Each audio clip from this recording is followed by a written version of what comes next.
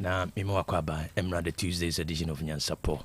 Baby will be no and who being associate no power dear Sedabe man. Your boy war na ordinary days so afemo say fatoto niema na niema open abrabumuno unsabetimiaka.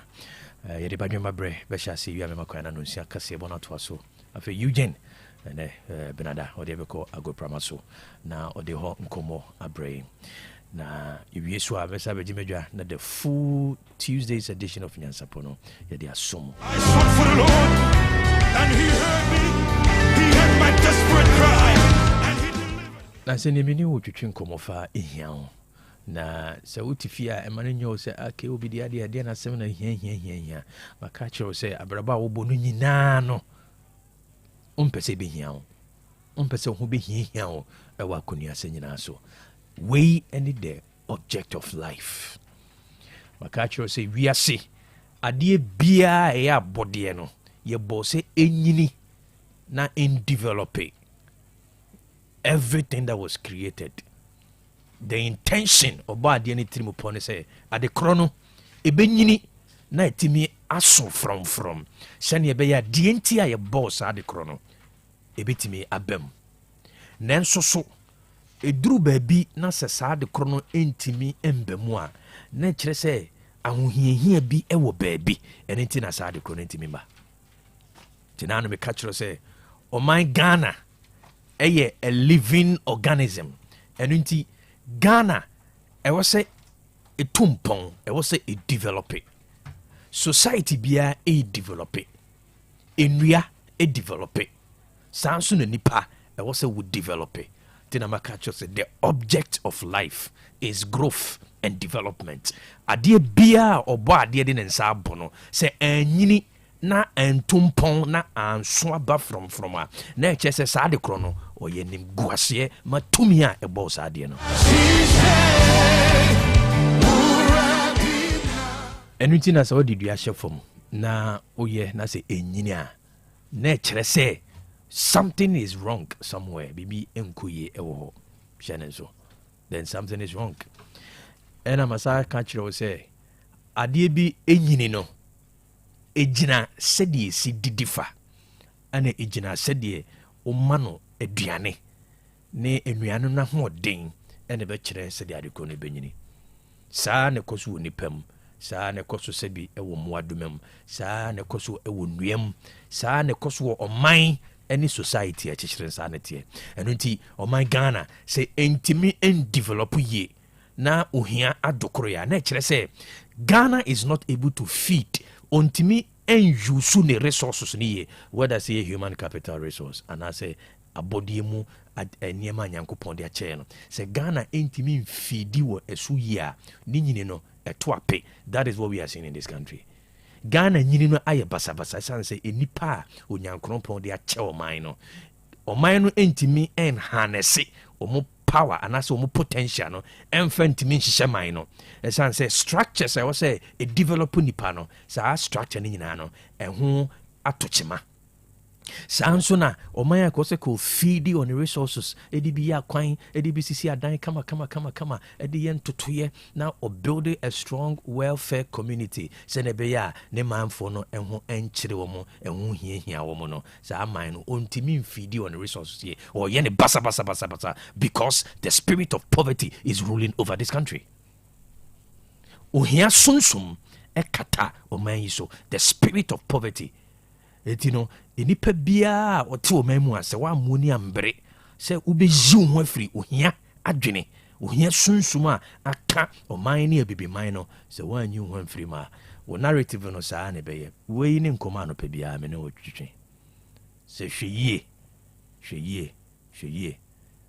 makacho se ohia the bottom line no eba be wie sikasem nanso enhyase with sikasem ehyase ewo aduane a wudie aduane a adwene no edie aduane a okra no edwendwene ho na ebobo ho ene sede usi toto wa adwene fa eho ene hia ne hyase eno ti badwemba bre ewe a critical thinking moment anopa bia me bora wo fie se ya me twe wadwene se ne mabiso se ne be ya wo be sode wa adwene m sabi adwene no a ada enuane a wadidie ne ensem a watete ahye wadwene mu nyinaa no eno ena aka wahye eno nti masudie ewo Otec Nyansapo dwumadie so sɛ enkomo amini wudie no odbadwene ho na wankasa watimi asane wo ho hyɛne so ezanse sɛ wansane wo ho a obie no ba besane ho eno nti mekoso akai wo sɛ ohia sunsum ohia adwene eka wo firi nkora abrem ena niema wadidi wafidi wono adwene no afidi wono niema yɛde ahye wutiri mu no so no emmoawo niema wankasa wogibre de wadwene kodi akire no so no emmoawo ma wo munye du na untimi mfa wo 19 tim sɛ obra no sei na episode niema wodi wadwene kodi akire nyina no etoro wa hoden etoro tumi a onyankopɔn de ma sɛ wo de be sorry na de di nkoni mu abrabo no mu eno nti na yemu bebre ya abrabo no abo adadoa ewo mamu a na makacho sɛ wiase we ntokwa bi koso ntokwa ne sɛ ayeda sɛ yebetwia fa wo so anasa wo be sɔde agina na wakɔ wo kwan enipa dodo wo mamu nyina no dodo na twi fa won so woda fom esanse wontimi nye wono ho hwe niema wo so kɔdi bobra no wonya enti woda fom wode da fom ebi ma sɔde ebi ma hunu kwan bi ana wo ma sɔde ana wo mu tietia dodo na so nanso wo mu da fom no awrehosem sɛ dodo na ankasa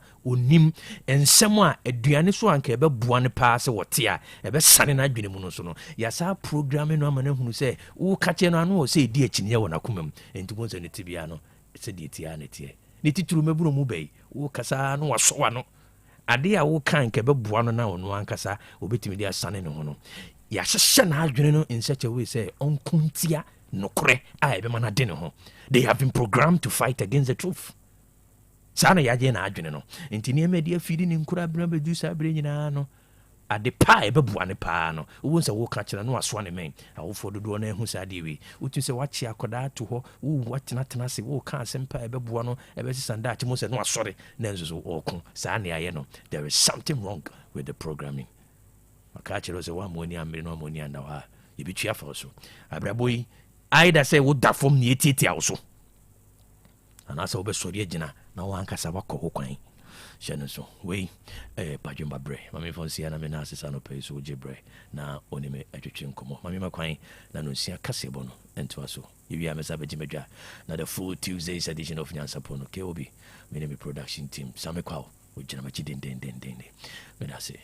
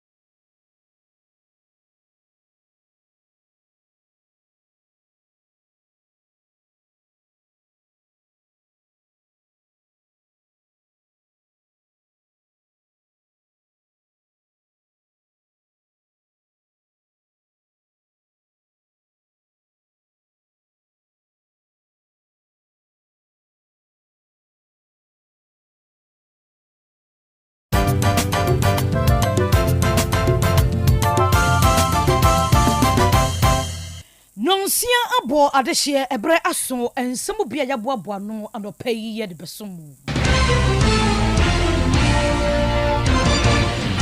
ensemu ayade bano adoso ne mom ne edi emu akotene ebi enese soafo agono na ehwe enyina mahoden eho ensem so anurada wabra woni Ghanafo edi nkomo ede atu edwa ekyerese wo hawa Ghanafo nemu a dumso abano emre kakra bia na wo mo ehwe ni muse ni nyina da wo bewi na dumso nkomo yi mrahye badwafi hono badwa wonom na ehwe ahodene aso ye ho nsem so deputy ranking member Collins Adoma Komensa wose aban wonyi ntum se dumso abana na mo esefata no ontum fa ho ati di yade malaria ekwan a ede Ghana fo ade che efa so no da biara da na number no ebi ba beka ho na watwe awie ye World Malaria Day no panyini ba ko bi ani Otec kase edi nkomo na enu ada na de to manu mu se okọ maliman no mu a etuate don bi eto shoman no so nam so ma so afa wo no hwe bambo aso ye so wato na no mo nse do aka hu bi amanone aso ye wo man Ghana mu wo de krata bi aba abonten afoforo bebre ka ho ne aboabo no anope ye de bramo yemfa mu aseda emba yaboafo Pefa series books no unya bia beboa pa sanse na kan Ghana Education Service wonum nyinata jiatum English language books ahodo no wo hodma basic kwankosi JHS3 history of Ghana basic kwankosi basic 6 afei RME computing creative art no open science math anase odie no ye English social studies anase eyede nya computer ne career tech for no mambo JHS level no momra megemo na wo mu afei ne de mo preschool another unique age for no awofo eba ne numeracy language and literacy creative art finance computing and writing and coloring for preschools ni nyinata ebi ewo ho schools so no mock exam terminal exam midterm exam esate question no sans supply we like bi ama kwada na twira wo mo chombi si ni nu ho de na se bibia afa edi ama wonum Masia putoja ne wo ben station no a enkrande danso man first stop ne wo hu dontie na bookshop bia mu ubenya ngomani biato ahomani ye 0243 299 938 and 0540 755 465 Clear Park Natural Mineral Water no so in super wa dwaman so ensu krojin a wonya binum abebo apa abusia jago ho na bottle ho sachet so ka ho bi ne ho de besosu bia won sabeka empanimfo na abotre edi nso ya famfidiem na asonso nte aye krojin dwumade bia wudi de domo behia say your birthday party say hodo eye wedding na ye conferences no retreat ahodo o say emfoni ni atwede bia episode guntu ahon no obeye amane dwumade na ko schools ahodo financial institutions companies ni na otonsa de fremo Little Angel Ventures odun kwa wana bamboo sport today animhwe Kinebe Ventures o manso data no San Mazoya Company Limited na ekofa by 0244 041913 and 0558 001765 enyume na eboa apeda yen na anopai ensama wudro nyinada yenya hoden akenkan di ama monsamfo ofa John Entry Bosia Kon Labo asomfo ni yemienu medin mame ajoa nyanta tando mene abrewaba kofichumasi afika sie no emu ensam eni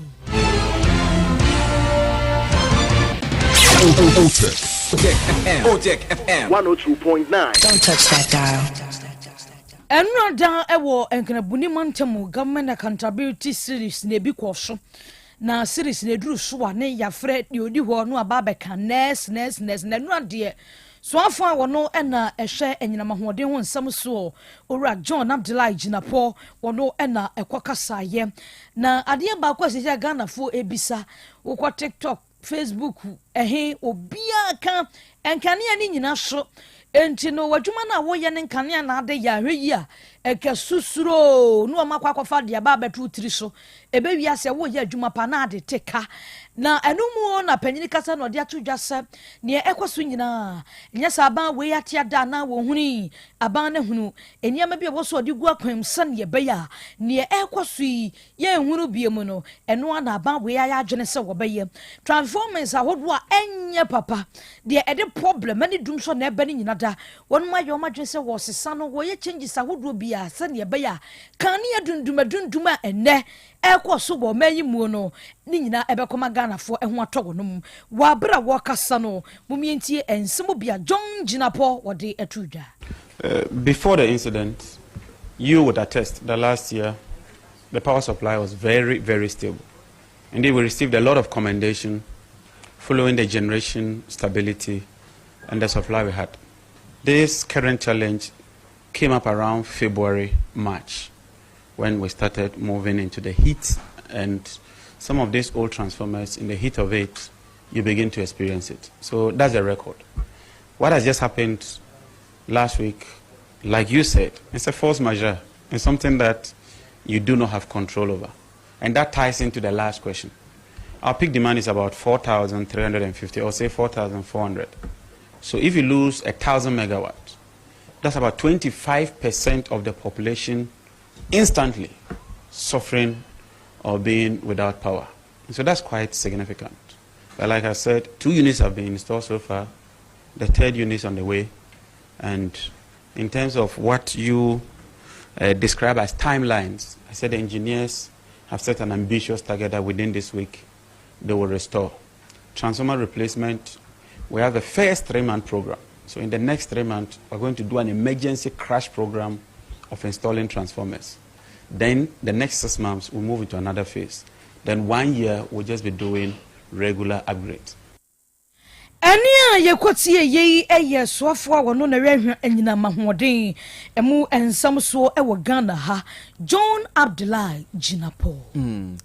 Abusuafo ye to ansem ne so na anyina monkane ahonkomo na ana eda so gina mu okura omaiga na mra shebedwafi hono ma badwa wonom na hwe anyinam ne ensam so deputy ranking member aye Collins Adomako Mensa na panidi nsem ahodo atudwa fadum so ya ena wo kire se obo omanyimu ankane ni nyina so o ka se dum so aban so a ye se da bi dum so mai eno na panyini se aban no nyintum se dum so aba na won fancy hye ma pangu apono so se bi a timetable ene kwada so fo ebedum no ene ahafo mo na mo benya nkane akoba ne sha ebebo manyuma ahodo ejina wo mena so a enwu na obia so tumi atoto ne niam woni fie na dum so aba mo se mai wo ho no ma na kane na dum esenko fo nyuma enti mpanyimfo nyuntum se dum so no aba na sa timetable a won famra bonte na Ghana fo hunu se ne obesi ahehye wo mo neoma na aboa manyuma ani fie asetena bibia koso ye no ogitum se dum so aba enokura no eyi wo hawa aba no emu nchemu ba se aduonum edi free ho no enti mpanyimfo nyuntum na timetable no won famra bonte. It's an admission of the problem. For me, if you admit that there's a problem, it's a first step to solving the problem. Once you admit that there's a problem, then you begin to assure the Ghanaian people. It's very important. This is crisis management. The word doom so, I'm sure government will not be comfortable to use the word doom so. But if you go home and your light is off, in my constituency, the past 3 days, the light is off. How we describe it is our concern. And if the light is off, I will describe it as doom so. If government is not comfortable to use the word doom so, that is for them. But for us, those of us feeling the heat, those of us who go to the market, who own cold stores, who are getting the losses, we will describe how we feel it. And for us, the lights are off. And for us, it is doom so.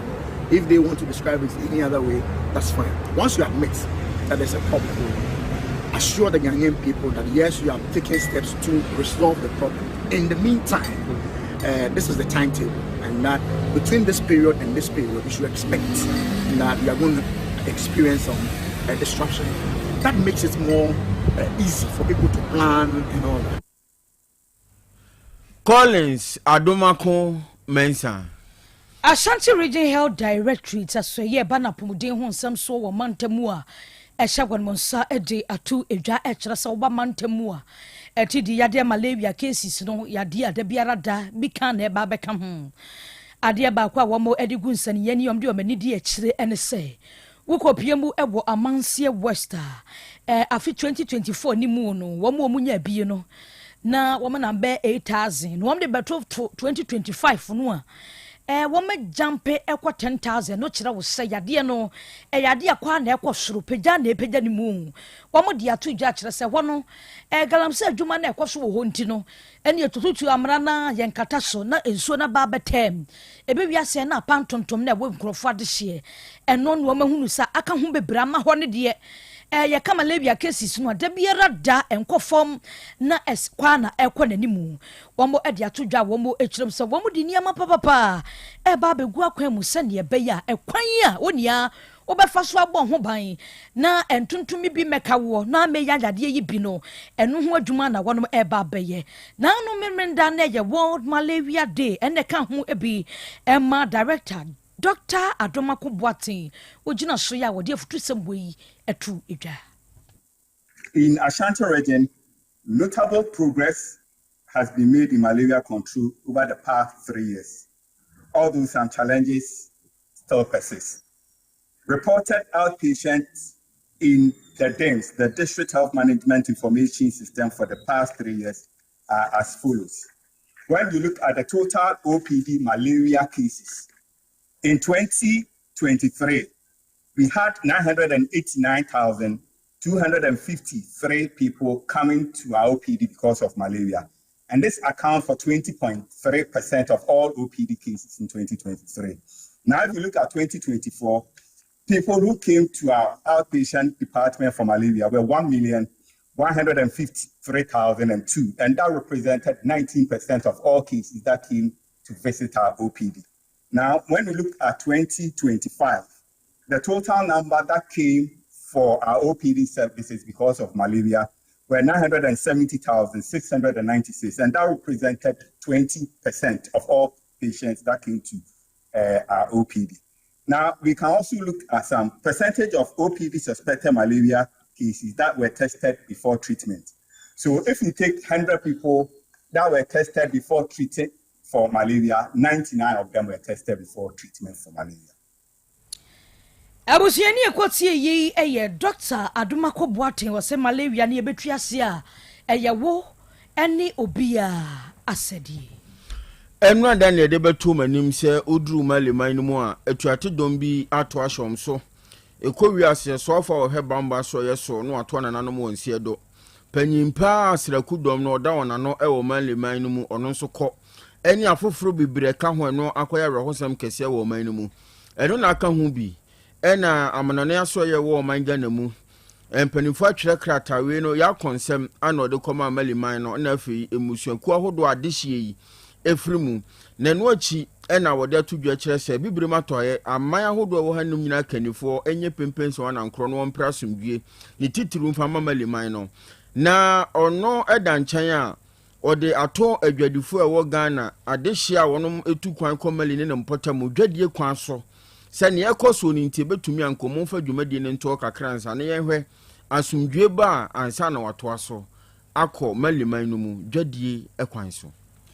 Awie ye gina we so na ensema wodu aboabo no de bramu ni nyina de si e wa asemfo ofa John Entry Bosiako Labo senior man mozi adama Facebook YouTube bia wunya bi samokwa na TV de na chi chinchim ne furuma ede e masomfo no mu mienu medin mame adwoa nyanta tando menin abrewaba kufichumasi Yojama Dona at the sports etwaso. Yes, and I don't pay you movie be a chain at a banyan saponos a brasso. I good moon say me fiene amonone yarebe so mo ya sorry so KOB any team no at the Tuesday's edition of Nyansapo Eba Abetua so pay Provident Insurance Company Limited and I make count for and so amount say motor insurance papano and opam Provident or masu and also call no more papano and some amount to audio say comprehensive third party fire and theft and I said third party only motor insurance and I open Provident Insurance Company Limited and I make count for and so channel so say Asante Mantemuan branches also I'm Decoration Airport I'm on DVLA opposite in Shire so I'm on a car bang no opposite of Boise Linkley Sports Stadium Quino so and about Provident Insurance Company Limited Patase I'm on Baraman Sport Kumasi DVLA office Udrua Busa Provident I'm on branch on Obia and so Nkokom station Asante Pom, cooperative transport, and our Konana Provident Insurance Company Limited, acquired mana channel so our branch be a oko, Akutra Motor Insurance Libino, a Ghana card, anything, Yoma Minwe, or the Quam, Provident, Omonso, Abaya Jumakama, and so Ediamentano pay a Provident Insurance Company Limited, or more and American for and so Ediamount, say Motor Insurance, the air papano, ko Omasoyana Omuntrabi, and so and from our say with Provident.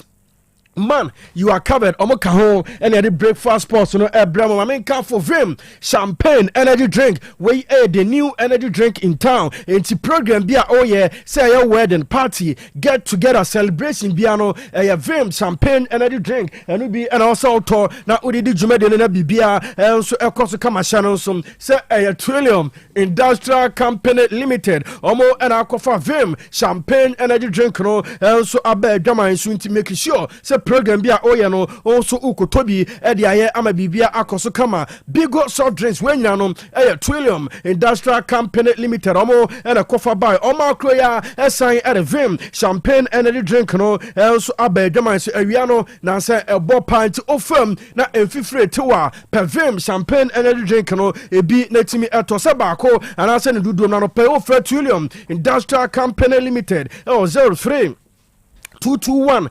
90877 03 221 90877 Vim champagne energy drink. It gives you vim and vigor. Easy rice way a Ghanaian local rice say no urem or the biggest market our santimantanwa and Ghana bebiana ubia also toreno a pure taste and I say udisi jasweni and also ebetimi abene kama enti urem ewa doom KO Dr. Mensa Bantima and a swami nyina easy rice and no obia enso eto se bako anase ne dudum no onsa enso ebetimi aka no pay for Evans 1 ne ko tu no dodo na enso fago gustom na ton enya mfaso 0244 244847 0244 244847 or see easy rice, the perfect choice for every rice meal. We mo any ajumaku ano pay amaso esna agode mu nsem ni nyina enso ebrama no pay ensiasem free national under 17 channel so se omugusu apipresi se gusu ekosom this year and under 17 AFCON and also ebetimi abaso a enye asem ketwa ahead of preparation the national under 17 way Black Stars omugusu e no ade se omuhye two friendly games a ni nyina no omne Ivory Coast omo national under 17 and then also at the ebony enra omo ebo ba ko nyame adoma Thursday there's a second game no and also bas no room Al Hassani Ouattara Olympic Stadium Abidjan enra there's a game no eba so ma Cote d'Ivoire omo under 17 omo eshe 2 ma Ghana also timi anti kan way enra fair friendly game and also etimi eba so nyame adoma Thursday omo besan abo second game and also Cote d'Ivoire and Ghana Kroya enso ebesan e dia bani wenyina no preparations are Ghana Black Stars omuguso omoye senebeya AFCON proper no shasia performance no and also ebetimi akwent we news urum or national under 17 and also everyone eba na under 17 AFCON ame eka ho asemi and officially CAF also at the Babon team said next edition next year the no channel so 2026 they see a Bobby next year 2027 yebesa abo national under 17 AFCON no enso amana baso na enra and a CAF enso iron official say next year 2027 the no they say CAF bid no almost e dia Ghana into way news and also eba next year and 17 AFCON Ghana and a hosti ama bibia enso etimi akoso comment way breaking news enra Africa and also etimi eba international under 20 way under 20 DM African Cup of Nations 2027 they say Ghana enso ebetimi a hosti ama bia akoso comment way any news and also a forum ebania twason channel so over the weekend that's a Ghana Premier League yes sign twaswa enye asem ketwana wenom match day 31 games and over the weekend and also Barcelona Fay and a fixtures venue anytime a games Barcelona and also a situation also Yami Adoma Friday a holiday way a May day 1st May there's a game a kind match day 31 and also Ebetimi Abaso 11 wonders Omo Ebetinefie Swedro Stadium Friday 3 p.m. Amani Bechem United and also at a brand way a match day 31 game and also Yare Etiano and Amiri Emusam and so Erema and that's 2nd May 2026 Urem near J Kwaku Sports Complex Tema Newtown Vision FC Omontrefi Omone Swedro Oblast game no and also Basso Saturday 3 p.m. and a game no and also Basso Adeche Sunday 3rd May games are aka match day 31 and also Twaso Mediama Ebetrefi Takwa TNA Omone Baby and Go Stars and also Erebani Sunday 3rd May 3 p.m. and a Mediama ɛne baabi ne Gold Stars game no ɛno nso ɛba so Hoho United ɔmo de brekum Chelsea game no ɛno nso ɛntimi ɛmma so ɛsiane sɛ Hoho deɛ league no ɔmo nso ɔmo mbɔ biom uram ɛwɔ abrankɛse Dr. Kwame Chase Sports Complex Nations FC ɔmo tena fie Sunday big game ɔmo ne House of Folk ɛnso ɛde ba ne Nsankyerɛ Sports Arena FC Samatex ɛne Baseke Holy Stars ɔmo game no ɛnso ɛbɛtumi aba so uram ɛwɔ Tamale Aliyu Mahama Sports Stadium Karela United ɛne Young Apostles game no ɛno nso ɛba so Aduana ɛwɔ Doma ɔmo ne Pando Heart of Lions ɛna ɛbɔ on Sunday 3 p.m. ɛna game no ɛno nso ɛba so last game ɛyɛ Dreams FC on Sunday ɔmo ne Asante Korokom ɛno nso ɛbɛtumi aba so ama nneɛma ɛnso akɔ so kama it's way after sɛ Ghana Premier League no ɛsan bounce back from Friday March day 31 yɛde games no ne nyinaa nso etimi ɛhyehyɛ so ama biribia akɔso kama entwei ɛne sɛdeɛ nneɛma ɛno nso esitiɛ ɛwɔ Ghana Premier League no ma yɛde emu ɛnsam ɛnso ɛde ma ho na uram ɛwɔ Kumasi Asante Kotoko ɔmo captain am yɛfrɛ no Samba Onehya no nso early this year ɛna boy no ɔmaame nso efiri mu a na ɛyɛ awerɛhosɛm yie pa na ɛnra ɛade sɛ uram ɛwɔ ade sɛ club no baabi a players no ɛnso ɛte a Asante Kotoko wei ɛyɛ ɔmo WhatsApp group baako yɛfrɛ no Asante Kotoko Away Supporters Union ɛna ɔmo nso APM Asante Kotoko baabi a players ne te ɛnso ɛkɔsra Samba Onela ɛnkyɛ boy no ɔmaame ɛnso efirim na ɔmo kɔ PM ɛwɔ ade sɛ clubhouse no panyin a ɔno nso leading supporters a ɔmo nso ɛkɔ PM no ɛyɛ Asante Kotoko Asante Region Circle Chairman ɛno ɛyɛ Chairman Alex Menu ɔno nso ɛyɛ part of Away Supporters Union a ɛna ɔmo nso ɛwuram Asante Kotoko ɔmo captain no ɛkɔyɛ donation ɛnso ɛdama na ɔmo kɔ wuram ɛwɔ hɔ no ɛyade sɛ Chairman Alex Menu panyin no ɛnso ɛkasae the reason why a ɔmo nso abɛ PM ɛwɔ hɔ a ɔmo nso abɛ donation ɛnso ɛde ama Asante Kotoko ɔmo captain am yɛfrɛ no Samba Onel enti yɛnkɔ ne yɛnkɔtie Chairman Alex Menu on Asante Kotoko Away Supporters Union ɛna the reason a ɔmo nso ɛwuram ɛwɔ Asante Kotoko ɔmo clubhouse wa captain Samba Onel ɔmo nso ɛkɔsra no clubhouse ɛkɔ donation ama Samba Onel na nyɛ Ashanti Regional Circles Council per se nyɛ marketing group bi a yɛfrɛ Asante Kotoko Away Traveling Supporters yɛn supporters a bɛbi atin bɛkɔ bɛbɔ si edi akyire no yɛn deɛ kɔ abɛkuta bɛbi bɛkɔ bia na ano takɔ yi kɔ adeɛ wɔ bɛbi bɛkɔ bi edi akyire nti wɔn sɛ nkyɛn bɛ na Samba maame firi mu ɛna sɛ aka mmaa mu no deɛ obi maame firi mu anaasɛ obi bibi firi mu a ɛkɔbɔ ne nsa bana ɛsa doa nso kɔ adwara na wɔn pie a ɛsɛ osiesie no ti na yɛyɛ contribution na nsan dɛ sɛ Saturday na yɛde contribution ba awie ɛna nora kɔ present de ma enua Samba because ọba ọbọ jùmọ̀ sọ́n pa ama Asante Kotoko bíbí àtúmọ̀ yẹn ti ẹ̀yìn yẹn ní supporters náà wọ́n ti ẹ̀kọ́ di inú ayé náà nso na níjẹ́ náà wọ́n ti yẹ sọ́ọ́ ní papa na ẹ̀yẹ jùmọ̀ ẹ̀dẹ̀ ẹ̀kọ́ bọ́ọ̀lù nsa ẹ̀dẹ̀ ẹ̀fà àtúndì díẹ̀ wọ́n ti mpẹ̀nìfọ́ kásá bí sẹ́ ẹ̀dẹ̀ ẹ̀bọ́ baako kúmu nù máa mìíràn wọ́n ti ká wà sọ ẹ̀yẹ open to abọ̀ntìnfọ́ this time ní nsẹ́nsẹ́ ní sisi ní tẹ̀lé sàn ọmọ ntẹ̀tẹ̀ ní sáà dẹ̀ no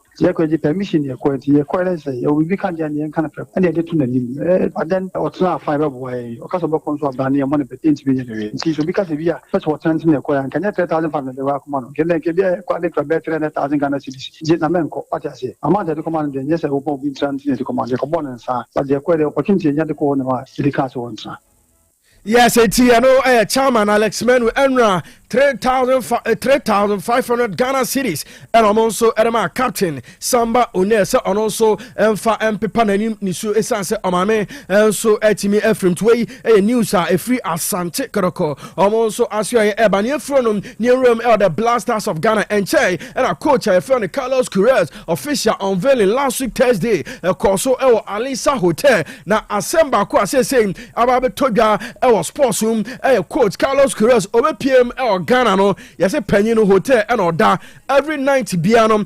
$500 each night na that's a Ghana FA also etimi atwia ama hotel Carlos Queiroz on an assistant no almost at the crime and no room MPP abana that's a former sports minister and no honorable Isaac Kwame Esiama panyin say and sama ekosonom very very very bad okaisa na pension no na GFA almost dan Ghana ya appoint you say your coach coach ɛhɔ ɛna ɔnso ɔda ɛma biribia ɛnso ɛkɔ so kama na the first time a ɛdan a ɛno nso esi hɔ no ɛyɛ coach Kwasi Appiah ɔno nso ɛkɔtena ɛdan nim ɛbɔ adwuma ɛdɛma the Blasters of Ghana na yɛ saki coach Kwasi Appiah no ɛde sɛ ɛdan no sɛsɛm urama GFA ɔmo nso ɛde ayɛ ɔmo technical directorate a ɔmo nso ɛde hɔnom ayɛ offices a ɔmo de ɛyɛ adwuma wei no sɛ nka ɛyɛ adwuma Carlos Corres ɔbaayɛ yi ankasa afie no ɛhɔ ɛna ɔte ntia no pɛ Otec 102.9 Facebook and YouTube a dan da so you know na a house a ade see coach bia ono so ebeba o coach Blasters no ho ananko no so ebetimi ada ba ye se no urema GFA omo so eda omo technical directorate enti e kan Carlos Corres obai no hotel and order every night bia no $500 eno and a former sports minister honorable Isaac Kwame Esiama o se ade a e koso no e ha adwene ye pa as a super and tell you, it was a no minister, but never come here, stakeholder engagements. To my young kid, then come here you. The then as a president, you know, share up my Ghana. You can say, only that engagement, then press about for Namuchi. Said, I mean, she only take us you. I'm not cabinet you. To what say, enough consultations, broad consultations. Take what they say, this is the best deal for Ghana. Yes, you see the American that do 2 years. Ghana man, also, and I could afford one money. That that's sometimes sounds accommodation so to share atasha this is the competition daddy to what to another Ghana this is the best for Ghana in the way if you say some hotel kana ya boninya and here coaches go so bad when you talk to bia na kana bon paso be also so and kwenye nipa awbo ka bodo ho sama no won tin fa na busu anfo meta hono le baba okoda hefa so tinema when ya na ade ya dwedi na adwekase o na adwekase na biye na catch on so that we see that crowd uti ayo ke football no Ghana blood of Ghana football obi akoma da so tu ya say bia je mo say no you be tell say support na believe say na na percent Ghana na bia ina na odokase e na national team odo ne pa ba say the party no one kunya and na dia hard pa you know we can needless we are past that stage ya chomo crowd also I didn't balance Ghana for the because if I don't get and I'm my idea, na became more serious. And I come with now we are by council. And if we the baby and Ghana Kasi, the football no Obia Commander. Ghana getting enough football. Obia football. Getting now to say the south side. So we had done momentum and now daddy. Let's say actually there be a yes, I know a former sports minister Isaac Kwame Esiama osi ade akoso na ha adwene pa se edan a yesi coach Kwasi Appiah ebai eho ene yere kwatranti video we da so yi eya Kwasi Appiah time yere ne ekọ ho ekoye inspection hande edan over enso edema no ba se no ade se Carlos Corres ebai on assistance hotel eno moda every night $500 we nyina ne eka we no anka ehun hia etuwe no former sports minister Isaac Kwame Esiama ena so edena no atum se Carlos Kuresa or da hotel eka na Ghana yenso ye boyeri afisem no yenram coach J.E. Sapon or a big coach uram or Ghana ha coach teams bebre na panyino enso atimi akochi na allegations are no pay coach J.E. Sapon why no ano ehye oso be piem or Ghana ha liga ye bono first round no pe ene ye funny serious na second round no nam for some results ni bi ho PPM second half ade se di ho nkomo dem ansa na ye ko park no so akobo enti Ghana Premier League ne de first leg ne pe na clubs no omobo ni free and fair. I've always been telling people that the Ghanaian league is placed only in the first round. Second round is anything that goes by. First round you can see beauty of Ghana football. When it goes to the second round, when people pull the strings, oh, you are my friend, I came to you, I scored 3-0. Now I'm battling education, let him beat you. Then you beat them. It doesn't go well in the second round. I've been in the system for long. What happens is that, okay, you have come to see me for me to play soft. So you pay the losing bonus to my players. So when they lose, because they could have beaten you, take winning bonus. So if they're not taking the winning bonus and they have lost the match, you have to pay them. You, the management, you have not paid your players for some time. You need money to pay them. Because meanwhile, they are playing well. They are not in that area. They are top there. So you'll be surprised. This team that is down there has shocked this team 1-0, 2-0. No, what is happening? It has happened. It has happened. Yes, it's coach J.E. Sapon. It's second round on the ball. Results lebu ha oti ana ye 1-1. O se nya 1-1. We nyina no enkomodie ekoso na megidi se allegations J.E. Sapon wa no they say efi no omo nso ebetwe na so papa into we allegations coach Jay Sapon enso aye edafa Ghana Premier League no say first leg and a serious ya kanyina no ye room second round and shara nkoye results ni bebre na no they say ye di ho nkomodada ansa na ball no kra ye ba abebo ntiemfa local stories no ensi ni room Europe enra games no ebi eba so na UEFA Champions League na ebako eba so ochina bako enso ebetimi aba so na enra Europa games kakra Barcelona Italian Serie A Cagliari omotenafie ene Atalanta Buanima Cagliari omoshes free Atalanta eti kanamu mienu wei game enra enso ekos Lazio ene Udinese game no free wei Serie A enra game enso Barso La Liga Espanyol omne Levante Buani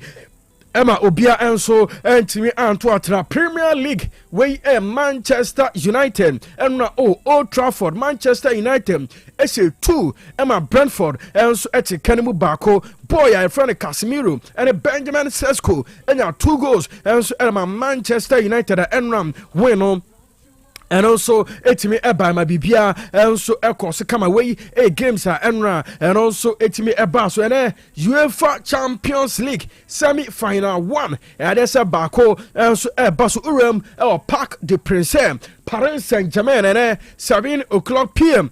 I'm going to buy game no and also ebetimi abasoa enye asam ketwa 7 p.m. and a game no and also basuntiano ashanonsum say ene enwumre 7 p.m. Paris Saint-Germain and a Bayern game no and also ebetimi abaso referee of Switzerland Sandro Scherer ono ebejirem ama game no and also etimi abaso ama bibia and so akoso kama na news a free game way and so eba and say Bayern Munich omo head coach your friend of Vincent Kompany and a penny and ontimi enchina bench and from Bayern Munich omo so eboboko no channel so say quarter final game omo Madrid and so at Benny Vincent Kompany the red card Parc des Princes obetena stance in no a game abra Paris Saint-Germain and a Bayern Munich game no and also ebetimi abasuntina 7 p.m. share live commentary Parc des Princes PAG and a Bayern Munich game no yebeba amabibia enso akoso kama no pay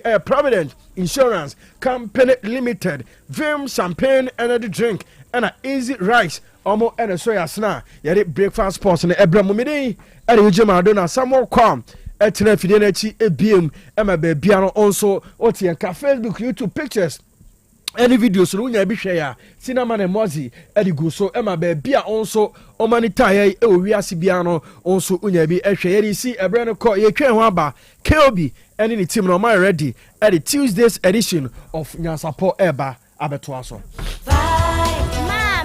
Yes, Junior. Papa na obey vitamin kenom no or saiba. Oliver Twist. Aye, Papa Oliver Twist. Or saiba. Mami go yi me vitamin choco and a vitamin champ. Engu me school bag mu and yes sir. Obefa command man. You come where? And you medru heavy. Akwada panism.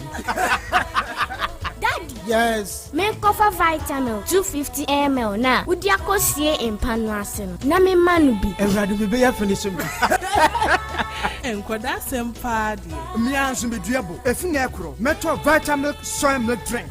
Vitamin energy. Cafe ni artificial coloring bia enimu. Vitamin choco. Vitamin banana. Vitamin strawberry. And now vitamin 250 ml. Abremonso. Ye per vitamin no ye nim ni fruit ti no a. Ye per original vitamin. Na me vitamin ye nim fruit ti no. E do da me no mo.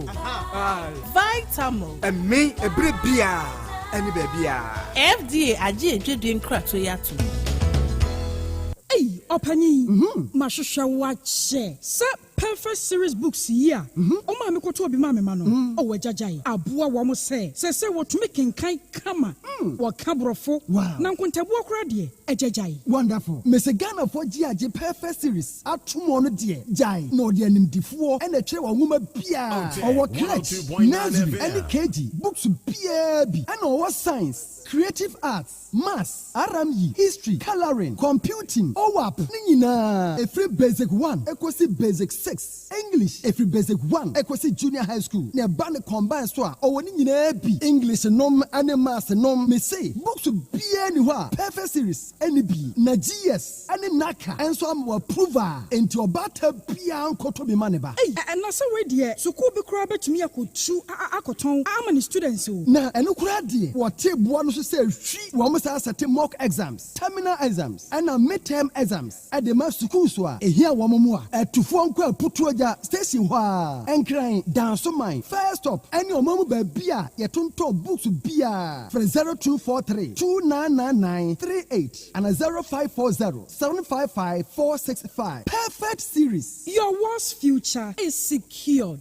Medofopa said ye de bia ye kano ni pedua ne kanea no ene ye ni eti ani ho asem de ye monto ho entempara no otu ho anamo de bia wani so kekawo wani so hyehyew o hwade ase aye wisi hu ni ye ase bo asi wani so o se asententan ne na mani so mani ni twa nkyene wani no efemfem uti ya wo ya de bia so beba ma ai Dr. Ahro enso unyam reda empanifo so se ujai de wo ya unya adaje eye ni asem ne yeka ti Mr. Pemre padaje na bra by Grace Hospital ma doctor hwe ni ehwe wani ne mfama wo ye hwe wanim ewo by Grace Hospital ye hwe ni ewa yaresabia ha by Grace Hospital no ye wo breman DVL ne nchen o se kwadwo area ho a bibia ni amienkasa 0244 97 68 05 There is no numbi malaria numbi fever Jerry Nas Herbal Mixture. Jerry Nas Herbal Mixture. Jerry Nas Herbal Mixture. Hey, na adwuma be na Jerry Nas Herbal Mixture ya mama. Mo body dis ano. Na ya ye mbre pa. Ya poso agbo, ya nu mu ato. Ene ekoye test. Ya malaria mu awa ibi wo mu. Wo ma ye Jerry Nas Herbal Mixture no ya. Eni na nsa hwem. Malaria no na atutu ekoyi. Ahodena ba amada na de gie. Ya ni di aje pa. Sa wo pedodo a, ene Jerry Nas Herbal Shop, Breman UGC, Kumasi, 0241 81 46 77. Afe Abuabu Station, Kumasi, 0244 50 36 03. And Accra so Tudu, Dr. Tina, 0548 26 25 23. Jerry Nas Herbal Mixture. Oba onyem anade o ma kwada no fo. Unya mfie du ni nu atwai nsa no on madwe. FD aje jedwen krato ya to. Jerry Nas Herbal Mixture to fino. Mema etiefo nyina akwaba ba Amuzu Herbal Clinic na midiedrobia ba yefre no Amuzu P Herbal Mixture eyedura ebua ima eni mema nyina na oba pampa no ohye efi na seba no obehia Amuzu P Herbal Mixture oba insio basa egu no ono so behia Amuzu P Herbal Mixture oba bia otiemie na se ne hene pa di ono so insawansawa agi na kosokuma boso ono so behia Amuzu P Herbal Mixture oba otiemia ne junso no pampan pa no ohye edi akireba ono so behia Amuzu P Herbal Mixture minka se junso bia ensensuo ba se ojunso na se ne kala no eni e darkish more yellowish na pampa no ohye omu a ekire me se ekekaye eya ba ojunso no mu enti pa Amuzu P nenu mu e die na chika sei anase hunam na ya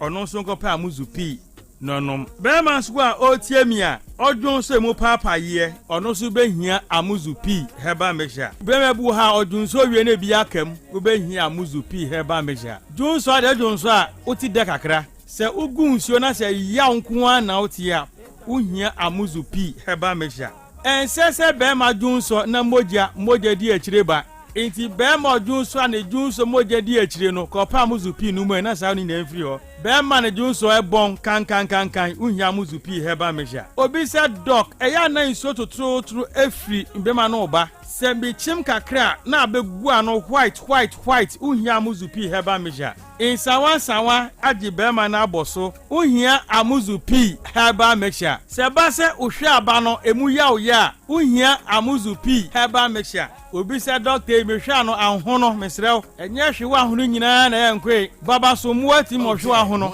enti bema ne hwe ahono onko pa Amuzu P no nyina hwehwe nko obi said doctor me dware wi ana me hu nyina ya me hene ase ahwi apia gu me so be ma wo sa ha nyina no obehia amuzu p herbal mixture doctor amuzu we bidun so wi a na se ju so ni bi tama yase the same amuzu p no ene ese edi se adwuma no wo pedoduo na atu dia e wo herbal shop biara mo e wo pharmacy drugstore any herbal shop biara bi wo ho se doduo pa na opetu dia no ba ya so ye na otafo nhia so amuzu junction be moro market no tafo nhia so amuzu junction be moro market so Kumasi no akodani herbal misi herbal pedan ko mu tu bi senton bi akra mu ko kanshi draglem mu bi sana na buache kings work repash na tinatet opa amuzu puse mi se bi afra mi na 0247 776743 0247 77 67 43 amuzu p herbal mixture mauji hiochalo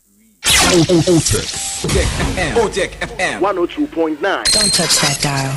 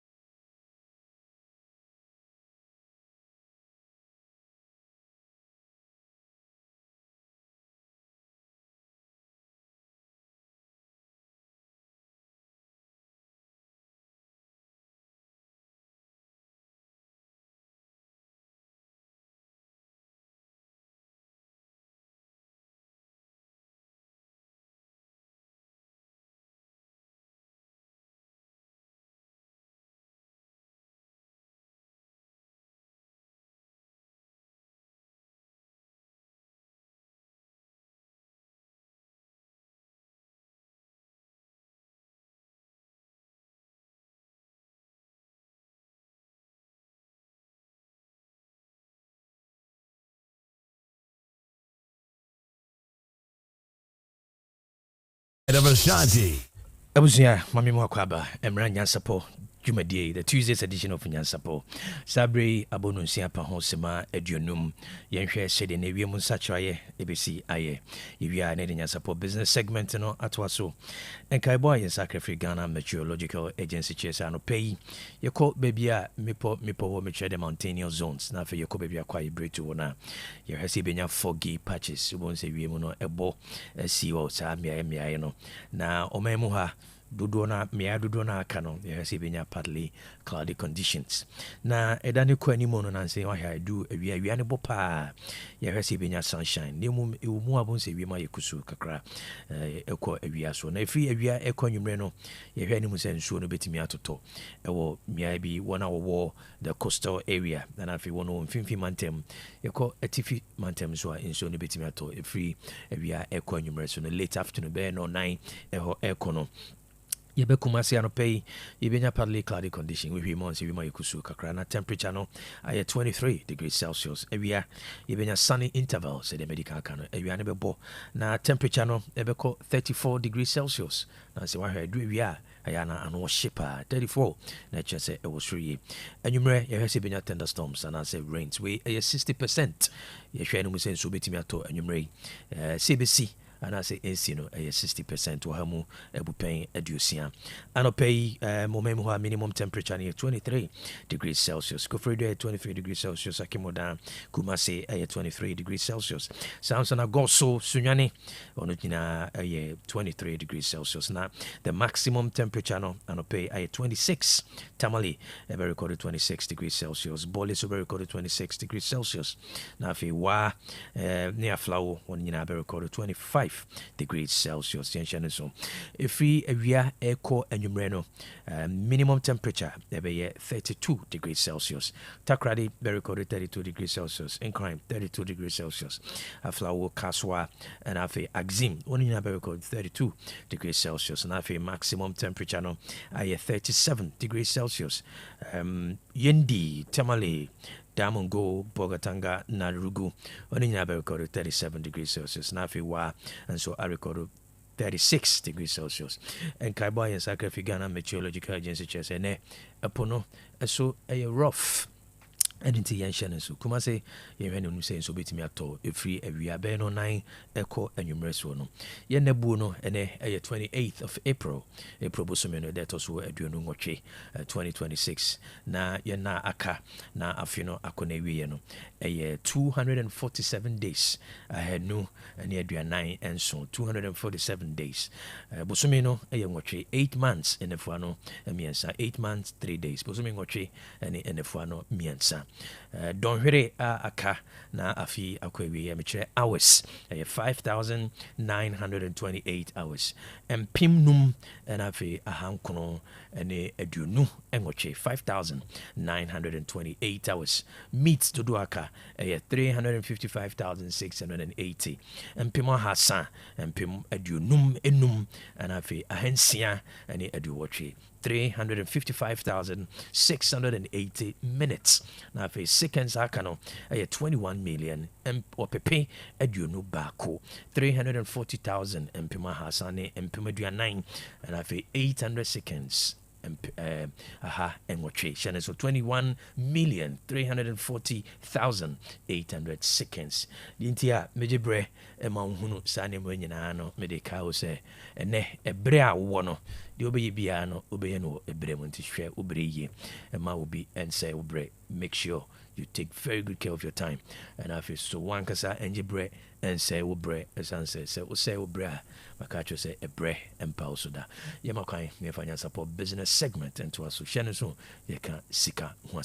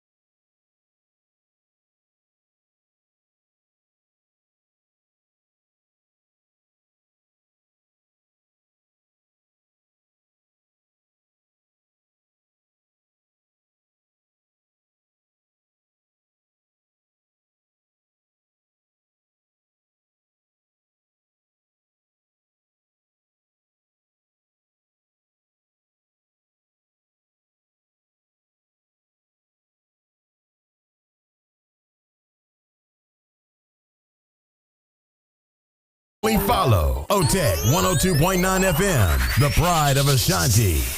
All right, Nyansapo business segment and wasugusu awuti. Mikael will say you value creation.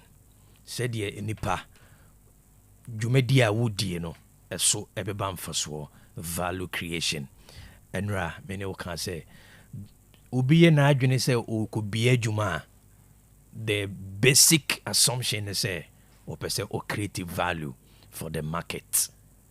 Or the idea be eba edwasoa saa de krono ebe boa market no ye ka marketer enipa a omu hia ade krono a wo ye no wo mo ene from market ye ka marketer market enye geographical space nko ane friend market ye ka marketer market ye enipa a omu hia ade krono a wo de bedwaso no ene friends or ye omu ye market enti clear pack natural mineral water ensure enumi ubia onum clear pack bia no or ye part of clear pack the market and it in pure marketing sense no market and yet necessarily a geographical space biaye ayedidwa market refers to people onipa bia uhia ade na wo ye ho adwuma na say ade na wo de ba dwama so no sankofo no nyina no wo boabo ma no a ye from market.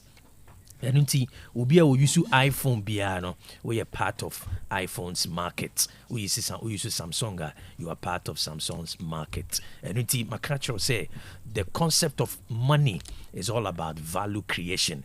And say we are ankone na we are babuno na upe juma na ukohono. Value be na de koho. Se one kasa pese ubi a juma no so we be no. Value be na de ba market no. That is enipa be na se ade krono ebedwa so a ebeboa wo mo. That is the whole conversation. And the question here say ade kro a de bedwa so no. Ene nipa dodo a ebe benefit from ade krono ekuta wo no.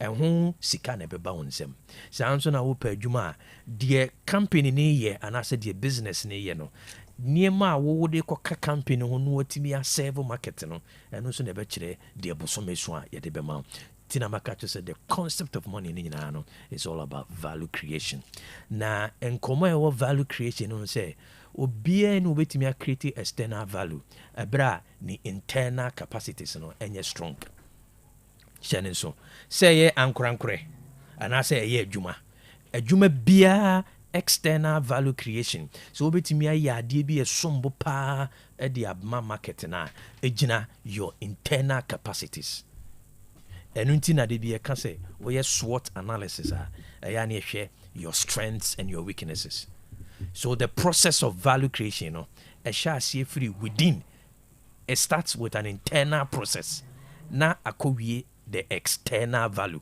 and every value be a una bontin biano and shall see infra bontin started with internal processes okay can yema boom and into the ban ankorankora makacho say unye juma na kire say your internal value no is weak and as your internal processes is very weak internal capacities ni weak and into question here say kwan be na be so a you will build strong internal capacities send e be ya obetimi deliver value eye wa adwene say wo capacity ni certification ko a ye be ko so aka kire say ene obeye limited internal processes no it goes beyond academic certification e hu be hia say wo mu be du enipa ni mu duro a wo sombo ana adwuma betua ka akofa no de naba enunti conversation no enye complaining enye blaming and any excuse because my friend CBE is not about complaining and it's not about blaming any and it's not about excuses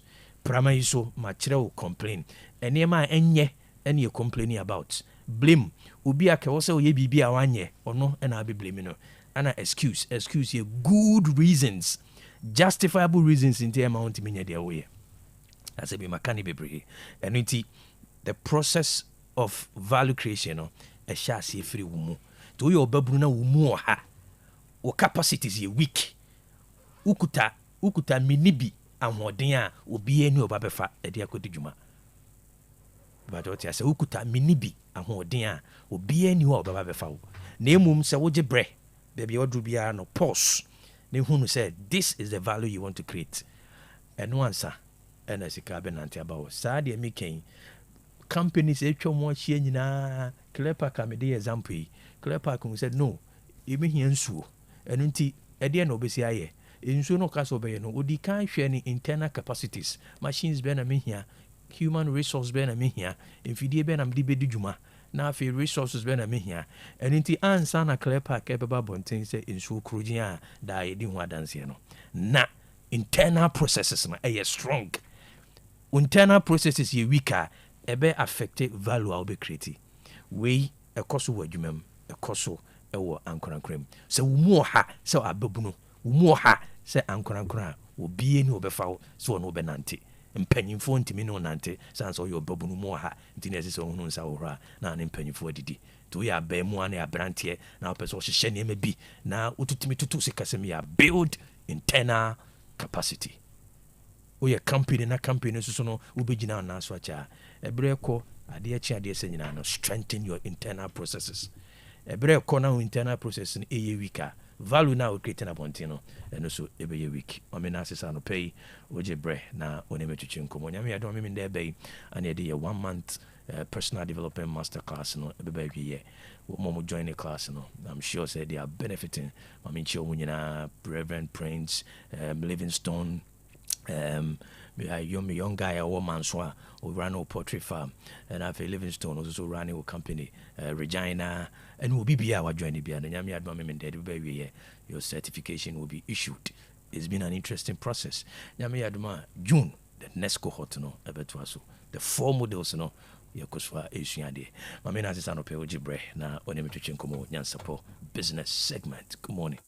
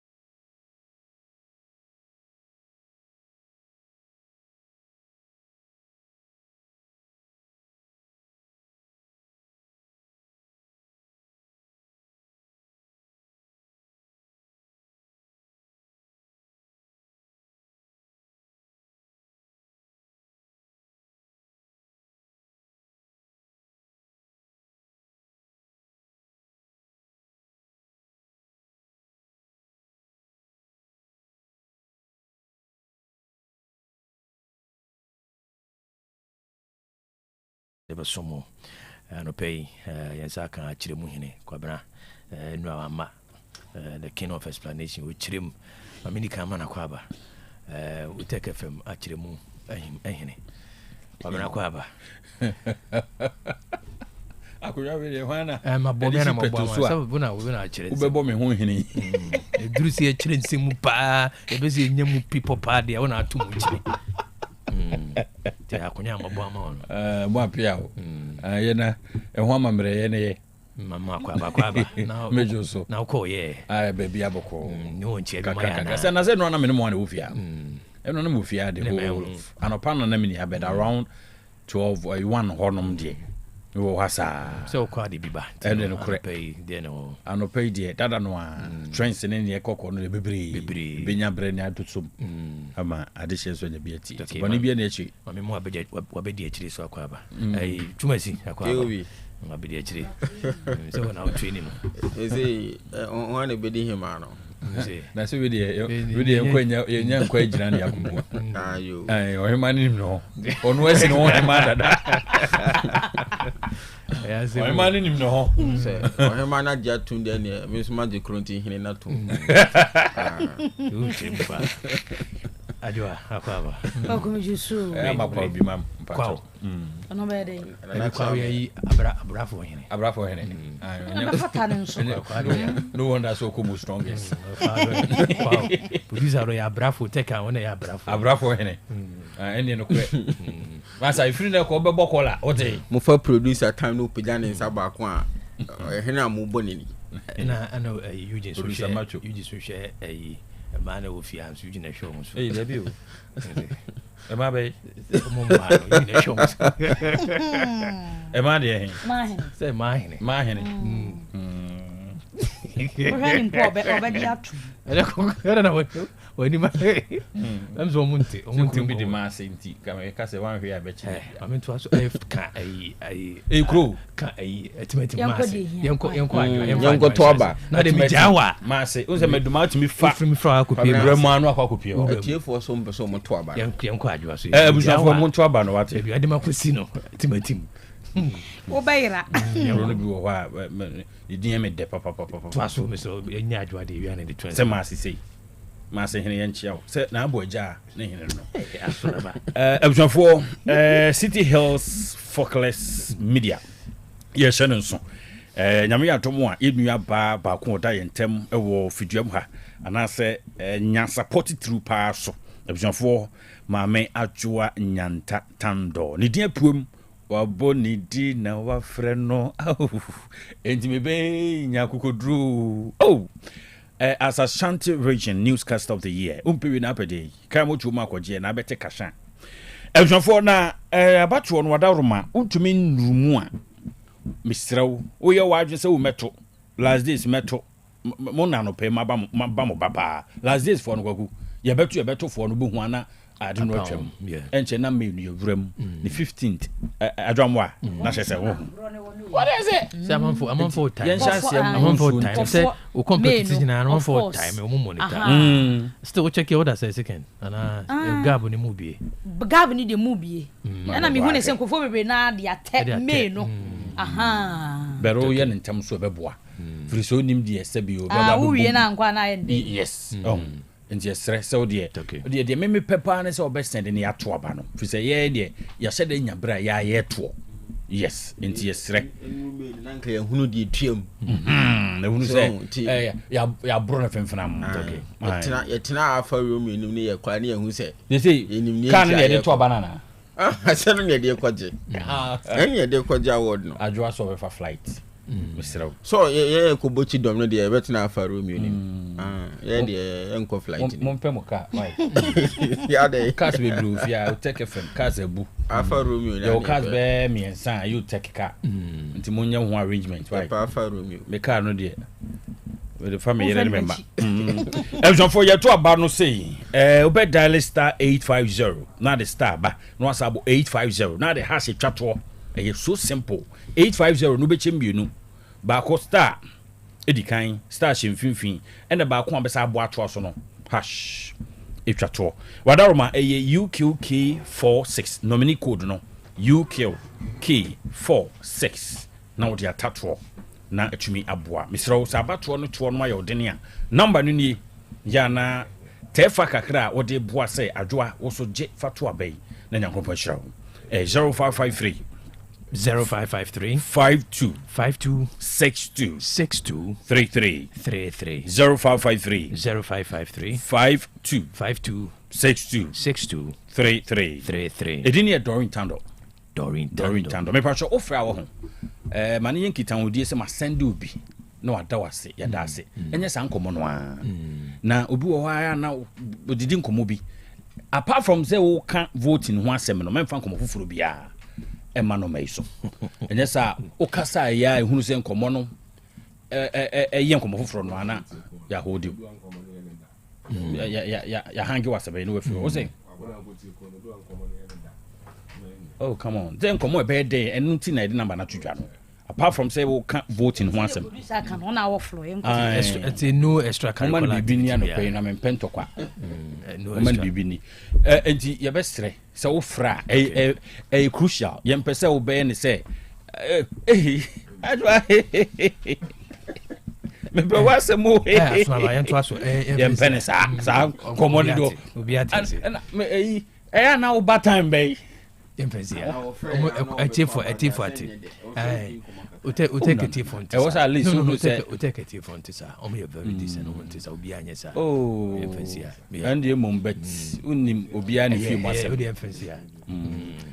Ntim unamba na any. All right, I'm for me yes na ba film yen to aso. Na so na wa de me dey tia. Yen fa trend no yen to aso. Kumasi to experience more outages after World Cup.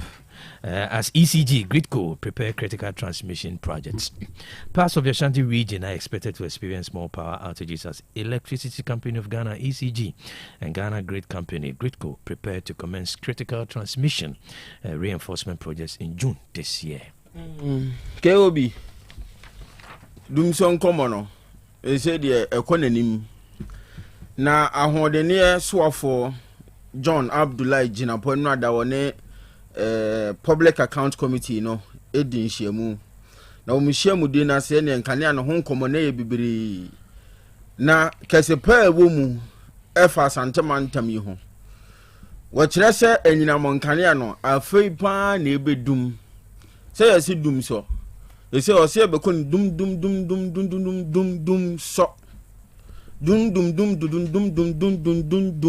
so tano kano oh sani wo kan de me kyerema ma tiefo atiase ye fi so se dum so no ye behunu ni sani ye hunu se nso ye dum so te se mo e be dum na so na be fam ba ko ye bebre pa and me ba be charge me phone mu fi ho why ati se oba ha amum de wo plant Kobi yeah opani ni kyeremu se sankoma ye die enya ni boni mu na emom ni yie mu a wo kyerɛ sɛ wiase meyɛ na mayɛ ene ma enya anye ne nam ana mmoto ho nso ɛyɛ mmerɛ wiafo ɛno na aka ho bi ama ye hunu dum so yi enioma bi wɔ hɔ no mo ayɛ dada ne titiru no transformers ahodoɔ enti mpanimfo kyerɛ sɛ wɔde hyehyɛ mapa na agu apono so a wo be yi sa transformers ni nyina afra santamantam yi mu na wɔde mono ba ama nkane na gina so na koba ne se wo di sa adwuma we ya eno na de dum so no ne kese pa no ebeba no o se haw no de o mani tua se eso nanso wanya ne sa ne yehunu ye behunu ache enti ye fa haw no mu na kese mu ebretia bi ne de yi sa haw no firi ho na nkane ni gina so a eno mom ya de ebeboa enti dum so no de 2026 FIFA World Cup eba so no na wie ye mu pe no mafira sento mo makonya se na be ya asante mantam mi benya FIFA World Cup ni bi ahwe nti ewie no pe o se emfidi ahodo ebebo asa adwuma die transformers ahodo ni nyina sesemre ya yekasei enamwiem a enchekora ba beduru o man Ghana mu nkran na afi waso ni nyina da begu kumase enti July na wie ye FIFA World Cup no atwamu no na wa free sa adwuma die na sa o kire se si akora kase rage transformer wo honom no se na esi aye no nti omo de foforo si anan na omo be se sane nyina so wasante mantam mabo ma nyina monkane no agina so na sa adwuma die ne ekoso de a yemfa nhye etirim se dum so no enye dum so biem ebeye dum na so na be fam ba ko nti ebe kona ni mu pa yenhye we nso eno asante mantem nko no mo yesa yi na na ankran so nka ho according to people here dem ani media omo ye nkran omo guso ye nkran dia nti bia no achi na omo wie nkran then they come to Kumasi no me sa ko baby foforo na hana power consumption wo pa okay people you mun commode na ya asante mantem yeah because I know I'm no stress say some of the plants we are on baby CC into the Everybody doing so never so. Okay. But who cried the song so nini shim nama dum so. Say no dey and dey yidie no. Dey ahonju dey no. No dey for ni nyina. How jon kwa ho. Say no dey for bebre ni nyina. No. Say o mo you know maintenance or say on say you so ade. Say okay, ya fa rembi. O mo o dey call. Plant bia o you so a. O mo so yi. Onini na ma me be kan ho asema no pe o ma menka. Onini. Okay. Enya asem ketwa kora. Wo mo echi nam no de o ma chi nam. Onyini no. Na won ta enya no awe. Na go nya abazu bra o man. Abazu man. Abazu. Omdo nyina abazu. So me too. Tina everybody Facebook live. Well num your dead. One ladies agenda no. So agenda no. All right, yeah, so police rearrest 3 escapees from Adabraka police station. 3 out of 6 suspects who escaped from police custody at the Adabraka police station in Accra have been rearrested by the police. Abusian Raya Bomamania, sir, and Crofun Siambia. One more demo ewa Adabraka Babeto Jassa one Majani. Now, story about Yanan Crawford say a mummy and son, one more Santemantem how him. Wamo ekodi samije mfiase obema na wu no wamo ka ho ene wamo dwane afri posifo nsem Adabraka aposifo nkrata wamo de aba no wamo e ka kire Ghana fo se nya no kore saa se emumiensa wamo di samije mfiase wawu no wamo ka ho na emom no sankrofo de ba bi wamo wokora na nya Adabraka ho enti wamo mu dwane ye ho asem e ba yeyi sankrofo kropote na enkrofo de ahye no nya saa na tie na sa independence aposifo kire so makwakwakye mu miensa dada a miensa na aka na won medwane akote no wo mu gusu ada ye nhwehwemu no mahu ba bia wo mu nso adwane akwakote na wo mu kire se de wo beka nyina ne se wonia obi anim hantwo wone na mantwe ba bi wo hwe na suspicion kakra wo mu aba aposifo amane sanse si ade nkrofo nsia na dwane ye miensa de asan kwakwakye miensa na aka ne de aposifo kire se sachi ne gusu akoso a womo ede ehwehwe sa enkrofu kroi na samije mfi enkrofo ne de kwadwa mponsa Emmanuel Apia ena Tanko Basiru womo de womu nwane still in police custody May 70 ya kra ombekọ court nti womo mdwane ye no enye womo okay ubusa se mo ye de dwane omo ti apatase anyway yenko Facebook na yenhwe onyini ne nam no wow na we kura so nam ne ba bi e de na nkane adum no obi nkasa ne mo mudumi o mo ko no mo ko hu so o mo ko ye djuma no mo hu so wow no ma frɛ yi for mama befa no very nice to mo de ne kuzu na he o shaboto nim na nya asɛmketo ase nipa wo so papa wadim fi eminu ne wo e na oba no ukunu wow it's a for zoo for ne be found mom de omoko nice training why are there kabne padi na mo de ko ti we nam de ne na mo de pa hey ne na mo de abi onyina na se nanka we ni onyina we nanka nankani ana bi dey then I betumi ayesa because okay onyini dia well say me hu onyini ba bi kura no not to say we David was so story no was Python Python ye day Python tree ye day enhwe ati for mo betumi atype Python tree ye day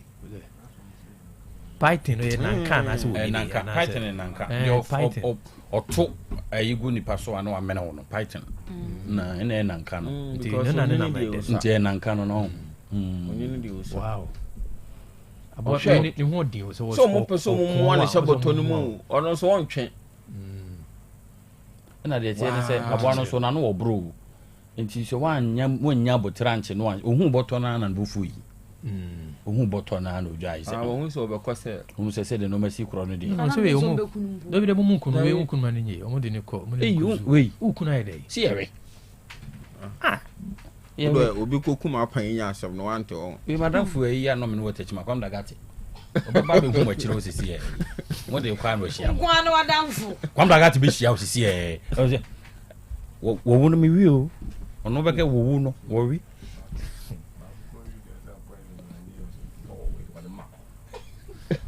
oh that's very nice okay kwa down for now is go worry or poison no akwa already on mbako Wow. We're beautiful. We also you know more coexist. Come on. We have no coffee boards and nice. Now we a bone to me kuno. Now for on fans spell. Naturally, who are on yours? Or who are on your razor? Naturally, that's what Tiano. Natural on your shade. We now casa natural on your shade. Or yet natural on your shade. Anyway, Yanko Binduri. One in Tunisia. No, send in the don't say now. No, send now. No, there be say now. No, no. See, once now, no, my ban in China, my fan. Until no, activate the defensive mechanisms. But when I'm in baby now, or Connie baby or down the day, or that the baby day, and to Mumuna Macono until sanity. Te go omuye adwumanis uzo omuye adwuma no omuye domba ye wi ansa no mokofobia ma man ko edidi o mbeba no ma me ya hye ko ntino we have abruchi a on say we excited ye no me dedo do bibie be kuna we kurum a na we an we sam bi mu ene no kre ene o wi abo wi a we be ka sam onye de no we bi da oh me na me de me wi so ase me to from anyway Yango Binduri 7 assailants, 3 civilians killed in bus attack during military convoy escort. 10 suspects arrested. A Ghana Armed Forces escort convoy, which was protecting 140 civilians, came under attack on Monday morning in the Binduri area of the Upper East region, resulting in the killing of 3 civilians from shots fired by unknown elements.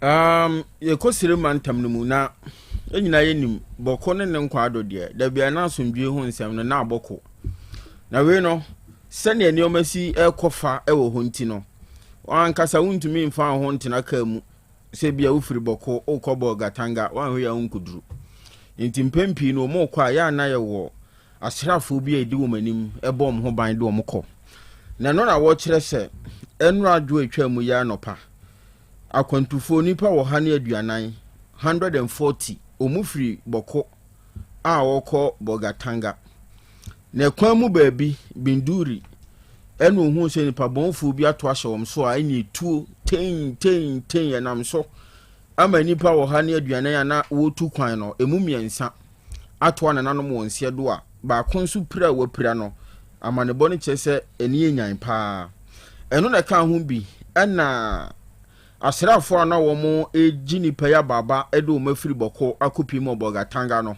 womo nso dani tu brane ni bi edigu sa nipa bonfo ne so ekowi ase womo de keto abeje kese omukum miensa yakum womo mu nipa nson nipa bonfo na beto sha kwantufo ne so no asrafo na kum nipa nson na wona wokae ni dwane ya enkramufu asore dan mu ana okoko wuraye na bro mu dwane kowura honom no aka ho bi panifo tu anamon wakokyere nipa makoma kudu bi a osusu se womo enim ne ekoso no ehu bi na asrakudom na kyerɛ sɛ ebra wo dwane ye no etu ahodo mu nyaayo babia na wo mo hye no enya asam ketwa ebi to makoma ko 20 eno da nkyɛn a etu aboba 176 ana na eka ho ntuwe no enipa 176 omo nkwa ena asrafo na gino because the tibia sabuba we nkomo mfa nko hayo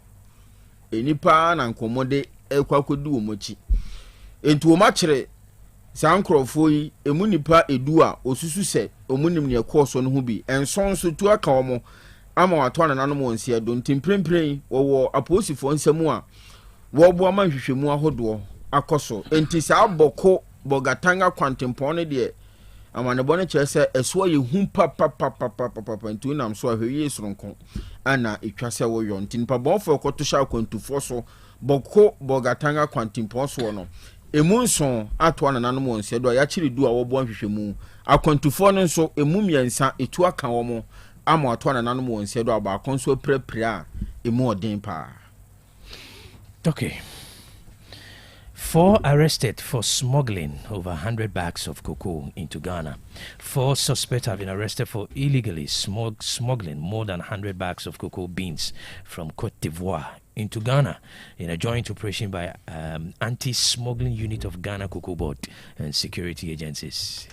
Abusia ya kwankwanta eno ewo Doma West mensini no emu ababa beto dwase operation bi akosom yachi enipa enanya womo edi kokoo yi bi efri Ivory Coast afefa fa boda so a ewuramu ewo manyimu na ababa beto dwase wabra ye che wono no ene ye car no wo ma load be bag ne be wo ha de agumu ya wo mototo o manu na na so om di free Ivory Coast na eba na we no ababa beto dwase wo kopie mu ewo ho a wo mo ho a wo ye kokoo business no wo mo kire se ne wo kwa wo mo mtoto kokoo yi ho pa so wo mo nya sika wa ban ho beto kokoo de no mtwetwe wo mo ho entwom dwedwe mu anase sisi anu nkrofo bi kananafo bi edi bi firi Cote d'Ivoire de bre wo mo no mo wa ha mom na mato wo mo de ne de ama wo mo na mo nkrofo de aba mo nya sika no mo nto mo de no ena aka ho bi amasabre empenfo dwedwem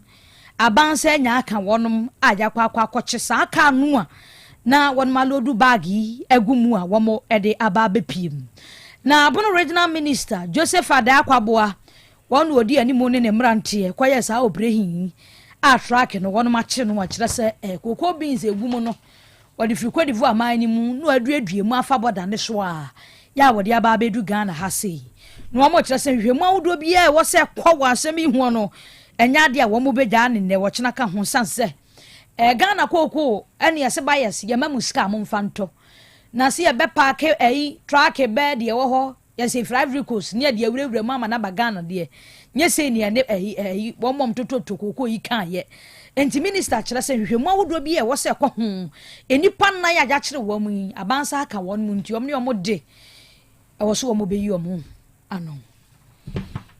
Okay. Minerals Commission receives 50 small-scale mining applications daily. Mineral Titles Director. The Director of Minerals Titles at the Minerals Commission, Frank Pedro Asari, has disclosed that the Commission receives an average of 50 applicants for small-scale mining license each day. KOB, from a good year too. Where Wana open to Mikrata, no there be two from a good year, small scale mining license. Na Oko Minerals Commission na so ya. Penina wano ane Mineral Titles Director. Frank Pedro Asare. Ana wode ensema hodo atudwa. Ne waka ne se oba wo matena ye hono mo a da kuru bia. Amakura ne nipa duonum. Aneba omnase se wo petumi krata no da kutu fama gudie na akwakoba ne sa no amanipa na bo apeso ama enyansam ketwa na nsanna ye betumi so age obi atomu ama ne sa atumi krata no ebedi nafuwa wo ha ne adunum 150 days eno no hwe manaje se bosumi num no na sa bosumi num no na wo hwese da bia nso nipa dunum na de ba omoso do bedi nkande abanso no ne ebehwe ne kane net aso saa ento be betimi atena nchen be se emfiem ne nnuru ne so koba ne saa na nkomo no aye bebere na kasa na doso tini o kan se eche no monsa aka eno na aka ho bia mpanimfo de sa nchechiremu ya ba bontia wo kire se da bia da nipa aduonum na eba ba ku bia nso eya bosumi num ansa ne agewatom ama osatumi krata no eno da nchen so a wo se Minerals Commission no wo mu ni tumi se obemu obi tumi krata se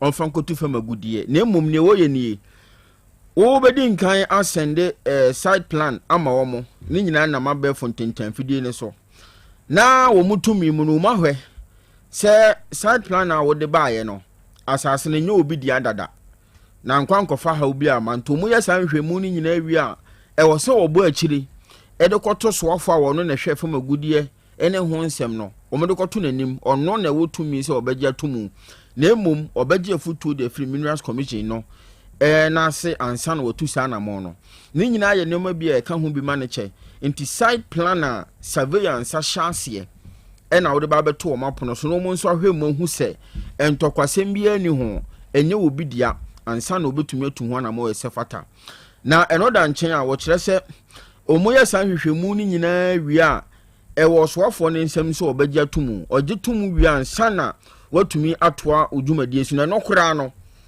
and on a mile kwan so betumi akotu from a good year no akakra taba kwan wasa won sasaka eno ye operating permit to me krata be ma kwan ansan what to me si asase so se wo kwakotu from a good year eno mo hwehwe mu ni nyina wie ye no enya se kokoduru sa na koduru so afo nanim a onsan kakrata na wie oswafo no betumi so asan bo krata na bongalata obetro se onye ntum na emu obetro ne nti a onye ntum sa kwan ne so enti won saka lease ahodo de fro mu nsam a eno nkyere se okwakutu fam agudi a kyese osanya operating permit enti nipa no be ka se omopetumi krata kotu fam agudi omode omo enkrata ahodo koto mpanimfo apono so no se ye no omo nsankan no eno na mpanimfo akire mu seye se efa atrampoya ahodo bebremu ansa na yagewatum ama otumi se obetumi to fam agudi wo manga na mu da bia da nipa aduonum na eba abosumi num ansa na ba kubi o mawie ne ho adwuma inte line ana mu di so eno na aka ho bia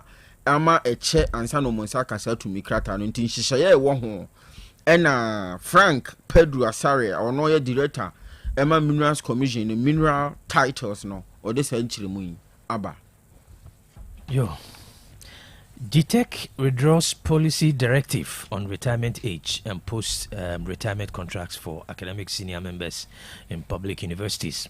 Following a directive from the Ministry of Education, the Ghana Tertiary Education Commission, GTEC, has withdrawn a policy directive that prevented tertiary institutions from engaging and posting retired staff. Abusia GTEC for the Shisheye bi ebaya na efa suapon ahodo ehun. Titiru ene womomoko omahum gym ene emu enhyehyeye ehun na aka ho ebi emasisi asoye a wom na hwe ahomasua ho nsam so ena sector minister no Hari na Idrusu one University Teachers Association for Asia Emma womu Asia ye no one ma direct se GTEC sa directive na eba ye 2025 no mu no womu enyi bibia da emfem free montno so womu kire se womu nyina so ene botaye ntia womu nyina kwa benkroma womu de aba betu dwase for now sa directive na fi atwa mu October ne da na edi kan womu ede beto montno so no wonom ahye wonom se nimanimi ya womu enyi bibia free montno so womu ekope womu nyina ye nkyere nkrata ankope sa ankrofo ni nyina da se sa nkrata bi ye se ye kwa ha womu mbe retire womu be se ye be womu se si ye be fa bi si ye be won mo dan nyina da sa directive ba ya fi atwa mu no ya hye wonom se sisi ano womu enkle bibia emfa emfiri emontin so no ba bia womu ekope letters ahodo no ede ko yi nyina yeah na sa wo mo hye no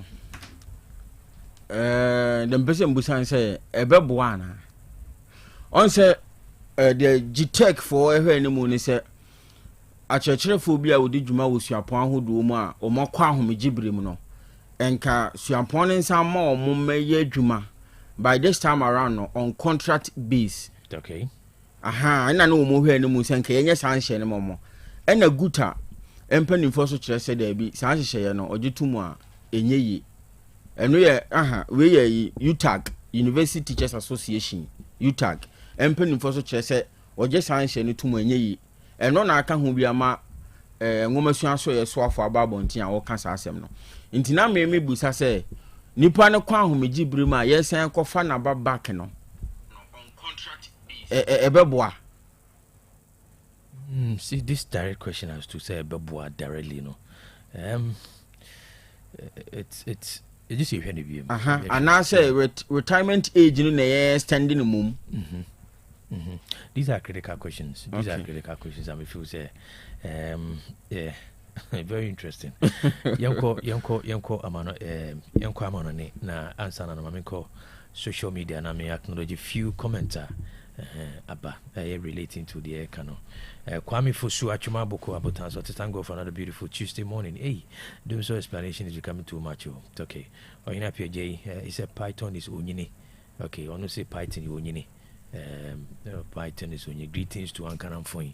I want say Python, Unyini. Okay. Kwame for Susi Kobe, you nyini. Okay. Mejene so pa. You nyini. And Kwame Yeboah. Oh, this is a good morning, KOB. All right, we any few commenter. Yes, I can Facebook handle so. Yet to us, Yanko Sudan. Kwaku. Answer ne beko Sudan mo. Eugene. We do nam dia man fato so man. Okay. On say bare 2 weeks ago in a health minister the betu just say ye ba be finances. Yeah. Or the dates, timelines on allied 4 dates in pharmacies 4 dates in Kwaku have video yam dia ma Eugene.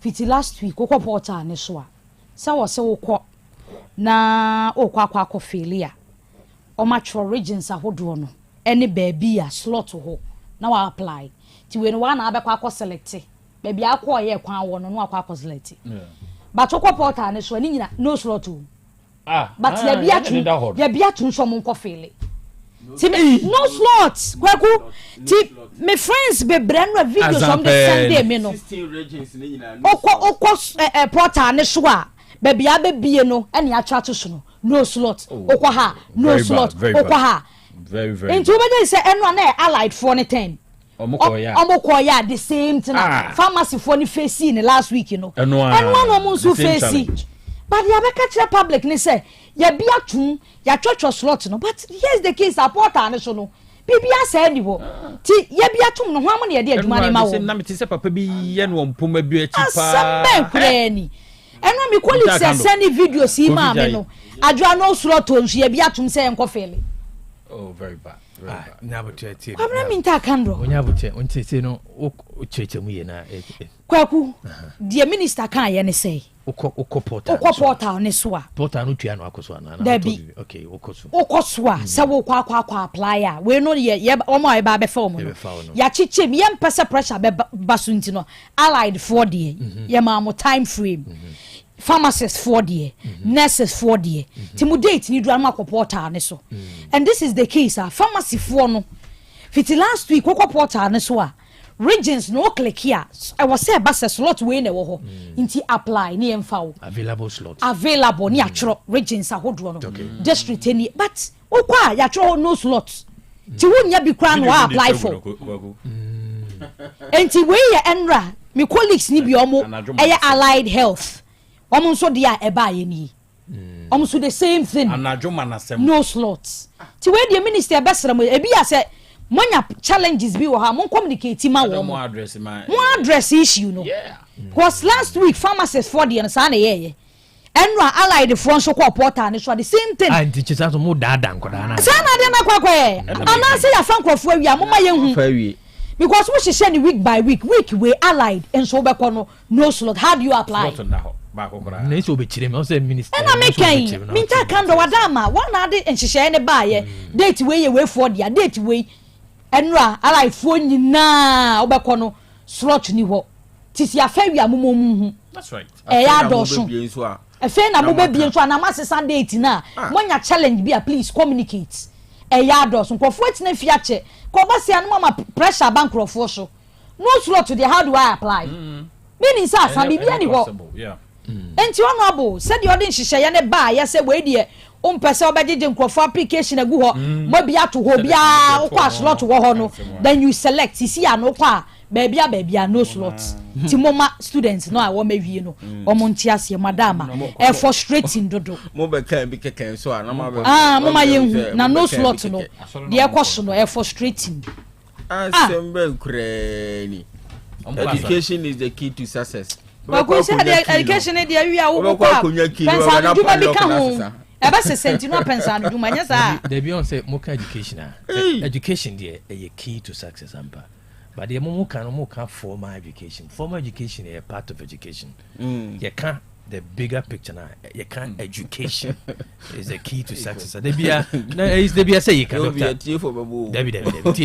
you can education there a key to success and the if many okunya wi tie unti atena me kan so beti ke obi mi tie me say education there and one a key to success sure but the who can no a formal education formal schooling okay you can education the process of learning acquiring knowledge but what you say yet here nyina na de chi ade esua nyina na yesua de won say maka say adesua e kan ye ho ewiase ye nyina e be nyina no eni adesua e na eba nti wusua firi nkurabrem mu usua kasa usua nante usua adidie nti learning a continuum to aso saa nti the process of learning in education no it be a formal it be a structured and it's a who cover structured education kwana who jai the akanwa it doesn't mean say na you can you careful okay, but education is still the key to success okay mate but what I say na any sadia yanka ni say obi a wo kosua carpenter okosua wi a na adwene so be carpenter ni do okosua teacher die okogen teacher ni wi a na adwene so be chirechire ni enti yekosua na asidie nso ni wi a omo ye dwuma ne benye ebi ni ho so ano am ye hu the reality on grounds ensan na ada ya me fa 20 cedis e be togobe ensan ko de bidi afi enkoto in data enkotena ententen fidie so meka say kure ko ba ni si system ni jam nti aso sore na jo nkofo na o sa akotena ho na we be da so a enye ni kasem company mama adwuma ni ho aka no kure kofi wi na meso ebi ane police ni ho ahwani de ya ni nsen ye hu ye nipa ko bope so ma stampede si ma nipa wui ye wi as 2000 slot adwuma ni ho aka no kure o capacity nsu ni o se o de be franso ama ye nhunu de tuamu ebi ane dum so nkomoi ye tia no mi ye bre osusu di nso ma di nso koso ade bi o hono ma jetum ni aba no jetum ne hunu kwan abe faso betumi asi ano okay Kwaku no kwasem ne de de bia meka se pen ni aka pen ni se phone ni aka phone ni ensu ni clear park nsuzi eni yenka nchi mambani John Drama mama ne na soafo bi adwuma ye no de nyame yedim no kwasem ne se sintom wono ampa we very good at reshuffling say ye reshuffle we very best menim die nti at this time around papa yi as we state say obe reshuffle ye onkofo bi ho a pani ya we mpi waso asi sei kura no sa pani sei oh ye be fa sei na de ni passe ni e fa omo oh na amanfo apply na chese akwayi no ma bebre oh sei na ba ye wo se fa omo sa nyoma no a ye errors no ekokoso no ma hunu se nipa no se bi fomso de onipa ho de but sa de we di ni kwan se so for pani a enu nti na de kotena ho ukwa sa mistake no kwabena minta kan do de asie e kan se ma kire yen se wadwuma wi atosin wadwuma ye enkoye kwabena na numara ho se mewom akwa ni se ye no obesan akokurukuma bi mu na nurse ni ba akopɛ na ya afo gu enso ya si no na yenye ni pan hwe wo mo akoba ni se yi no ai ni pa gu akire pa adwuma ni bia ye no no slot na da so yin so koba bi ko doctor ba akopɛ nurse ba akopɛ Ghana nye Scooby Doo na wo ye adwuma na ye dia gro ne we dimirika na we afa highway na asa besere Scooby Doo ye bewie la show mo sinipa na kan ho na wa hye mask Scooby Doo die ni bi ye penesa okay Yanko Sudan, a plane crash in South Sudan kills all 15 on board. A small passenger plane has crashed in South Sudan, killing all on board, the country's civil aviation authority said. For Yanko Sudan, Roposem Friwa Babetu Drano Paya. For one says South Sudan, Nipa Be Drumbi, one more for Yumshen, Kuma Ubia, Yandam Yumuno, helicopter. And one for ya sabri one more fufian to ata na wajaba mo diabro for sempa ne diaba nipa be dunum 15 and na one more team one cra cha on se ka de e bo ha na ji tacham be plane de zenya be bo form se ta na ji cha san no so je e ya bro for sempa na one more boy yo de tudwa ya wo mche se dbaku ya menka man for ya nipa wotwe ye si wo Ghana ye bi na to wonom anya adwa chese ya brofo sem weda eni ehunu na sigina ne ade brofo akese ebusonfo ene nam so a yesevo aviation wo mo ete sa ma ne boyidi aba betudwa wo mo chese wo mo nya se emuduru juba ho no south west ho no ene wo mo so ye hunu ba bia ebusonfo wo mo free ye wo mo chese sa yi ho no be anopa ho no ano wo mo etu ye a wo mo edimirika wo mo ekura kakra kudi wo mo juma ɛde sɛ kɔfa abrɔhosɛm ɛde ɛba nti passenger no passengers ne ɛbɛyɛ dunan ɛna ɔdɔ bɛni a wɔn nso ɛka saa wiemhyɛn yie wɔn nso ɛka ho bi a akɔyɛ abrɔhosɛm a sisi mpanimfoɔ de wɔn ni atata kɔtɔ mu gya mu a odi apɛni nti esi yɛ de yɛ akɔnsɛm a nom ka kyerɛ abusua wɔn ade hyɛ atoa nanom nsie do yi. Gunmen raid Nigerian orphanage and kidnap children. 8 children are still missing after gunmen raided an unregistered orphanage in Nigeria's north central Kogi state and kidnapped 23 authorities have said. Yo, for young cry na young qualata. One more day, no one say you, Debiara Dadechia. Kidnapping, means or more kidnapping college or who. Say, woman ni pa ye chiri Edward could see papa. A brother woman says, Encoda, what do a bang or tree? Option 4, one yachir womo, din ya, and ye as some kitwakra, baby young caffeine, so now young cry, woman, you have to accept you, wouldn't near ja, and a woman quotation or Hokuji state to one. The name such as acquire apropos SM. Crown watch the other dano, one you who watch a coin, and a bear do me and Sunday, one chess, and also one bubra, no cocochi, one Nakuji, Abano, or Browding Crato, Eba, Penny Boy, Francis Kingsley, found or ye, Coach Information Commissioner. Edward Etuja, say, and Corano de Bay Dunum, and now to meet you one, no more dozen, so, but one call Honote say. Ya suma edomo asra domo awomo ba na tipa wonom kroye na no nam so ma womtumi jinkura be dunum edifiri womo nsemo a ene ho pampon sabirutumi esi yie na womhwese se ne nomasi atie no akoya de bi ha dwene nti wura fa wo edi tudwa kyerese ba bia enkoda nyanka fi sie no esi nwuram tu ene sie wo ha dwen pa na wonu hunu womo a etachiri wonkura ya akire womo yi womo keka se Boko Haram for Juba country county hono Juba County. Where? Okay. Eugene. For your Facebook no so yensan ko echi da yenkɔhwɛ South Sudan. One more for wo fro wimuhyɛn a ɛbɔ hɔ no na me kan ye no cha ye bɔ fo bo a se nipa na atete no a wimuhyɛn no so atete apansam no I have for 70 a moon or ha, one would I am. I have for sempa, a moon said, yes, ya, Sebi, a debut how could you crank on top? I have for sempa, Yavro for sem, Papa, one more day, a in a sahono. Also, more than 2 months to maybe says, why, one more dear moon, ever be. Oh, Jabuzan, Nipa be, dunum, one much once a door. Who South Sudan ne abetomu amrumu enonti alatafo yi die ya na mekan yebusua na no metwa so de ma woni se sankofo yi susu se wo Boko Haram fo so no obi anu a ekuo no a wormo kire nkrasie no ba kokura ma bonten so magintu mu se ye ne yedi sa adwuman ye ne tu sa na mo yi ene ade ne so mpanimfo kire se bebrobro mu ahwe ama ba biankoro ya kwakwo wiwi mu bia no omo atumi kofes ama nkurimdi atumi abane be kai se busua November 2025 ene beto dwase nkoda sukufo be ahasa ene o matichafo bi ye kiro mo se Kale Secondary School busua eno so nsemo ba ya ene se ebi okodanya ne ya foforo asakoma no ministry nti esi aye kase de alata ban so betu anamom na atumi aboa mankoda wo mu konsenseme ewo wo mu a kire nkorasie no. All right, suspects charged with attempted assassination of Trump at Washington dinner. A California man has been charged with attempting to assassinate U.S. President Donald Trump in an incident that has sparked the White House security review. For Memenda, as NBC wa America, Eugene Alpha a year video not to some for video not to so a mame na Memenda.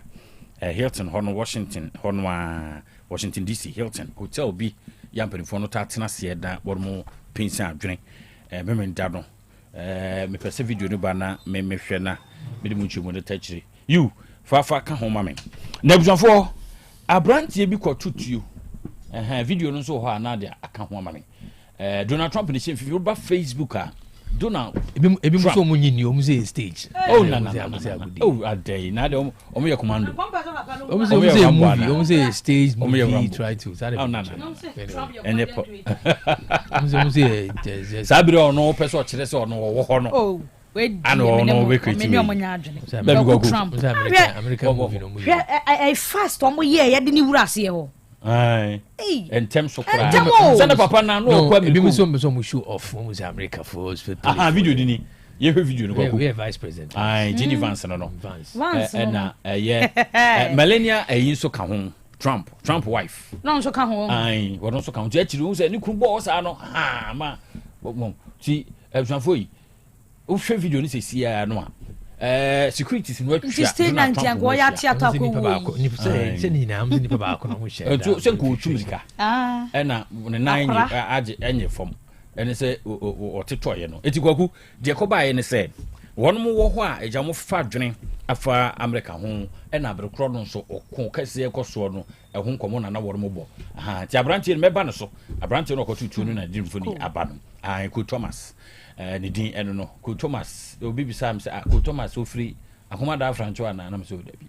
we dey Bruni bakan after the color na say wo color ni bi o ai no ya say obi say that's a black American for kwabena bi say no say ni color kwabena color ni ko Thomas ala ko Thomas Cool Thomas. Yeah, Cool Thomas. But because cool. Eno fa ko mu die ni bia. Se bia ko. Ko ke. Ko di anka e kwabena Thomas. We cool COLE. COLE. Na m ka se kwabena Thomas. Enti e fo hwe video no a Jenny Vance. Won say ya man so. Sa na abonten hokora na nyasem keto ho abonten video no a.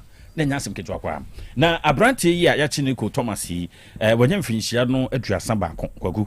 Na idim de ye de ba ye ne obi ka kire no de tu anamon sabri de mpanifo nkire ade poti a nunti ekoye sa sanse de ko gina se ne no a enma ya bɔ no ko adura sesei empani se yemfa no sie kakra na nyame ya domo sanso bu nkompa ba court wɔn kyerɛ sɛ etu a na wo no tutua bi kutakuta no se kan na de nam so kora ma na mpanifo awuro bi a wɔn bɔ ban secret service agent no wo binum wo boba kutu jo no so bulletproof no boa no e jo no so ko for no tutu no sa jo no kra de enya guy no jo na security no capture akwa no ntem so a wono mo bro no ho edne ne nsagu na kire na akwo ye game developer sanso ye cheche ni sa ko ayi no Thomas no aye so wa ben a okuta na degree che se okọ nanim wadesua mu a wa ben ti no obi nti access ko Thomas how could you so we two anamon one Donald Trump Thomas for no aye omoden adai one kai say July mu ho 2024 now ye rally bia obi ko to ni tu and also Thomas Matthew Crooks ta kwa no and no so ko to Trump to no kra de kan no me kai pa and Thomas bia no mo ya busia Thomas for Jenny Vance dey afa no say ayi said okọ dia pega akura bi a ode na pega abo bi ode na tu Jenny Vance so onye packet o perma pan so the security no said o si yire no a ode no koye mother American o security ni de e say boy onye ni pebia Jenny Vance so was in no we be mu ka say to display American security agents so display mema na battery ya no sa swat fo bi no mbese twebe no na nya o che na odene kwa no kra no onye ni pamu bi obe na djuma nti wa yire Jenny Vance no say ba say na Jenny so I just advise ni mo ko security na ni company e do msi we sini twa na people are reading Kwaku Trump I'm say a show off say American security show that's Iran mo hwe but anyway ayo it Kwaku say brand e no aja fishia eduasa ba kono ko Thomas Allen the din edono sabre court no akwa setina wo dia twodwa wa kire mu ese bobo no kwadu say etu kura won ho ne ade no ensem no bibira ya ban lo apani Washington jinin Peru na wo dia twodwa wo che dia bani nti sese dia ban no befa na se aban lo apani befa wo no tworo no pepepe nhihye dia ya mra no ne de ho kwadu ade abo no ade frisa ti se guso aye hwe ne ebe wiwi kura sisi ya de wo mo ache no a wo mo de no esi kakra sebe ya ebetumi ahuri anim right ye chire ya oni Iran ne ko wotimi ahwa ma de yesi Anyway, and then I'm gonna say a raising question. We say Nipano, they pan with me bass in a perimeter. Hot in the that's what I'm saying. I'm on for sometimes. Don't say there are funny sides of the story. What to me, my dear? Yes, we have one because I did no. So now may I have an open mind? Take conversations because say as I say, we take various angles. Now, American security, and bang my crowd. So this speedy big I mean, it raises questions, baby. And I want to one day jai. Ultimately, I said Norris or Kojin Korebi at Chobasino. Letter force to Moon Namo just because of this one guy. America security zone, this guy, oh, no, that's what I'm saying. Says it's Anna. I'm on for raising questions. Anna, and sign your break. What does it? A break out questions. Also, Bambo Honsem.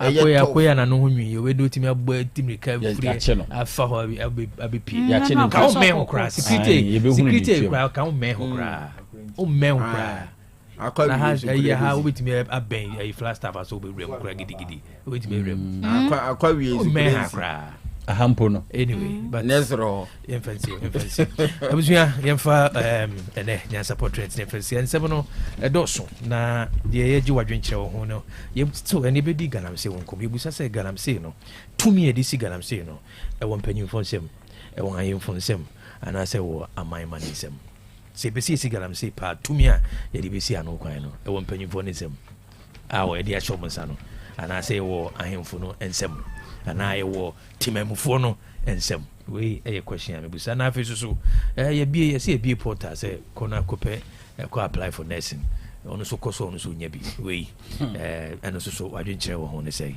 say for nurses for so wo so wonya experience a obetimi ya send voice notes na wa share your experience why so baby ko bie ne wan hu because ya ne mpese be gina say na ya tini say e bia say wo ko bie portal no wan hu bi and I say kwa wo so nya no slaughter wo so betimi a share your frustration tin say me no galam say to me adi si galam say hu kwan no empanyifo ne nsem ayemfo nsem and I say amama ne nsem na ye hu ba bia to me ni wa na afi ye hu kwan before so ye betimi edi to me na yadwuma 0505225578 0505225578 and I face so no say we ko apply we say ka ko slot na also could be as no slot no slaughter also betimi a chere wadwene 0505225578 we enye calling segment obi wa wo ka asema wonte and I know ye can say obi say obi say calling enye calling asem ne ye ka we a voice note number ne dia tuja chere wadwene be sema akoso asema ba ko pre chere wadwene na edu ho ebebo na afoforo so ati 0505225578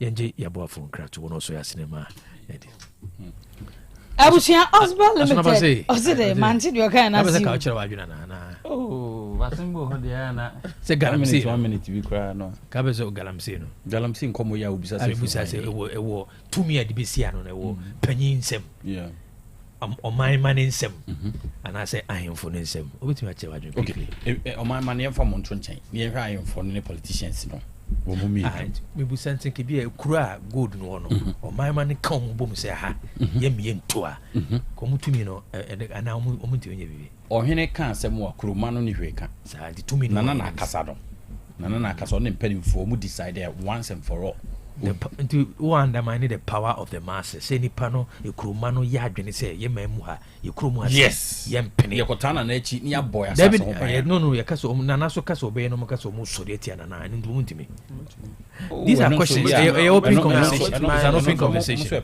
that's why I'm saying in terms say power no residing in the people and answer day and kran be any question you say see the obu man nanom se kuruni ana se kuruba dia say wo di bu man na ya de na ya de pa na betimi di bu man ata na chi say na so ya de na ya betimi aso de I mean tine de atudwa no on say it's very interesting conversation politician to me be on fa bu mfa manana na so pe bibia di nti o said akura afofo no afra politician chale say ne ya tene say the politician na kuruma no nyina so de kuruma ni pa be 500 say kuruma ha ya si ban ye mo bia nya galamse ya na politician so obebo awuram na say be da e be ba bontin there be ye mamun say there be tie no yes o mo ko say no kuruma ne say ya ha e free na kwa ye ma bi nsi ha kuruma ni nyina ya adwene na still politicians say me bo awuram akotu come on. You might take phone to my dream.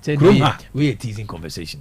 na do munye demonstration say yen ho na betumi asi ha sa kuro no na omgyina do ho adom politicians na wo mutu ti ye chere adwo I mean netifo betumi achom adwo Osbel adwa ene ye kwa Osbel Limited abusia wo pe ba bia wo benya blocks papa de akwa wadwuma no a yafo ni echiremu ewo Osbel Limited solid hollow 5-4-6 inches blocks ni nyina ebi ewo ho medofo ahan makacho se corridor sabosam gasam jatasment na hyemuma enti we na atwa na de ye adwuma kra na anye plastering na obi ehu na obi sase block seed ya maden ya yakono okofa wo hin enya na bro no akere no no nso akwa bi na anim se ekroma machine se di twa blocks na ho nkwa na abehu bi ye ja machine ma machine nya brani adaje ye na dwuma eyiyi gu ho wewe na dia ma wo enti babia wo bia no wo nso o wakwanya so befre yen na ye ne wadi nkomo o ye foreman o ye contractor wo ye dwuma wo hia blocks ya fo ni kiremu ewo ho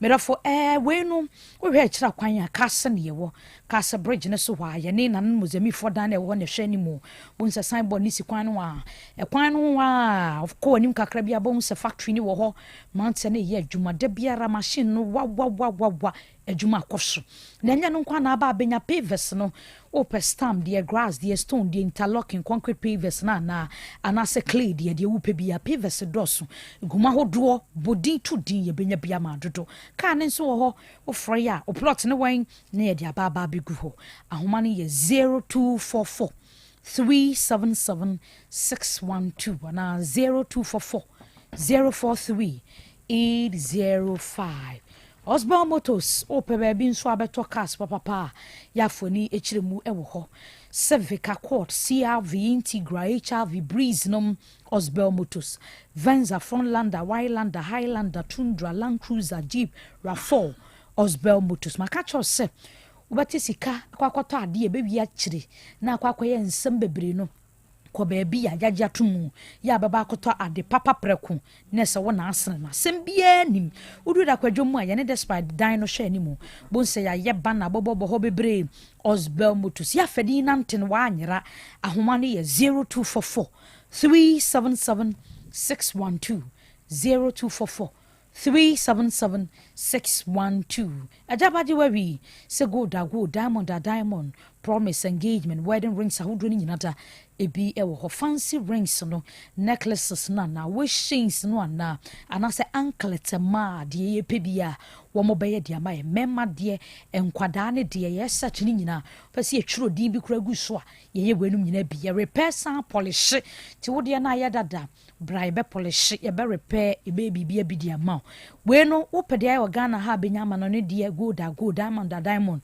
me soro wudu ajaba house a prempa the second street e wadum mensha traffic ya so jaba family house ne wa ha ahwa ne ye 03220 26708 and 0277 104488 ebusia sene tesa men kanchro sep one banks bebre na ne won makabom de bia nka be ko senate office akwakoye no okosa amia me ba bebubo yi a wo mo ebeye senate hu bia de amount banks yi na edidi sui Ghana Commercial Bank akoso mo branch kwa ho mbehwe ododo Eco Bank tema main branch mbehwe sanso na KJT market wa wo kwa Fidelity Bank wo ho senate behwe senate services ahodo bia wo mo erane bi wo ho na wo agencies ne de wo kwa saman kasia wo mo branch ni bi wo ho so gakope okwa ho no Ghana Commercial Bank branch no wo ho sanso na Accra Ring Road wa Eco Bank wo ho no ko no ebeje osododo Uniba Ghana Commercial Bank wo ho no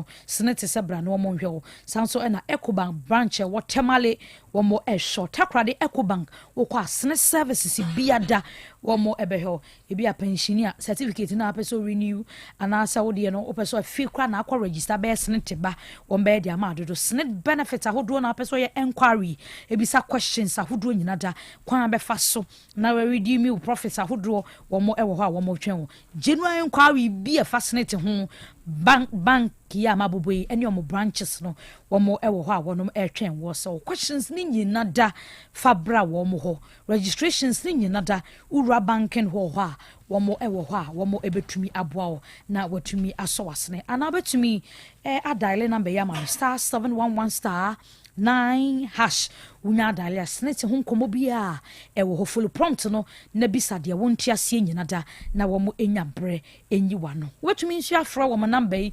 0302 611 622 0302 611 622 Amansia Rural Bank PLC omo enase na ye kro na yakodi sika ho dwa emfinhia aduana ni akire ana omo aba omanyimu a omo aye dwumason omo aboa pa ama yatumi atibi de asie ahokyere ba ya dane akohwe na aboa mani omanyina akoso unya sika asie bi fisa ahokyere biremu no eno ene ade ebeboa sika ne kasa wote e ba ko pe udi ni sie nne ochina na ono nso ayiwa firo ha mu obeti bia to hono mo a fakoto Amansia Rural Bank PLC omo beboa no abie savings account amount current account susu account fixed deposit account no obebie ni nyina bi di amount unya kakranda kotum ene adwuma a wo ye no mo den pa tu na udi nyafu ochina bi ahoden ni hono mu bie mu a oho be kire wo ne senti ena mpanimfo se bra beto kakra to hono mo na mo ama odwumadie enkoso se ne ebe ya daachi bi bibi ni tia wanya bi ede etusu sa commercial loan ahodo ma bi wa so hono mo commercial overdraft sanso na salary loans ahodo so ya abanyadwuma oya nkurankura adwuma Amansia Rural Bank PLC se bra na omma osika fakodi dwuma bia isi wani so na ne omanyina nkoso pensioners loan wo ho simiso eno ye top up wakwaji bi dada anso de wode koye wose bra na beji bi ka ho nefa ko wie dwumadie no microfinance loan ho akuafo nkoso sanso na flexi cash loan ahodo funeral loans no ni nyina wo mabi asori mpuntuo loan ewo ho no mo ena susu loan enti 10 cedis 5 cedis awodi to susu kakran no ahokyere ba mpanimfo se dan woni behwe wo mo na wo mo a no yi sa ha no fafiri ho no mo na sa loans ahodo nyina wo se yen kan tro se interest rate ni ade da form akra bi no obegida to so ntu ko mbe ha pa na watumi atu amani o makoso yedi amawo digital banking services ahodo ATM services, Ghana Pay services, mobile money, in-switch services ni USSD ni nyina woye bi entu wo man yimu a babia obetumi no mo atokese sanse na wona wo asuja Unity Link ni Western Union obetumi afasa akwan ne so no asend diska ahodo antoan krom no atena ekese ne wo manson kwanta manso adubia manso data no eho nyina wonom de dwuma edi firi ho no mo sanso na sante bekwai woben post office wonom na anwan kwanta kumase oboase kwantempon ne so behunu wonom akokare uduru wo mu college wonom a Amansia Rural Bank PLC o watena ye ni bi ewo ho Roman Hill o Kote Station Asim Cars School mu ahojo Atenga Junction Santaso Pokuari School wonom Sofo line so baby a o mabebie station foforo no ehonso uduru hono mo Amansia Rural Bank PLC wo hono mo wonu bedi sika ho dwa kama na enioma nyina akoso ye di amawo ena no madam fu bi obi send ni sika fa bank account bra wo so woni bi okoji wo bi de sika na ba was mai sa bakra mo da ye na ade kwa Amansia Rural Bank no mumi account no bi mawo na wankwan kushia sa ha wi bi 0247 200 013 and 0501 646414 Fiesom train ye nupa ebeboa mo opomoden ho nsem agina yi ebeboa ma nipadua nkwamo ne nya hoden na afi woni yade di akon yade bi a ebe nipadua nimu no se no we bi di kan woni nipadua nimu a obeye si akwan o ma ne mma na da bia opomoden ho nsem no ehyeyi wona yade ne nso anya ba se ye stroke diabetes, hypertension, why kese na abroso, malaria no typhoid fever no. Wona why mere wompamu ni nyina hepa plus pavi plasma so na don ho beto so. Na wotu sa ha na se ama ni o manyina koso ye di amawo.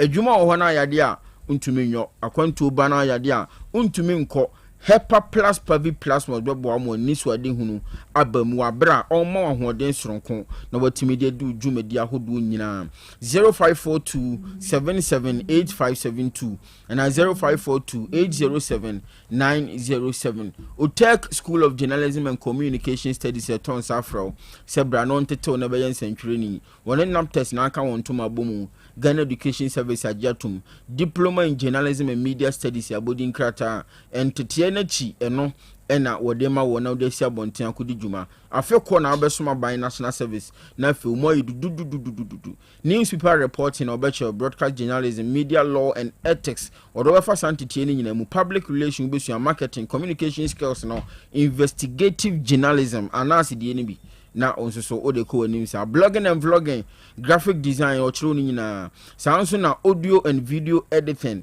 ni nyina odobefa ho ntitiem se wo tina dwamu se na KOB yi ana wusi nkonwa na newspaper reporting ahodo news akenkan se ye brofo se ye twi sanso na sports presentation ahodo nyina obemo aye se UJ Maradona bibia ehye Otec School of Journalism and Communication Studies wasi so no atwere sesi so no atwere three passes ena ohwani mu so betumi anya A level for ni nyina sa mature student 25 years e dey waiting results for ni nyina kwan wo ho Otec ifie ha na school no babia wo beda waye ho ntoto dada entiamfa ho no babia wo free ba empenifo so betumi ba na so abagentete 0547 823 005 and 0243-842-007.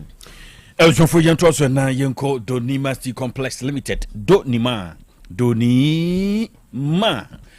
Elshofo the tropical long span roofing sheets no diaba the abra road wire strips ho abia ho step tile ho and the colors out road no said in tribune send ohwen biado wa wi awode aba fei a year tropical zinc and governor standard sheets and also ho you will playing colors a ho road ni nyina bi ho so tro ni nyina no edurima wormo sam no a afei e bambo de wodi dan wormo a na chese wodi adan ni pamu pa roller shutter systems ni nyina obi ho automatic guard doors no so ni nyina obi de odi kwa fie mu de ko shops ahoro de ko offices ahoro warehouse so ni ade ni nyina dodi mas why crowd say obema obi na de abo ofie no ho eban na nadwa no so ya munti akapetafo de adwumfo madawro mancha mu eburu anopai samo ye adwuma na mo pese adwuma no ye fe ye de na obi abebom dimpade a tropical nails a donima dia ba dwaso no carpenter for pepa any afi kunu but when no ano so pete bia no o say if 1 inch ukusi 6 inches no ni nyina otobi no dia ye dwumetwetwe de tire ho foro soro sa no a the border so kwan bu se dan na gina se tim na chese monde nim de ni suahuru no donima amana ebia pa ede abana busanfo your band way so hware no so ahoro no so ho ya donima ode abanti adansifo ntutumrika pa mom na mom to na mo ne donima ko wi nsenkaye no no mom pa na your boss people product limited so ho a wode apepa no apapatrumu no woni nyina de apaka makmakmakmakmakmakmak ya ye de ye dwuma ye kona anu dua so a ye de sefata ti we no so hia ho ni di asem de Kwaku ehun hia o ye di ehun no ehia papa tu anya tissue papa amfa ni ehun ni na koye say yi something which is there nim ni ade witi sam bu hu a say de kale kope french for nwom ne o masa wahu witi sa se nwom nam donchen se nam abrepo ohun ebsofo we so kura de betumi kura tutufo wo ko site a ene ye be ya trene ama ho be kiro so fafa binkum fafa ni fa na boawo ni nyina doni ma be ya ma free bontu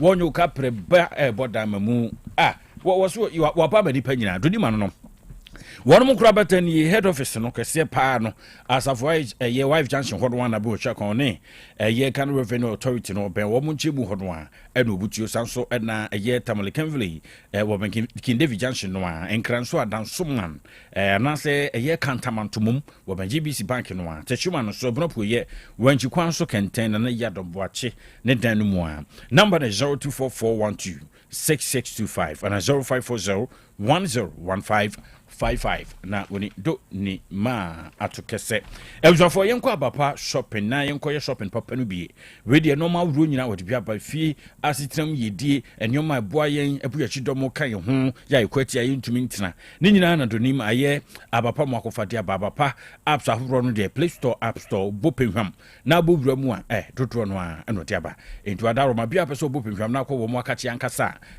tafo 3 months hodo sakasaka pack ho enchen ho no obutuo di ntwuma ediomo de aba so dum nyoma no de ni nyina bruja no asesa wote aba phone papa no bia laptop papa no bia fana TV conditions no so a sada no de aba afejade nyoma de no mu de sefo ni nyina ode abanta de no so de free motofo so kosi nkokorawa eno de aba nkonwa no so de yenkonyo papa no bia na da soso na yakuru anim abapa portable washing machine of 399 Ghana cedis ebusua ɛno so gina piti brane so ya we say wo ye ntotoe no awro no amofuru se ye konkan ene de bia bo ejesesa ne omemu amofuru se no madada no okufie onyina ye yi no akwa ye yi no dontomjemu a chese konkoni fa kura ebusuafo ɛno nti ene no ento kese na ye wo Hepa Plus light band ai say yaba fi say wedding bi ku say di bia ne nyina yigina mu dikan edi ama number no ya from pedifo ne wono kasa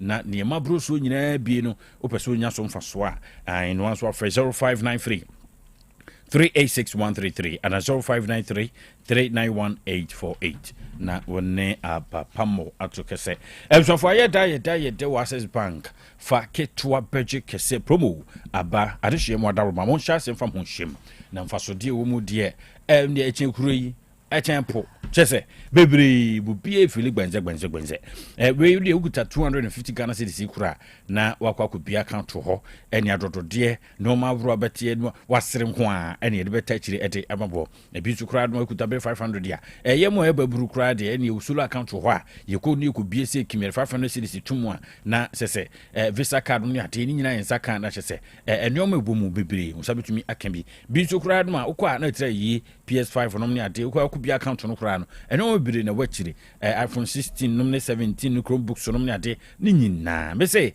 Access Bank de was one penny pa ha wo opa nkoso musika sembe gina brane ede amawo na ebumtie nsenkaye techire ai sa pepepe na etie to free line no betima for 0800 004400 0800 na pen4 Eddie Encomo.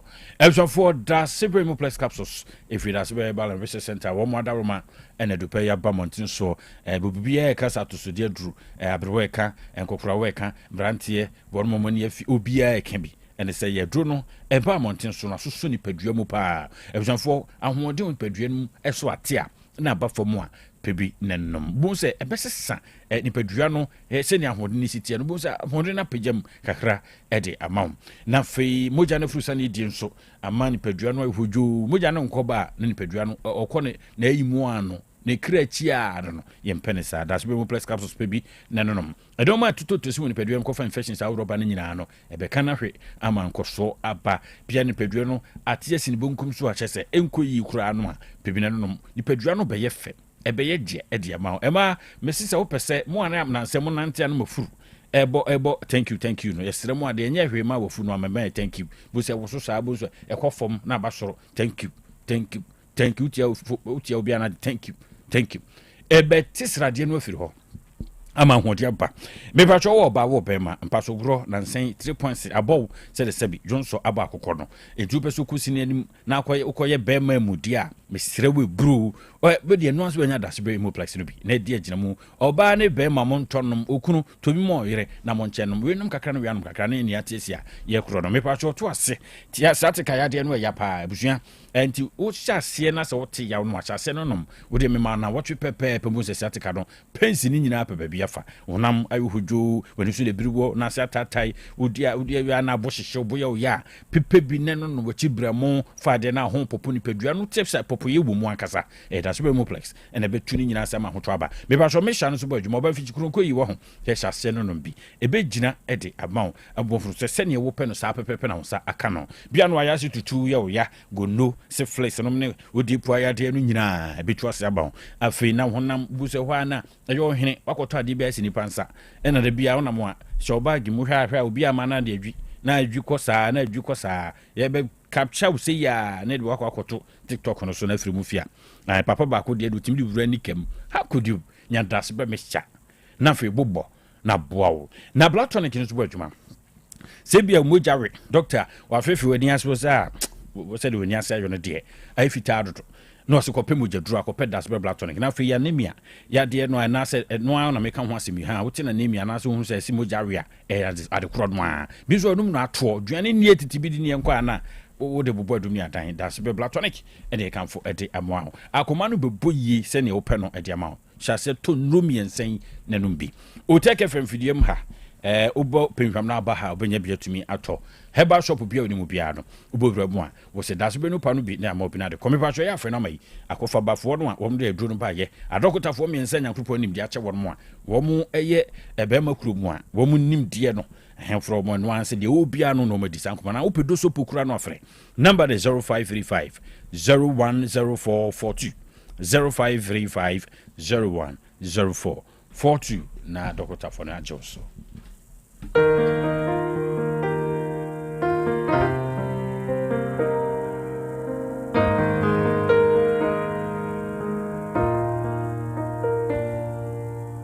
Heal me, O Lord, and I will be healed. Save me, and I will be saved. Heal me, O Lord, and I will.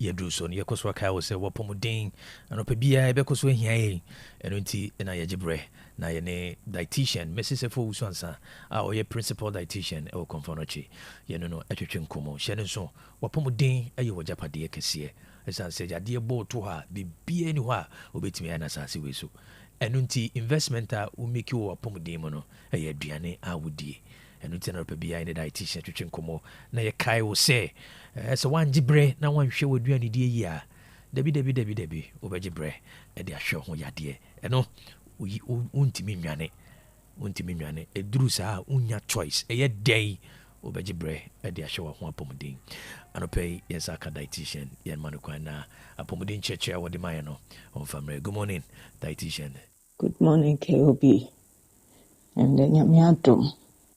The last Tuesday of April 2026. So what's my name na nyamiacha obibi a sika ntimi ntɔ nkrɔfo kura sika nne ɔmo bibi efi mu ahomakyin ya ɔmo nyanyanka ɔmo benye sika nka ɔmo di sika betimi akɔtɔ nkwa obi ntimi nyɛ saa deɛ no nti sɛ anɔpɛ wo sorry bibi kyerɛ wo so na bibi ɛkyerɛ wadwen a kae sɛ nyame njai umo ebie kwan ama wedi na eche se ne da so etiefo me chie mu nyina ke obi me chie wo so ne the entire crew nyame ede ye adwuma na yeda na ase so because there are more people who are more competent than we are but nyame HUC yes yes adwuma Endra me kasa fa paracetamol sen enyoma ese yetwe yadwen se hu se ye no paracetamol la ende sha se they say nra yeta ye common amongst us no eno na me pese me kan ne ho aduane nsem a eye related ende me de malaria treatment either say atemesine ana lumifantrin ne we na dinina dra eka ye nra ye tofo malaria treatment ye kasa wenya malaria ndra eboa ye hoton from malaria because severe malaria it means say wadwen me hu akwala onya malaria akwala odi agro nante kasa na no geje onya severe malaria omo de ne fi mankesim ne omo de ne ba confirmation ye rush ne ba ye save no wie yen akwala ne ntimi nante ontimi nkasa trimpo ntimi nsre o hwe wenim din because malaria no ase adwen no nti that is how far so who malaria say ya so wotenten ho aba wenya malaria wanko test na say etna ho che edidi ko mu na wonya severe malaria ho sunsuanso no very severe say ye hwe sene ye benu medro na afa nnuane afam no say ye bitimi atwe ye ho afi bibi ho ana ye di bibi a ebeboa ma edro na etimi aye ho adwuma yie. The first thing is unya malaria na wo junso a unse junso no na aye colored because there is something about blood.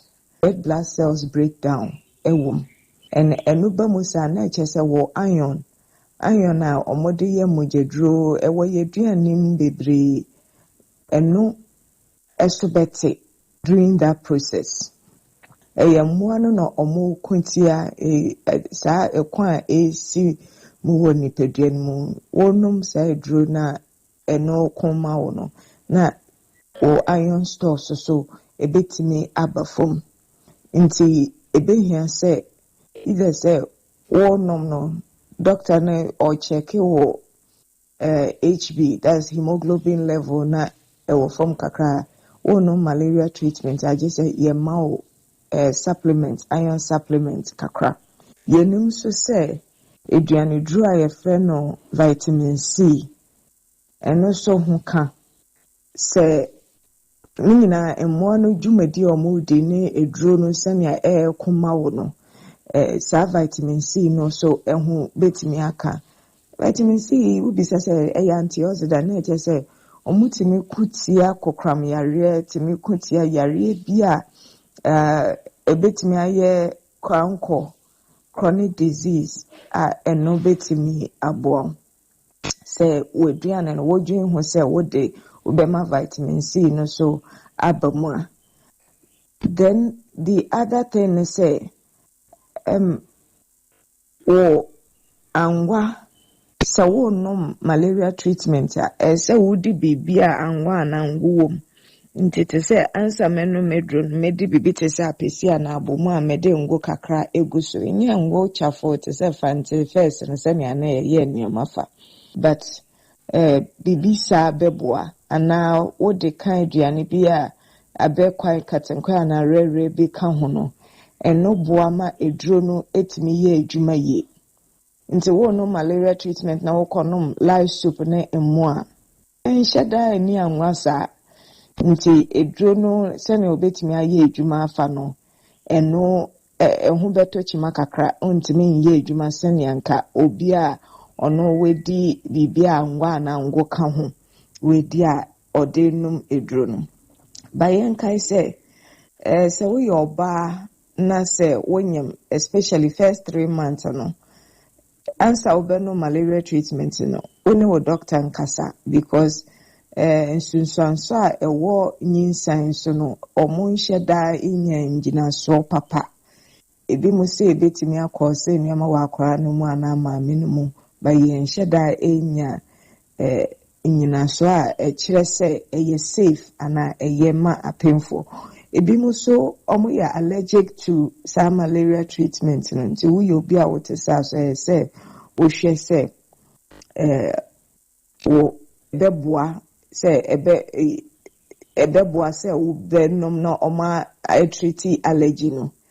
The other thing say wo liver and our brebo ehun ahonde na nhada enisro sana say wo say ebehia say ye be treat ana edrobi a yede ma wo no ye be hwe say brebo no so ehun ka na ye hu say nkwala omo no malaria treatment say yede vitamin A ana zinc sami no say yede kan omo nro no ho a eboa ma mmoa no yetimi ko omo ntentem pacho we ye nkwala mo in children say ye ma omo malaria treatment na doctor de vitamin A bibia vitamin A wo ne zinc ye was zinc supplement for nkwala ye di mo ma eboa ma mmoa no yetimi ko omo ntentem baya so ye wo ye nnuane food sources of vitamin A ne zinc.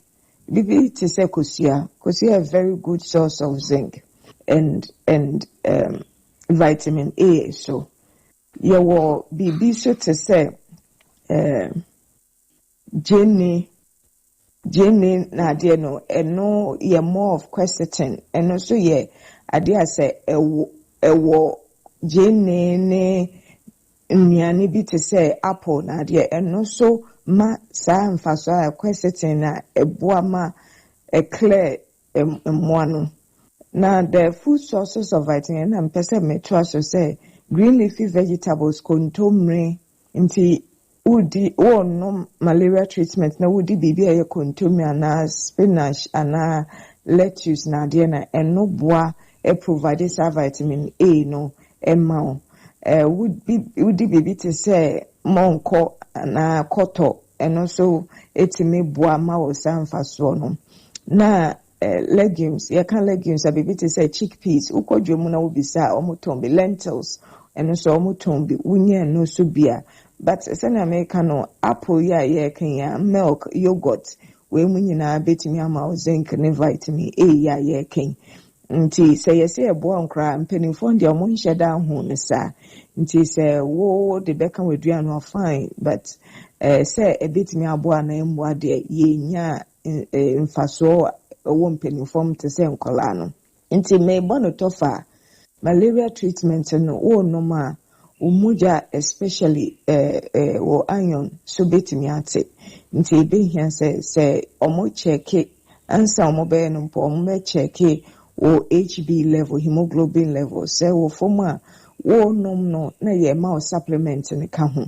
In fact your supplement iron supplements we are ubenya zinc and vitamin A ni na ka ho. The other thing is say who say vitamin C yenya wanka mo ne ye nuaba ne ye yato de bebre wo de kan weduane no ho a ana wo de ewie na wo de kan eno so boa with clearing the parasite. Nti mo no malaria treatment a won shada ndidi mpacho wo sro yare no wo ma yare no ntimi clear as it should na yemu bi so yen teste ansa ya no medru no so ya meti ya me numa ya monyo bankofo bebre ya be hwa na nheda anya malaria nti na yesi be hia say ya be testing ni de sisi a pharmacy shops na de bebre omo wo testing kit no ti wo testing na say wo mu a say nimu na doctor ankasa ahyew say no muso de a ebetimi ayenesa ya mi ya aduma ochina ye de dro fofo the basenia say yenom na yedi eduan yi na aboan ne dase. All right, dietitian, yes, so that's a pay wajibre. Na watimi de apomodi hun cheche abre. Na ye koso kaiti for say Jumakubia Daroma and Anopibia also yasini metimini dietitian, chuchin komo, ono, and a soyasini. Na itimini dietitian, chuchin komano pebia, future life, ya Bolivia, and a fe wanaka. Ya Bolivia dama and a day future life in Mianino Abba. Weigh 23 vitamins and minerals, 19 amino acid omega 3, inulin, selenium, high energy protein, and a dietary fiber. In Mianino Shimuma say chum, your future life zero, future life oat, future life protein, future life smart fiber, more tabella, life tonic, repair food, any beauty food. When you na genuine, yadia no liver, one some kidney, and na yadia be wa. We bana we yaba misro kwapenuane ni bi nadi nyadru na emom nsankyerene e ba baye oni padua mu no esense de wano maduro medafo yi enuane a making wo benya bi ato e wo social alignment wo ye ne moti home ne hwe animu ye ne mobonsi atwere bosoro kakra future life ahomane ye 0246 010150 0246 010150 na 0242 878-090. Fiason 3 ni hepa plasaba mesha pavine ne plasmos.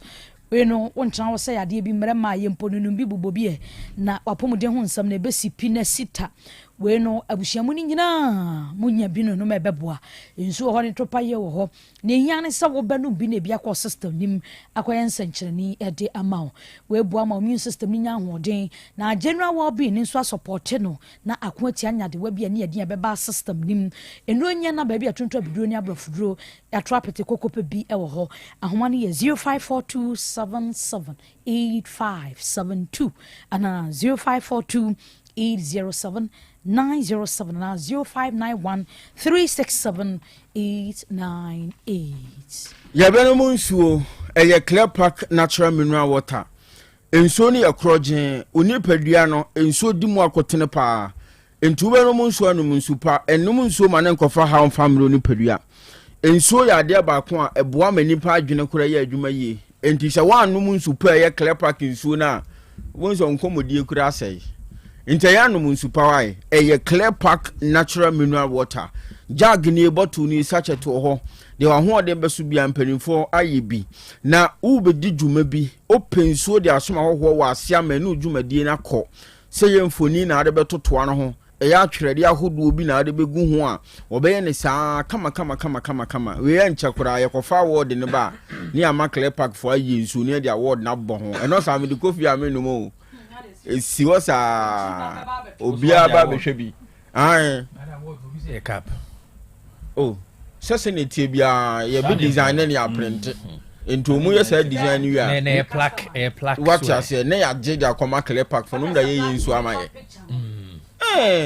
na dia ko ye nsu sanso ne ye num oh okay si wasa anampa bia ba ne sia eti dwumadie ben bi birthday parties wedding a year clear park company for sebra obeya mani dwumadi na ko ompewe na apede obi aba no hu se ampa eno esuma hye yi na senie unso kura timi kire kwan obi ama meyira clear park for na be yesade ndi ama wo schools ahodo oton safremo financial institutions companies ahodo ni nyina wosom magin su panko soma hoho let's enjoy ventures odun kwa wona bamboo sport die ni hwenso na buso manso data no keneben ventures ono nso obibiri na kofa bai fo no munie wo munne wo mfidie wo aso ho no de so ni su so Sanmas Royal Company Limited 0244041913 and 0558001765 na yanom nsupa etwase edidie no enye bia kwa haja mama se nka cho se beja to so de a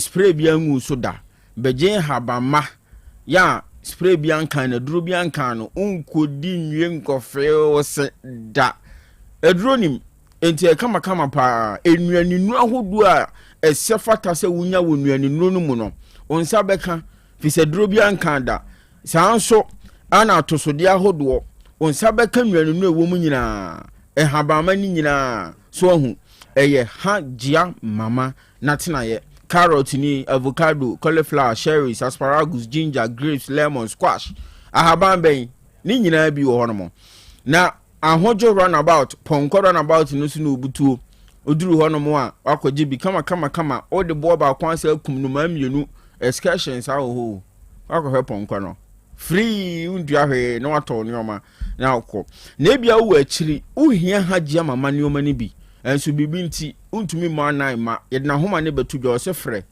so hu mrante no mo yesoma kro no delivery guys no ode be ma omo entempa so no de abro na wonso nyoma nyina koso yi de ama 0244774115 and 0243787504 eye hagye mama na homa for yento so na yenkopa aduane pani aduane de papa mu na da biara da mekanfo de mabo 530 catering services ni aduane a ede aduane ede de se kwabra me aduane ede sa no myabotre ma baba mu na dro na media ma ho atome erun to 530 na da biara da be bom ho samrane amanfo bibiri frem kwabra 530 aso number 530 sa no mfreme nam sa me pepa sanse din a mo de tome no pa se no anso nti ene ba me survive aduane de ba pa survive ye otuoza fi de tete popopo ene oye nkuruma green no option for ene efe ne baba green allergic green o se choose afini omu difference pa wokọ so nkwa abun se awura gumu awura bebre ye baba de no tim say yes we here ye de pe baba support de ne kama na baba di saa na 5:30 anything onye ne se kwawura de no ya manfo bia ye de hu bi us bi de hu 5:30 catering services ni nkruma no de papa no bia e na wode mo di ama ho towo na wo mo utwa mu se ya na yi pampan ya fa hwenu anu a te say yes aroma no aye hwehwehwam aduane e dede e bi 5:30 catering service ni nwan papa no aduane ye de chicken ye de fish ye de toso bo so vegetarian kura no a was mempena mo anka sampe fish nko a bo so kura no so munye mmiri abomu kakra mame bo so o mepena ntwina mo nko a mo chimfa mproso mame ni nyina 5:30 catering service nya bre edimau no asefu good banku ene tilapia de hye eno de jajaja de kwabra fe tilapia papa no bia eno de me se 5:30 catering services eno me wadi ama ho atobo obi oba o se mame twetwetwa no ma woro ni nyina twetwa bi ode twan to be draw no 5:30 wi ni nyina ebusanfo na banku no bia opa ne nkwan a enkwan na to santene se yie 5:30 catering services me say aduane no bedi ehunu se udi pa ti da bia me say aduane e de enyankrompon wo wontome nkwanem na menidi nche na fufio ko agya jobo ne ba kwaku no abusafo no wo msi fufio ene nkwan green yem fantam so ni nima ye ho ntoyen enu 5:30 say anopa ya no ndubre mu kru bia no wo pe ba bia tena kama ama ho atowa mesenya asem keto ase wedding bia ba se engagement se birthday party se ye bia ba na crossroad no kura no abusua wodi aba be tatro no kura so dance crossroad no no so yeso nko kura no so restaurant bia wodi tatro abusuafo tinuane de ope local and continental ene you do 5:30 akachia so peso ura crossroad ho so peso ura ho 5:30 ho no catering service ho no so a mesini nyina abechi de ye kwa kodidi kuma smontre so de oni sase 5:30 catering services aduane no de pa abusuafo nkura batani ni Otec junction na won ne nkwado no mu a ntwea no so hodom ade a baabi a samso kese wodon trotro for no gyina du ya no bisa se mepe 5:30 akache enuane de me se banku se de enuane bebre upedi ama ho atopa ebusanfo bi so ane na so ko mampon ho no a kuma kafo no kwan no so ho no ankoda no school ho no a SHS ho no obeduro no na ho so ba ko abechi ho annex no edo so ho me paso manfa na manama ho se dwumadie bi na wo ye de na wo ya for 5:30 catering services aduane papa efi eno ho be did good ama ho ato number is 0243 463365 0243 463365 na woni hajia abonkomo kama for light work company limited network so say we dissolve toilet facility at the amount kama do you drama me ba nye manhu sem enye bio digester sem enye biogas sem enye yenye ne se brofo sa ne da jusika boom na kofu bi wo mo ageko nenso dissolve no de edanson ye dissolve system no pressure machine no pressure system no na de be from the amawo betwetwe nsu betwetwe janan betwe nyoma wro nyina akogu fa ko a chese twe kofo mu kan na nkura ka se kogu bonsam ho da bi se no wayo no de enko bonsam ho se da mo kan no enye cement asem enye blocks asem iron rods asem Lightwood company limited wodi nim de kwan so ebe dissolve toilet ni bi ede amount Otec FM ha ya bi ewo ha pramso hene nana jampotua otoso medun nanama for April last stop hodwan afi nana uso macro market ho matters of Uganda Jubilee school hodwan ye Reverend Kamankwa Sokubu aman obabromem afrancho krobonso uso Evelyn woma you be some taka wija sigurion so woma you be ni saka ye because the teacher college of education Prempa assembly ho chese me ayen because me brosometo e time sadia bia so enu ti yemfa so ha na me fa no mane mawo tutu mirika ko fo bi fin so tutu miriko ye tumiriko wawadum woni Kesman FM je no hwe ai tudo dru ha brubru ho ene no nkoto kese na womwa na so wonsanka ne pai bi wo site chese dissolve na dance unya ye bi wia na bi hu dance akwabra media number is 0244591861 and 0597522839 0597522831 na wonne no ato ekese Kwaku ya sore say we say me sore sa ki sore mitimi enyi no akwa gate 11 ofaku yenchia no pa okay yenchia no and then the wife just nom na fei ba kunso brand neck ne ba brand neck and then Nick birthday happy birthday to Branek. You say Yamia Doma City Bia no boom de ruye na your city city Yanchano. Kwame Asenso so asinuya ofa asenso Yanchano na busu nyina won so no pe wo bi party atomo akabako anya asem ketwa. Lofty one. Lofty. Go feel him kayo. Him kayo ba. Lofty one kayo. Lofty. Yencha wa no pay ye. Obanika se adwumawura. Wono de bantwirebo no ho bo tuduro. Se ka na adwuma pa fine kan fefefe yem pam yem fanjura ni pa. Asuma ba pam oyine kwamena boating. Ama adwo pra kase jama do one o fiti ko tia na ho ade afie mu abusu me yo mafiri mo kasa so man from em emu from em ma mentwa so mo wiem mo wiem all right abusu azunaba oyine kwamera mayim efe mayi wafiri tepama hina na afato so wa wani tia me kuro mu hina na bisi atwono wampem ohina no pe won kwaso ohine ba bi tonyo boy no brofo sa tepa hene baby otonom ahenka na say na no brofo abusuafo yenda mame adwo nyanta tando asunaba oyine kwamena boaten na abirwa ba kofi abirwa ko fitumasi yekoso kai mo say mebusa question say galamse ho kwa yekono tumi no ewo abansem tumi no ewo ahemfonsem ana say wo amaimansem wan ne betimi amiaso ano we teasing question ye wa ntre 0505225578 0505225578 me catch you so no na yete Angelique Kudwonwe agulu na menti ase ba meto me ba se hwem say na free 80s one ye bonyo na or kasafa climate change say o say abodia no bedi I mean yes say yensu yes say ye kwae yes say niam bibiri o memu ha we no say agolo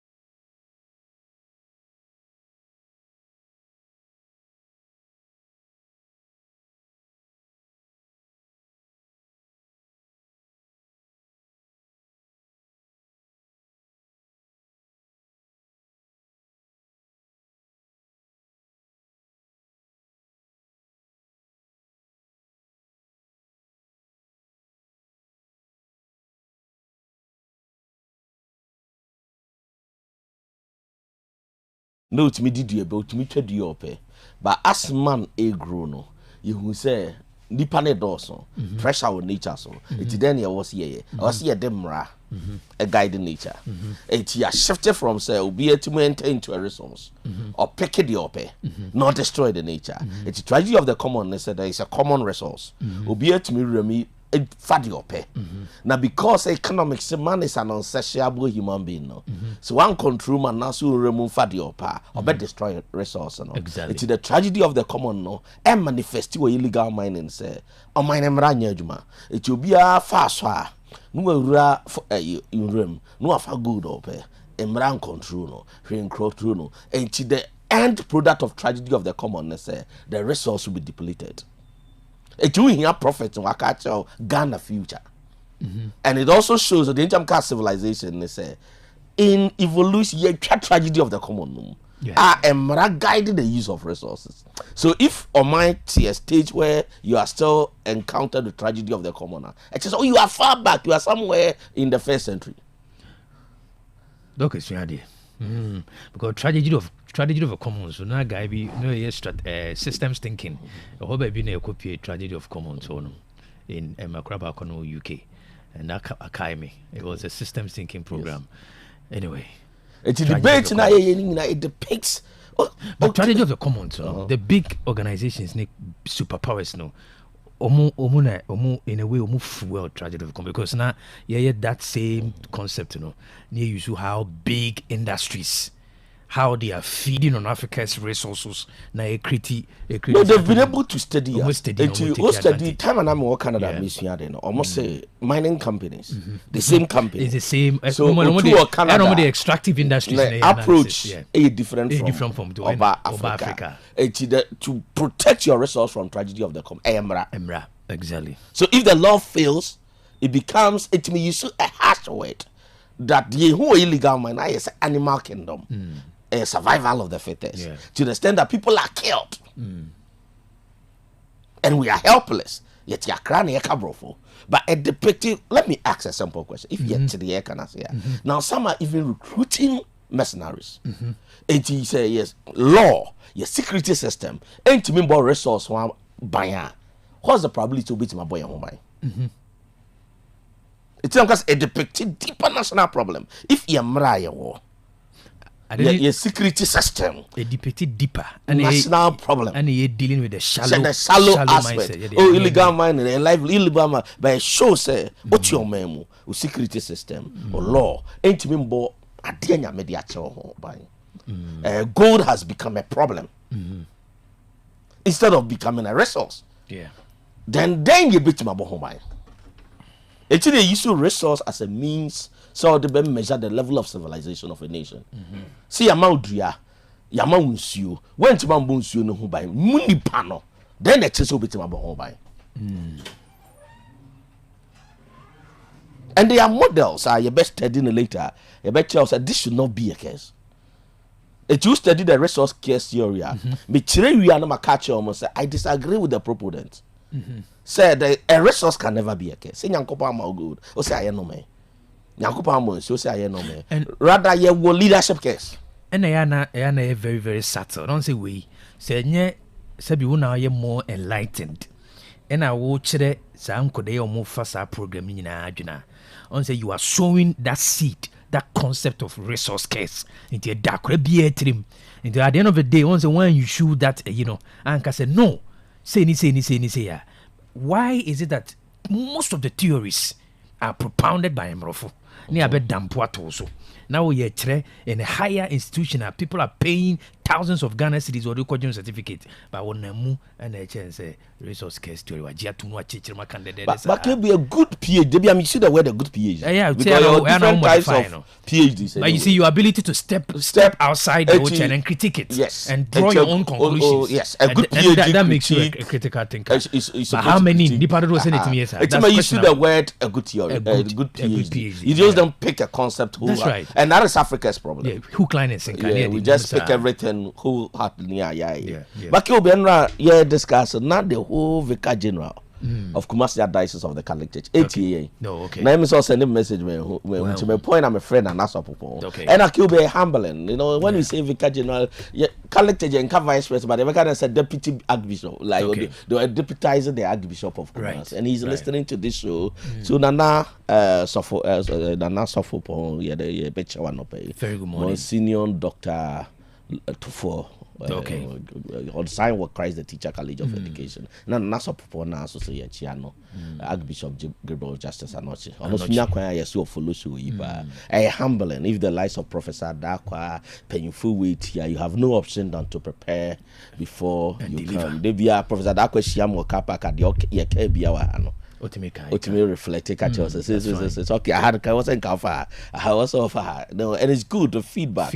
Yeah, very important for us. And Monsignor send a message and the account be quoting directly. Oh, okay. And so people are even taking note, paying for taking note, and they're humbling. It also means could be a Jumana and paying for me worry the political class. So, for example. All resources are good and patch on another way there and can send for CCB to move. But it be our man some quanta hene. All resources are good. Or it be a dance. Or OPK technology to send new months. Now share the omode you good now. Can be investment in your who's out. Yeah. Eti or that will be free. Oh, any and another 2 years because we're too. What's the catch said there is evolution. And in the 1900s, Kilby said the OC2 gold, Sana was a Odasu2 gold in 2026. That is the problem of Africa. And you study even professors are Sana yet. No, it doesn't mean that you shouldn't evolve.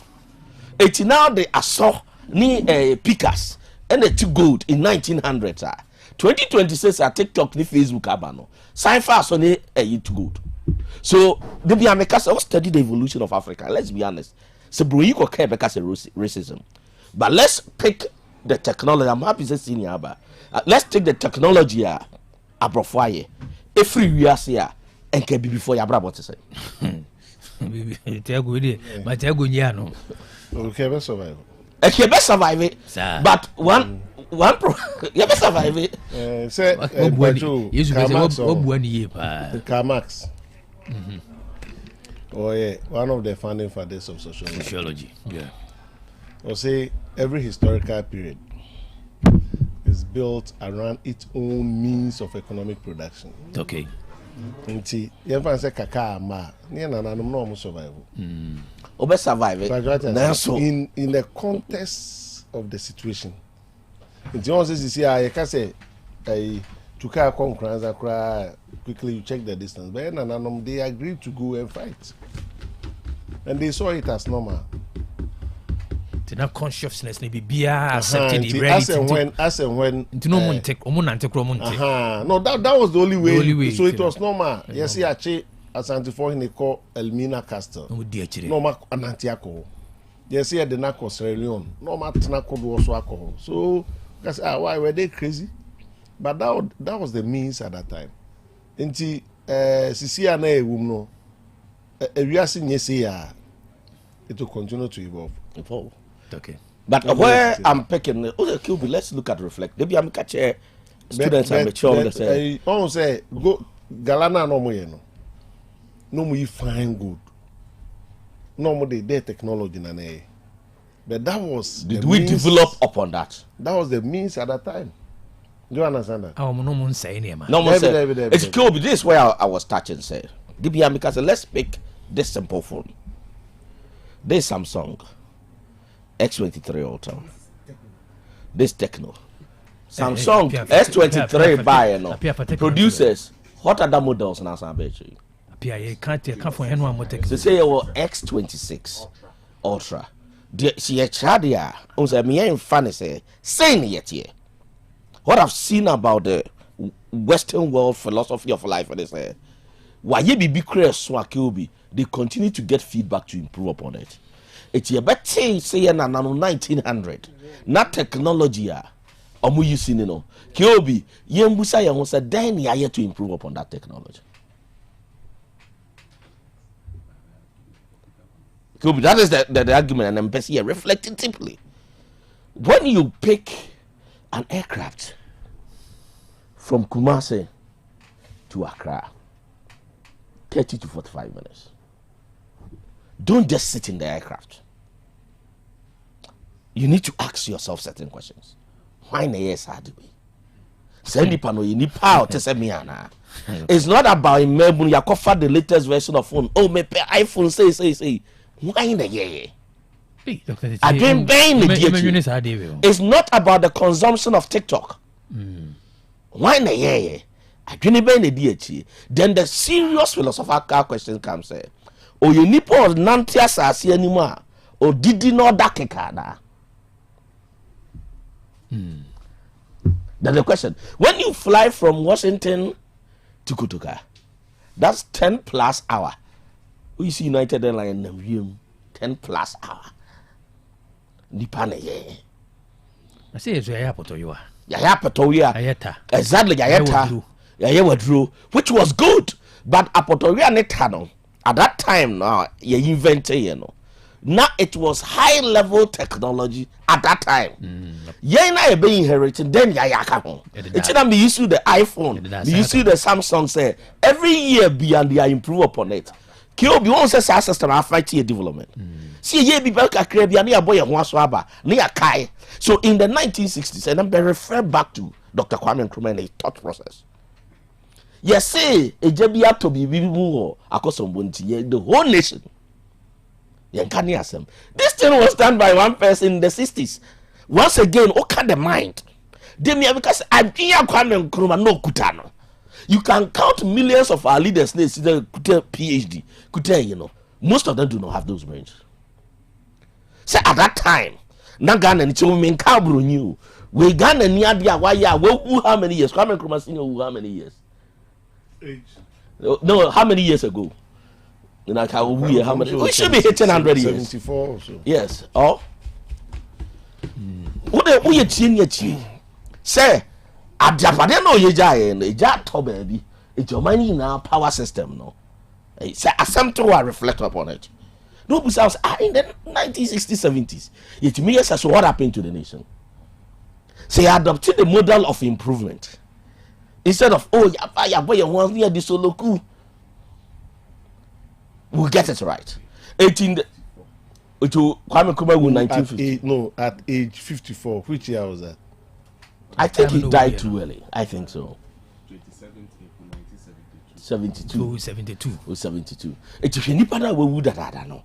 He'll be a see on mine 30 million people. Emu professors, emu journalists, emu lawyers, near boy a whole title. Near Freya who way very learned, near Maya who award 30 million people no. Nipa Bako thinking we still reliant on his source of what power. Where was the improvement mechanism? So if 1960 senior can 1960 if senior is to less near Managana here. When they say train, when they say money means of train. Exactly. No, but I get his concept. So railway now near what that time no. You adapt iPhone principle no, Samsung principle no, and they improve and Kagana your way. But now underground. Underground tree. Now at your phone some of us in baby are Ghana free. We know what Ghana is about. Ain't the politicians ni be big a crave no more bomb on some gas. At the way they be in the 1960s, Korean industries are near man near you. And just see any whatever be your mind free bar. And they adapted the monitoring and evaluation principle. And they adapted the improvement principle. Only baby Kagana. And then Kagana ni kwa baba or South Africa. No baby sorry kikadi your patch. It's not enough that the foreign affairs minister why are they? But it calls for reflection. South Africa. Say Ghana ni enye juma nye say baba was kwa South Africa. How? Kilby, so be do my way. Now need to be on my free bar. Now need the human capital. Kilby, the Diameka, the brilliance of the Ghanaian. Hey, you will nipa be bria. Senior the Obekacho. And you'll be on the walk good road to 7 senior and pay your better. Nipa be bring him the chain. But said the honey politics. Some people have decided to keep quiet. or mining your lack of nipa enimade. See a cast solar. Professors are research in solar. Me papa ya Otec technician or mechanical engineering department. Senior now we invented solar. Me papa call pension from KNUST 34 years. At that time, that KNUST was thinking about solar invention. Ura KNUST now traffic light be a wohobiano physics department for na. KNUST traffic light in room. The catcher must say, my ID card, KNUST. Me free Canada, rock KNUST for I'm saying no, Ghana is moving forward. Because KNUST ID card, senior, a bank card. So the KNUST ID card is more sophisticated than the Ghana card. I'm telling you today. KNUST to me issue 100,000 ID cards in less than 2 months. Kobe. So when him Ghana na, you can't want some na. Ubeko ko see KVIP no wa born some mama politician. Many professor be aiding komo and also abrofu be best no or more researchers to more ba KNUST and abrofu say they will come by road senior because normally you follow more by air. You saw more travel by road. No, say they can't believe this is Ghana. That this is the road they're connecting between Accra and Kumasi. Professor Anderson, we are say throughout our visits, no need the confidence to discuss any issue. A chief for no pay a catch him say. So we name Ghana if at that time Kwame Nkrumah yako sombodama na omuna yesi yako school ye nimde no because Ghana literacy level kosoro. Isi ye wani yeka Kwame Nkrumah asema debia ye go be a friend say evaluation questions. Every good planner understand evaluation questions because people Kwame Nkrumah abrofone man this guy. Kwame Nkrumah did not have oil. Kwame Nkrumah na literacy rate senior at that time now no yes anema not in Ghana literacy rate. At that time, no, yes, man. Not technology now, you walk on now. No, be. At that time, I'm not coming to my yes, man. Not engineers are Ghana, we need be. But ultimately, discuss that. Now you're saying constitutional review, you extended presidential term. Correct Kwame Nkrumah development plan. The you be within 7 years. Did not make you say if you are diagnosed to one diagnosis. If at that time, Kilby, you busa question and say if at that time level of technology, level of literacy rate, level in and utimi yes adena, and you more be 8 years. I never saw the Ghana do. And these are the things can was them. It could be an opinion. Person reflecting on this. It's not enough, and then more topic. No, it will tie into systems. What we are doing is the policy bar near the bar free SHS 24-hour economy way senior. We really do not think about systems.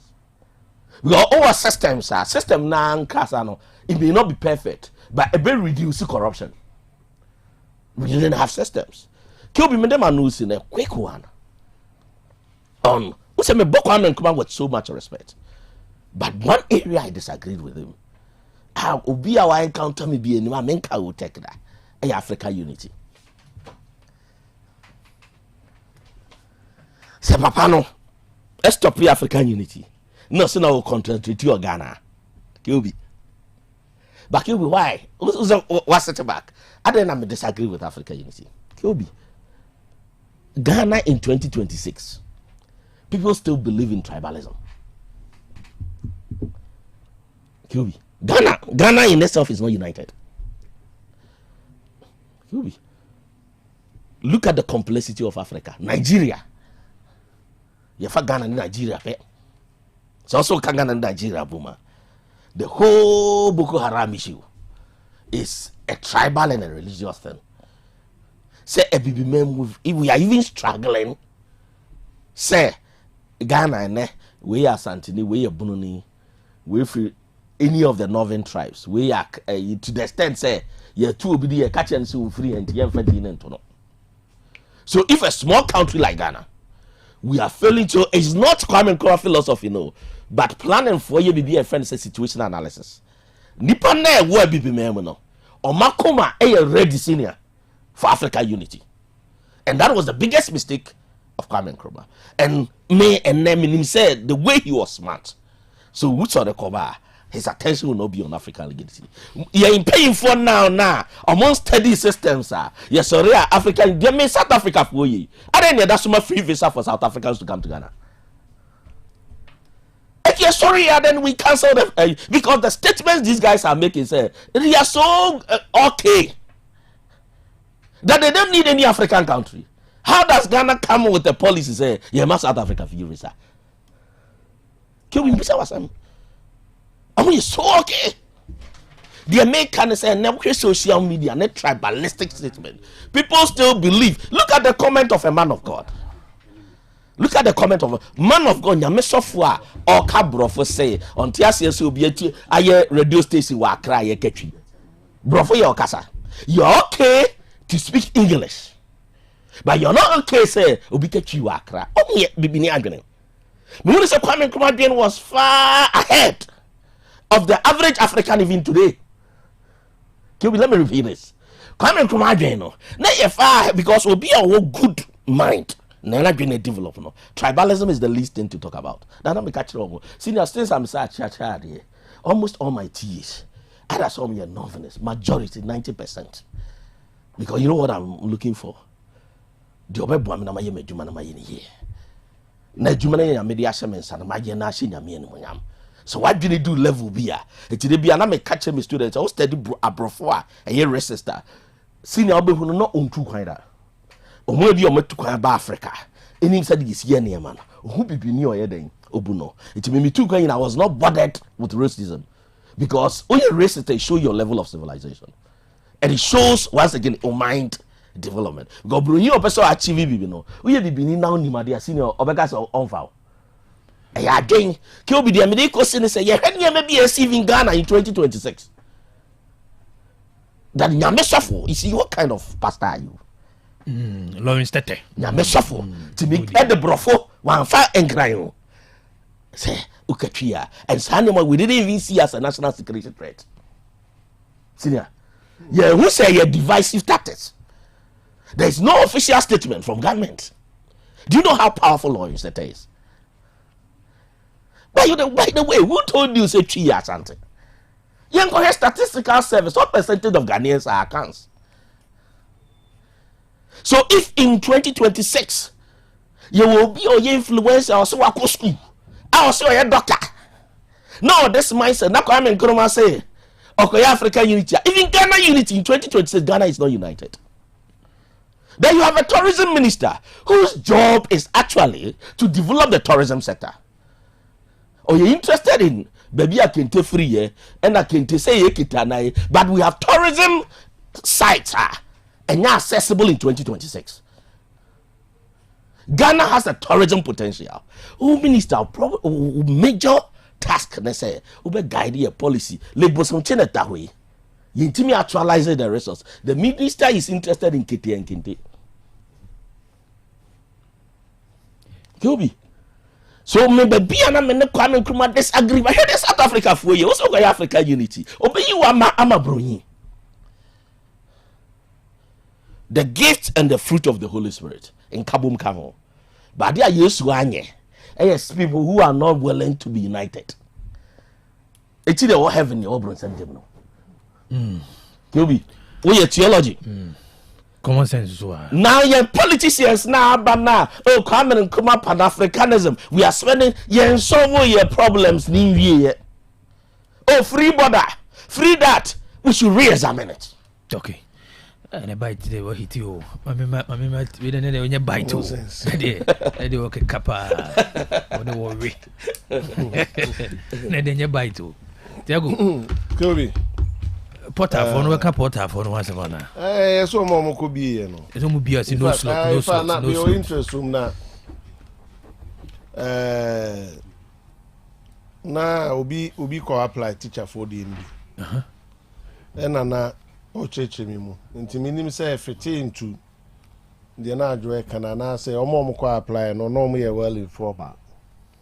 On say teacher for the na make you. Nanka e pese nipa no select somewhere around Kwabre. Okay. Yeah. But of course system no so no. Obe click Kwabre no slot. Okay. Baby a slot or dances out. Then I'll click it, dances out. So I was thinking, say, it be an then you say your blocking system no cry. But baby a spaces war, and I'll click here. I think that's a good model. I'm casting minim there. But we know they almost all both regions are no slot on Bonko. Of all the and then most of the regions that only no slot. No slot. Of all the systems. Among ye, but it looks like it's a slot number for NASA.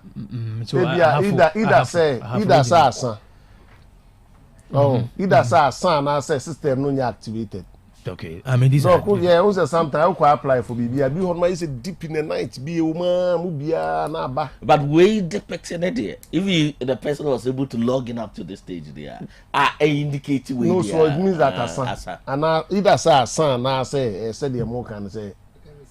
Into the system, not you know, I jam me cry. No, we are for help. Yeah, for help. It's the next one. Batch is on the TV. Bibreu. It's a diner by no jay. Allowance non-done scholarship. I don't non-done the scholarship. Next Kaga Krada, you won't fan fathers. Only 8 years. Among the scholarship, they are needy students. Because Canada is here to complete 1D1F. You can say. Agenda 1 no. See, Jai to intimate Krana, Libitimia Ibiama. But the politician is not thinking this way. What the politician but see, why will you pay for people to go to school for them to come and sit in the house? No. We need more free things. Into the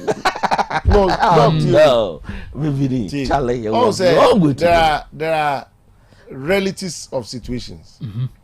There are politicians, and real, and reality. Even from free SHS to some other social interventions.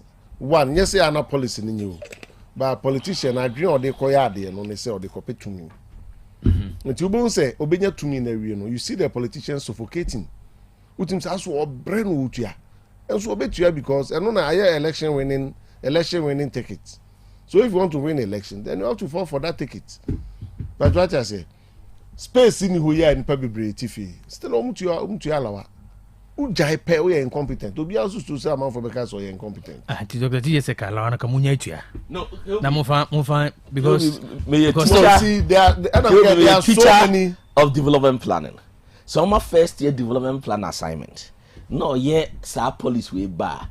I'll not give him, and I know lecture will give him more than 5 over 100. It doesn't make sense. It doesn't make sense. That you are paying people to go to school, no, I bet fee. It doesn't make sense. Now, this car would be fun. I want to mean some fun. Then no cook training is on your day. On your day. This car with him, their fun. Okay.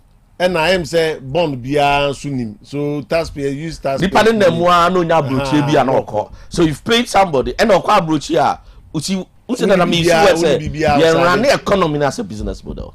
Who said there are some countries, maybe professors say no work Canada no. See they are no tax my US abayo. Because if we paid you and you've gone to school maybe oh yeah juma wa broche a, there should be a system where we get something to recover for future. I think there should be statements from the Ministry of Health and Ghana Health Service. They should be able to explain. But see, they have one to say, nurse patient ratio, no. A meeting standard, no. There be say no now. Education minister and Beka say, and come here ni pay 50,000. Let's see how the scan no the best soon ni pass 7,000. So we UN patient citizen nurse ratio you know. Even security the equal no more for any pack bi no. We police citizen ratio you know. Inti enuru baby enuru. Doctor health, doctor baby there fall short. Babos amount 40 fee. Why? Because politician no is interested in spending on some other things. The politician is interested in putting money somewhere. It's na make can be say sika no taxpayers etie for muti sika no dodo na kanwuram uncompleted projects. Sika no dodo na o se ke dey for e ma no na edi bi tu o mo kana system ne rane no. Sika na kokanwuram. Sikana kokanwuram edi politicians na ya da biam ka se ya ji obu yo no o ji omu yo no ahwe se o ma no da achete se yo no na se ya ese etua free no stress free fee no social media students ni jama obu mani agisa obu access can ke bitim dia prepare ground sama we school abenya adwuma ka se ska no say if indeed 1D 1F no active na ka ban every channelist kan ye me ani akoho yakosi tomato factory o ayi ye kan say brekum yakosi processing yayewe one ka bon say mo amujubility no ka we school adwuma da wo ba ya punish kan bia mo wodi na obuda mbade so campus na obujama all the way at this year say sa anyum na no moto ye tuya no obujama because sa jama na obo no sa sika kakra na ya pon ama na painkiller. The bigger challenge is waiting for you after school. Yeah, the safety yare but fever like kasana. All the person channel. Make say you see some ya na nya say bad o ye mu bia ye want that experience no I come bedo wo campus near the no there. Ye betimi abujama abo aban ba so. But in a bigger context no who we school no betre fi aban fa adwuma o se any clearance. Could be patriotic say and most of these policies no ya na election winning tickets. Election winning tickets. And we know quickly say ayema because where I say school koto forms are now oko apply for hola. Who be added to ma who did better 10 minutes now hall na ayema. Could be patriotic say and so mabo amount for so gum that and so they are also Ghanaians just that you can say they are not being fair to you. But how do you even assess those fairness? Yeah, announcement and say yeah, be no. Ebi aso otwe okodufi okromu kodufi anu akobi. Unu feel after we. And I say we need data. I feel that be from be so send new data. And I say that when you say you free be so I do not understand the real situation. Oh, no, especially when numbers are more the numbers that you be here within 5 seconds. But doctor, it is also fair to indicate say slot full. That's also no slot. And I meaning slot full. Semantics. No slot. Oh, it can be painful because still. Oh, say, nurse phone, pharmacist phone, way phone, lab ade phone no. Mo pa ade no. Ebi amu ye be nipa 50,000. Ade no so ye fa be 7,000. Enti enya bo be connection rate we date anu dey enya obi asemo ukona obi na tomato because sa nipa 8,000 no assuming without admitting so many 9 NDC for they are still within the 8,000 unemployed 50,000 Ghanaians. They are still within. Enti dey betimi aka na say as o ma anya fair to us no say ko mu twen kakra da bi ntwema wo mu free krom ko du fi ansa na wakodware wi na wako system so onko na ema busa doctor ube say parent no o say ne bananya admission and so ope ho ubotu ma kukro first come first serve utia fees eba o ko system so a me offer sibi o mko tino bi nche o cafe ahoma chin I don't see that here. But you for a decide way so no more them one room. Those days, yes. I know no. Yes, video. No, no, di Ghana so. Sa KS ya be ya bibi ketu e mo se yembo. Omo de omo renu kra sa be da hall. Omo call demonstration say duane e de mo free na enye de. It went me anya nhihye. We were supposed to improve upon the system. It wo no be di pani adane professor e de adwuma ne hye wo sa. Went me anya nhihye e ma manfo obre. And doctor, da bia ye nuanu bi ti se de na ye te hekin. O man kwan betena professor Penny or the school ano obe kire kwan of us ko school no ko be dey no too many kin koton only me most touching vetting no yes honorable osafo for vetting obeka so ofri na class no control common entrance o ko school kwa no akire ni niema mo pa mo ko hwe honorable osafo obesa say o ko school kwa no akire ni niema ontomam ne ma me akata so no making it look like as if say today there that poverty level is not there. In CZ, then today you have become head of the school. Also be better medicine and untuaka. Also be better medicine untuaka. As if say obre na bomb can happy see this show bottom school sa time na nika to atete no. As if say system na twem. Until today we have critical analysis how many of parents are no mo te say wo te bia no sa amre no na no mo ma betimi akoye medicine ni bi. Interesting. And na mo ma betimi akoye engineering ni bi. So I agree with doctor say anka ye kwa animu no ni ye adjust ye develop systems e beba nipa ho ahen no but rather life is becoming more difficult by the day ene obenya invest no kwa uhia be 20,000 flats. And you see the average salary of the Ghanaian. I'm picking Ghana living standard salary. Salary ni the dog to salary for no. Yes, salary for no. Ya na so kwa benya loan. But what I say? Yeah, the friend loan. Now what busia for no?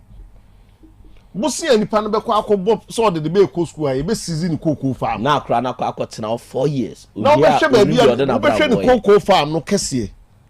Obi eburu a wado de agu apaso a all pesika to laptop amane ba ko school nti obi abagie bro ni nyina.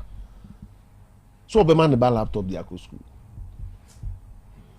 Enti say oye policy bi na utna ho na ye wo say society na se nyina ya ho den ye pe. Ye nyina life ye pe. Ya bosom ye pe nti chenchi na atwan dia. You had it free. And now ye in free o.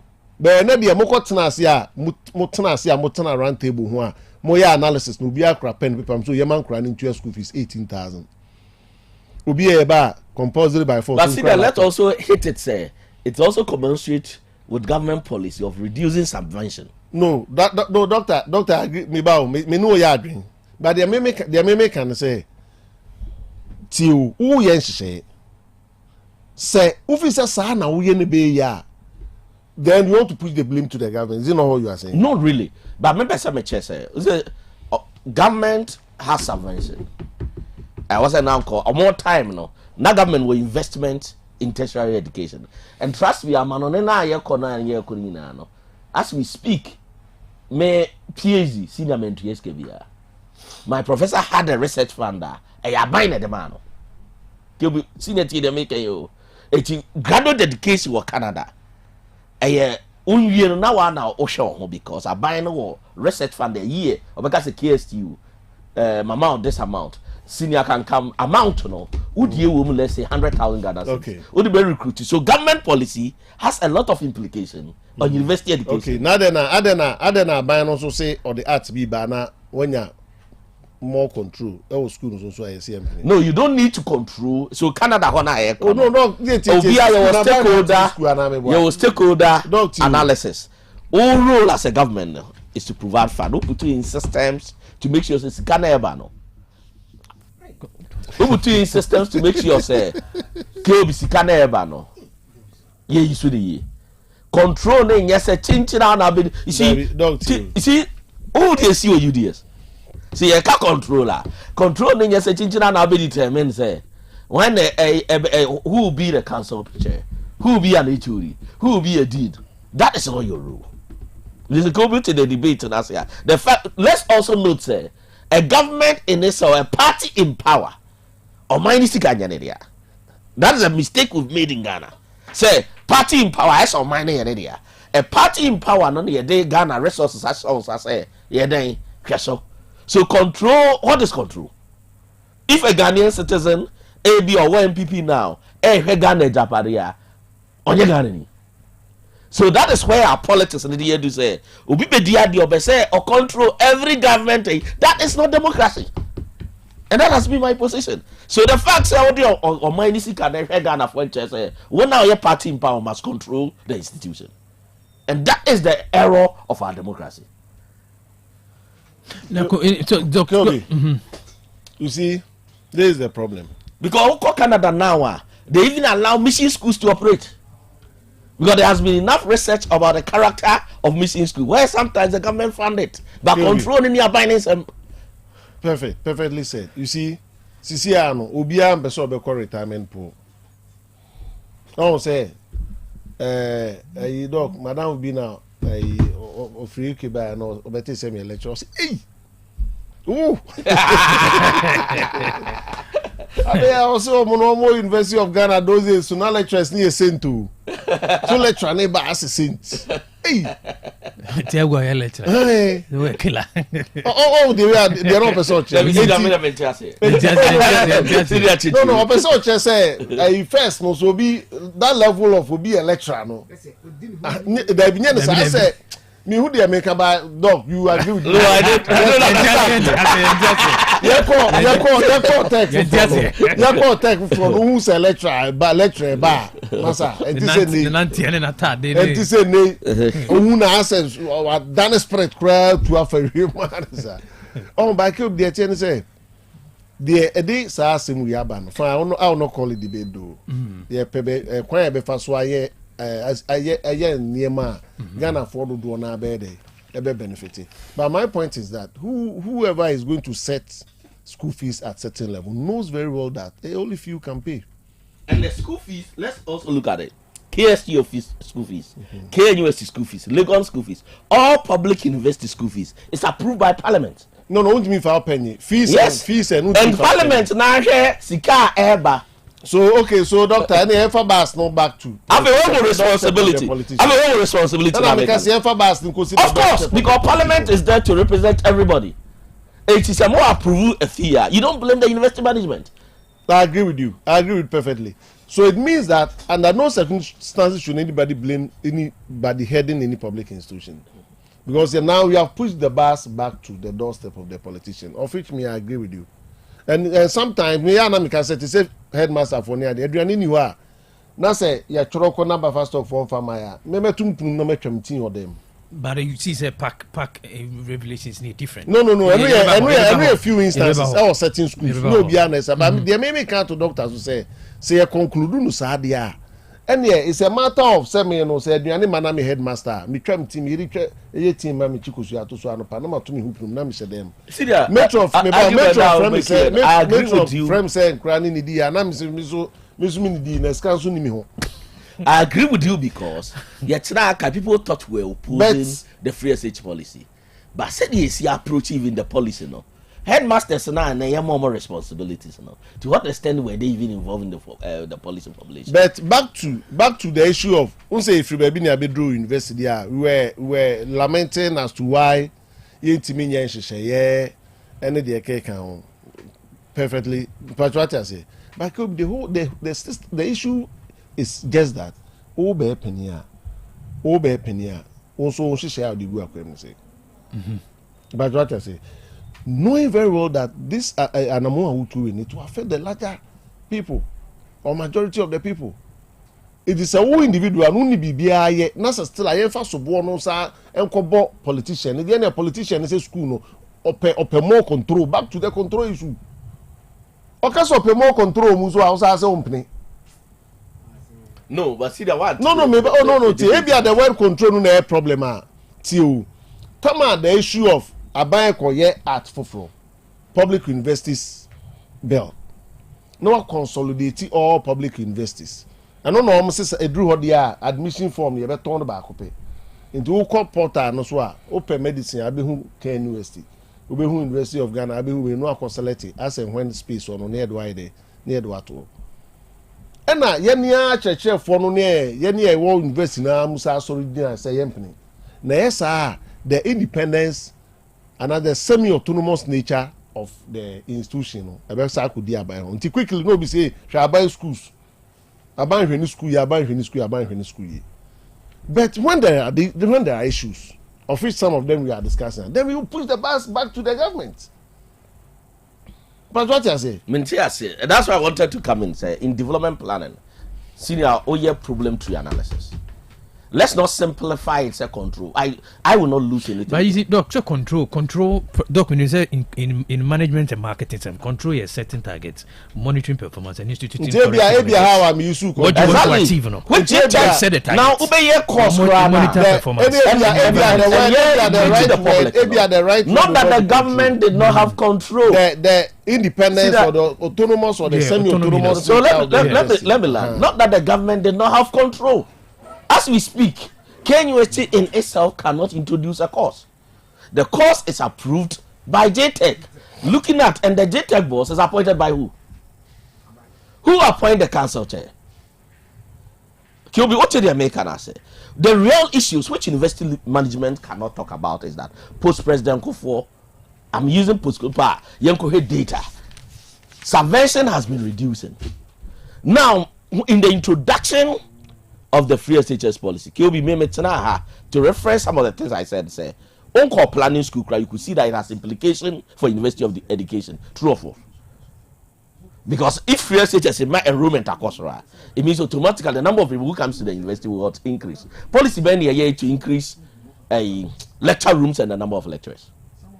So as we speak, the major funding of government in universities is basically university lecturers and a research allowance.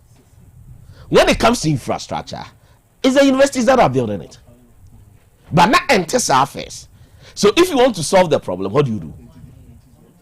Do you go say, oh, power now who increase it before you increase funding? To the average politician, they ain't almost sorry. You could see 12 new universities and they say the investment was some way with universities, they don't do it. So they think that managing a university is cheap. What the argument as laboratories and experts also see my engineers for you, because papa no a technician or mechanical engineering department, no head the pump unit. At that time, now in resources our government investing in training hands-on mechanical engineers. Now all those things have been left to the university to manage a lab, to manage everything. So the issue is not about increasing my power, no. To do what? The debate is clearly and then yes, I buy the Anyebida. I'm using post for President Kofo. The investment in our university continue to go down. Now you take silence, you're worrying for me. Because in the mind of the 1992 up to now politician, I'm saying to create a university is easy and very cheap. It's in the story I could see 12 new university because over Kenya University lab by here for computer science here one. It's the university now, the Jega Crank could see lab now. Abai Felicia and Yana responsibility, but today go to Harvard, go to Yale. The United States government still feels and it needs to invest in research and laboratories.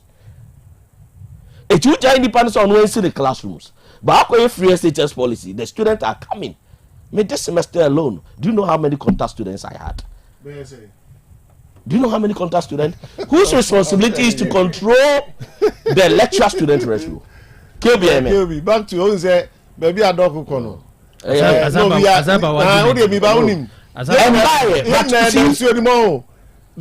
Kobe, me no, they tell me cautious here.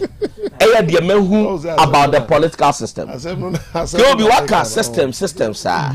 As we speak, Obi we need election. Or to say, what do we call it? An emperor. You get it? Or appointed how many people? State enterprise. CEO. Say Ghana for Philly say. You find university in Como. You find Como. All right, quick one. No, more managing. No, said you manage that enterprise. No, yes, I am family. Because and then because because I said that the system, from development planning, no, a system that is working you rather learn from that system rather than say, oh, the Como be into me. No, KNUST environment now. KNUST is in Ghana. Tell what you say. What manage. And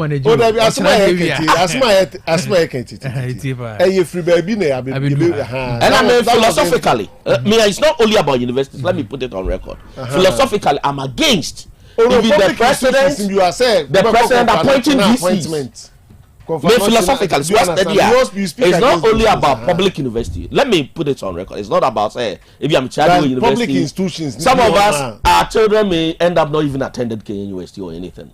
But me say philosophically, I analyze Ghana's political system, and then the politicians in here, and I believe that the power of the politician is too much than to even think of increasing the power.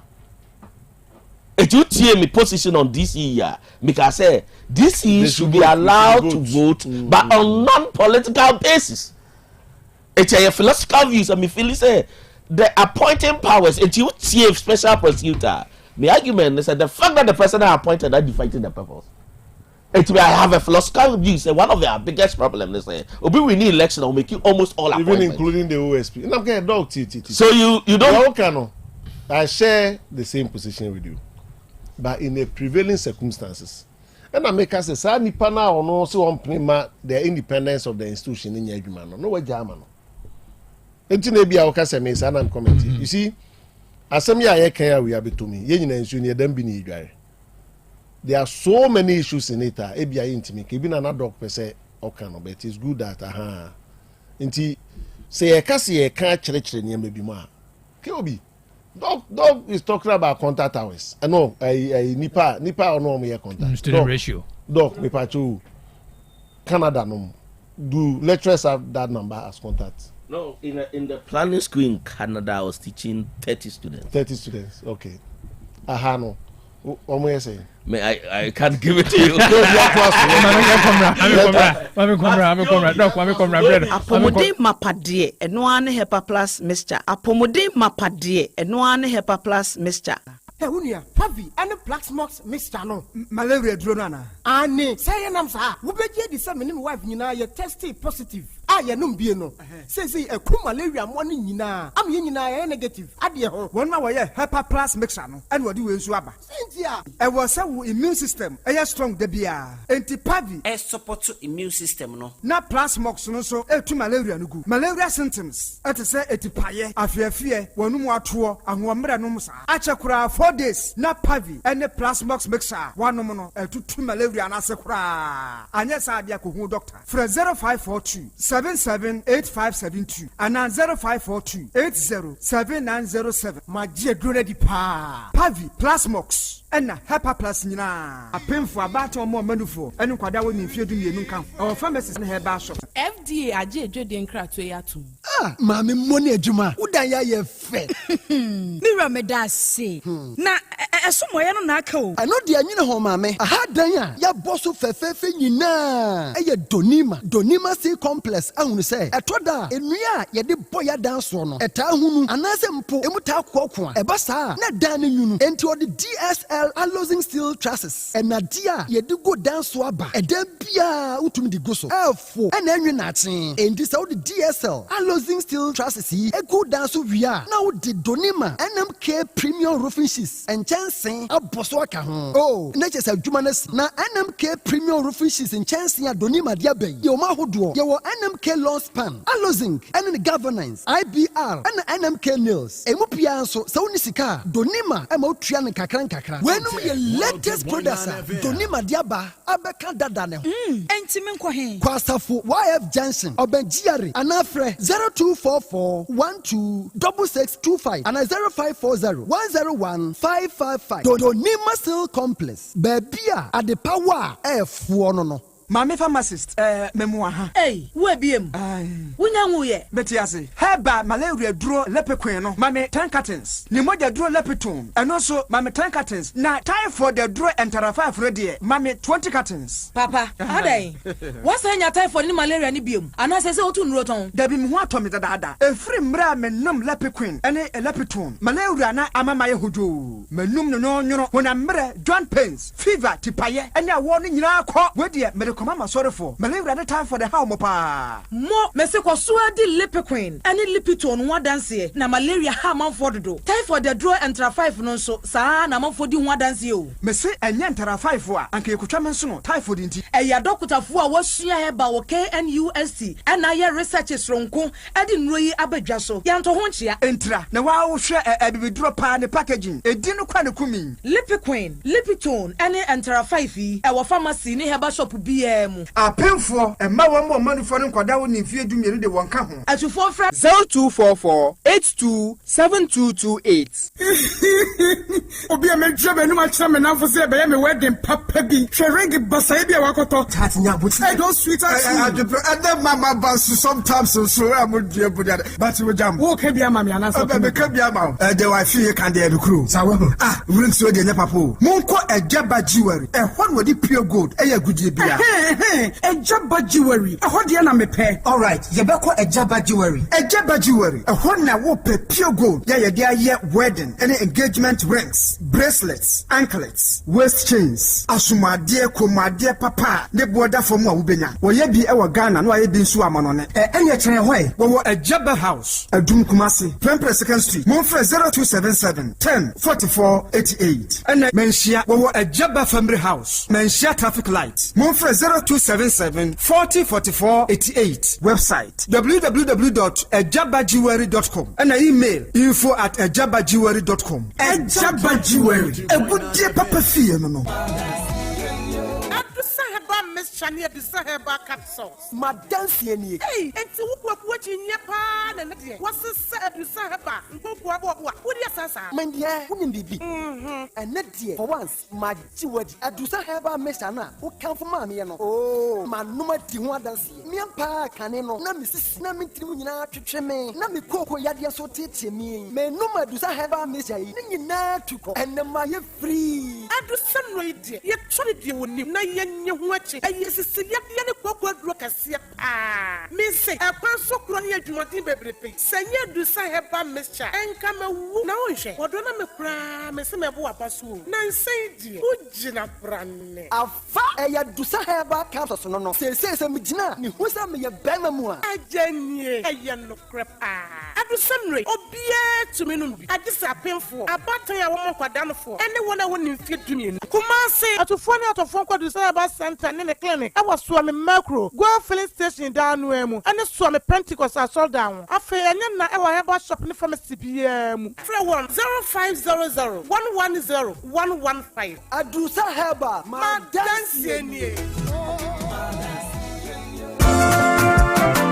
Wofana se breakfast sika ode money fra broche nyina ode fa seche dumasi rural bank e ho na me Western Union sika nyina efa seche dumasi rural bank wamuti bank in 1980 omodwuma penti omatre omonkwa mu womu anya branches makomako enwotwe ena omanya eye 3 mobilization centers ensoso aka eho Jumedia banks edibia no seche dumasi rural bank wamudi mu akotene eyi na omunyuma pa womu eye no ebi enie omugusu ton shells no na share bia ye 10 pesos omuye current account savings account, Susu account, child account, fixed deposit, Western Union, money transfer, mobile money transfers, interbank transfers, USSD Momo, from wallet to account and account to wallet, Ghana Pay, and Afe Yishish, Womo Eyebi Ewo Womo Akache. Saudi Sikato Sachadumas Royal Bank, branch Bia, Ubetime Yino, Omo branch Bia. Oh, sir, and ye mention me Yabosi and the Betrema Dumemu, na Kwambe and Mefos on Sabekebi. Omoma salary workers loan, public and private Nina. Commercial loans, agric loans, and a funeral loan. Omoma smart loans. Nanodia yedeba abaye juma efo omojo marketia efa controller and accountant general. Seche Dumasi Rural Bank meni ajo omohihye no ho pa. Ne me wo omochi akwan we. Omo headquarters no was Seche Dumasi. Omo ben edwa no. Edwa nso omo main station omo ben GP RTU Abrosa no. Kumasi Kenya se omo ne Methodist asafo no na edi nhwe animu. Anwraga onion market no omo ben no pepepe. Aboabo omo wo asoase kwa no so ho a. Post office no echipe. Tafo omo club 600 Dr. Amuzu Johnson omo bompata omo ben Boss FM ewo Edum Kumasi enyina so omo nursing training college no na edi enhwe animu Asantema Pom municipal adidwai omo ben health center no chechere afija kwa abre omo ben police station no enu ntisa ya frefra 05016827737 ana 05016179224 such Dumasi Rural Bank PLC, the bank with the vision. All right, Abusia, mami mo kwa baby Nyansapo discussion segment. And that Dr. Miba, Nyabute. Tiago Nyabute. Tuesday education, you know. And you do musuko. Why? Ode mama Tiago kwa. Tiago ka ode ka from. Ode ka. Yes, and I saw mu BAT. But is in komo yedi. Education and developing the human capital talent or memoir. But they can, I think Ghana are confused about when it comes to education as a type. No, I could be a better one. I don't go directive, you know. Professor for GTech for you know. Yeah. So it's still not, you know, tie into your confused state. You know. Kobe. In fact, I can see your problem, and indeed your problem. No, confused. We are confused. And now, say politicians take decisions. Bia. Na entimine omo field no adwene na ankoya ya na hadwene. You see, to become, you know how difficult it is to become a professor. And I say a case ni pass me see a professor a particular field of knowledge.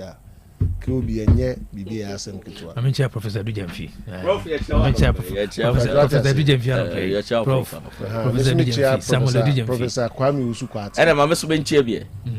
So president say Bobo Prof. Professor Adakondo tie Professor and I'm a chair Professor Poku Boys. And they prophet. Oh, yeah, they see how can Macana. I hear.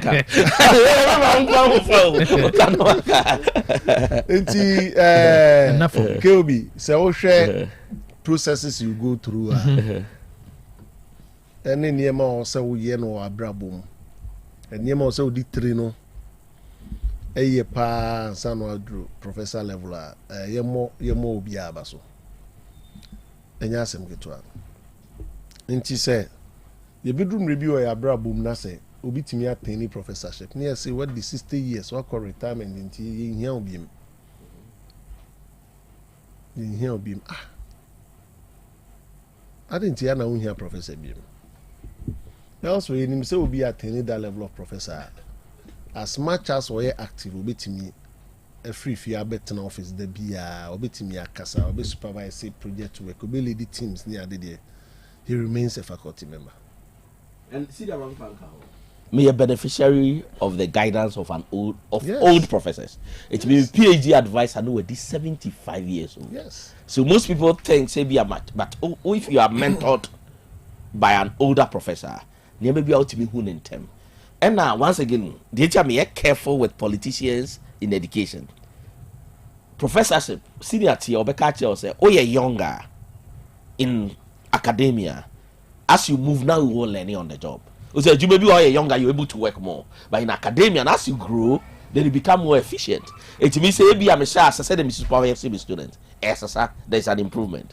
It's only the peak, now you're more valuable for the younger professors and the students. At that time, the politicians go fear.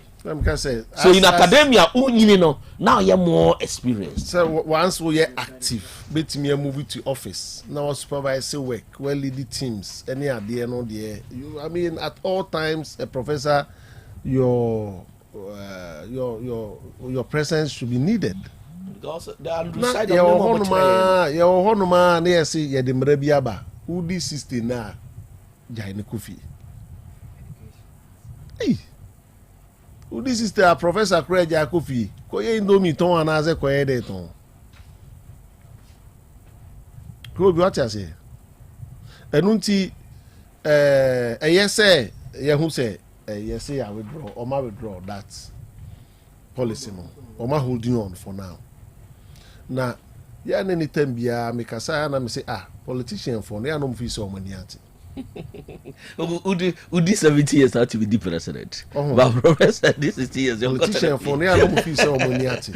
Yeah, now they are interested in as a utu amanfo bi kadodo wakọ retirement and Kobi, you see surprisingly today retirement wa ben adwuma me ye try there no. Almost say and the date say 28 April, right? Almost say date so 28 April say ya asukufi. Say uko try ade enra. Next week unin kra no class from say there be asukufi. So uguso mark. Say kra na exam say we. Into o mark no e be scripts in doso. Enti in between time also submit script no kra no person just say time no so ide. Wa ko retirement Jaine Kofi. Meanwhile, previously, and you see, it makes a lot of sense because from the beginning of the academic year to the end of the academic year, because your BA school near start here, so many things will be in process. Look, yes, sir. You could develop your course content. You could start your course content. You evaluate students. You be man normal assignment. No one say set questions. Copy some exams. No one mark. No one could do results. No one score. No one tell self. So previously, that is how the system is working. But you see, you see, just say, "Oh, chadi na and now ko chadi." As soon as I do 12, I did men ko chadi bim. Ade ya okọ retirement. Could be they tell me say politicians if you say omunkwan ni nyansan. And unti issues there. And I can say the issues doctor raising in them. There are so many issues. Now sometimes we should be a sebio so no or no politics into a court na baby no acquire policy bi. I could take a decision be affecting Kofwa. What do you want to say? I would name how the system run. What do you want to say? And nothing and make us say say ye to abama obi na unya power no ya hope so use ni say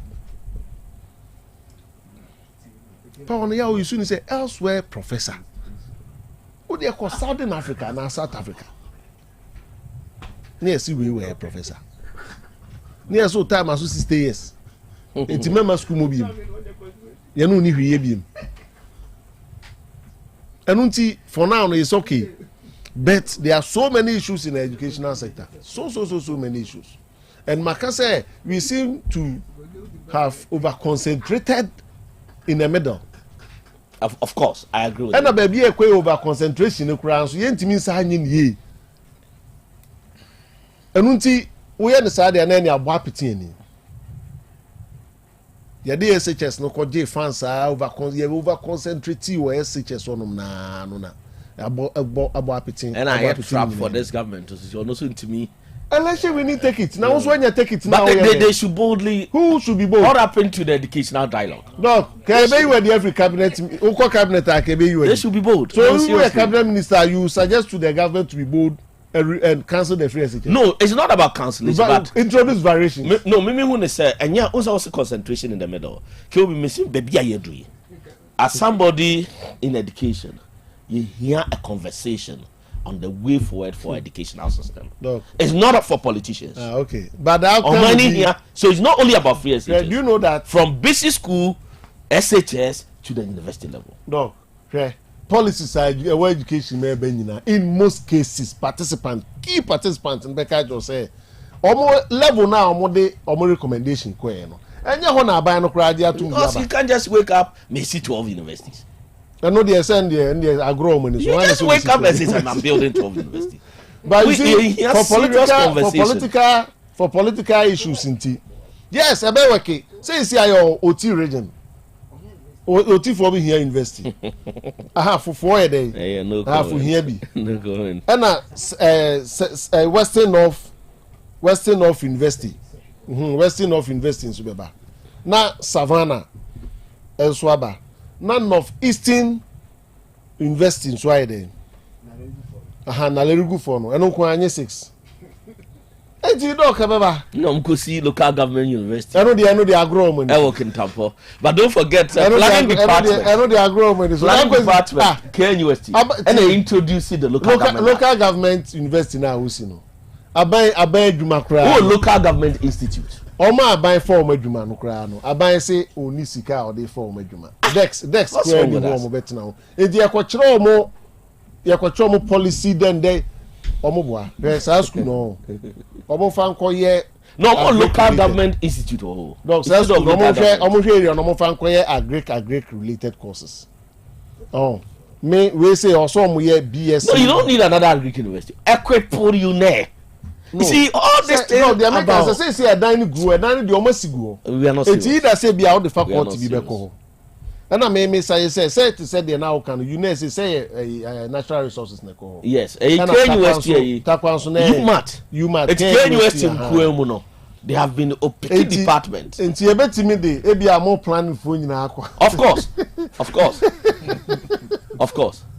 Oh, it's best say University of Local Government they ain't find we local government the crama in the bazaar. You find university. No. Local government why in the bazaar. Go be what I say. Any ABC 12 but for political reasons. And doctor, you see surprisingly politician who could do any bia or pay school. Yes, open school. But you into that for. Baby you do now no. You need real skill training for your citizens. Abra school back kwasa say on. E betimi aye complete industrial zone. Of course. Complete industrial zones. It can take 500 different firms operating. Yes, school back kwanzas. Yet school back kwanzas to her. But ohini bia say open school in room, open school in room, open school. And we now makasa, but now my site areas no da. And you see how the politician will justify the 12 additional universities. Let's get a communal. Could be what I say. And the more you do that, now buying also now a year day. The expenses here the air cost. Go see there, money embargo on lecturers, recruitment. Oh, your embargo.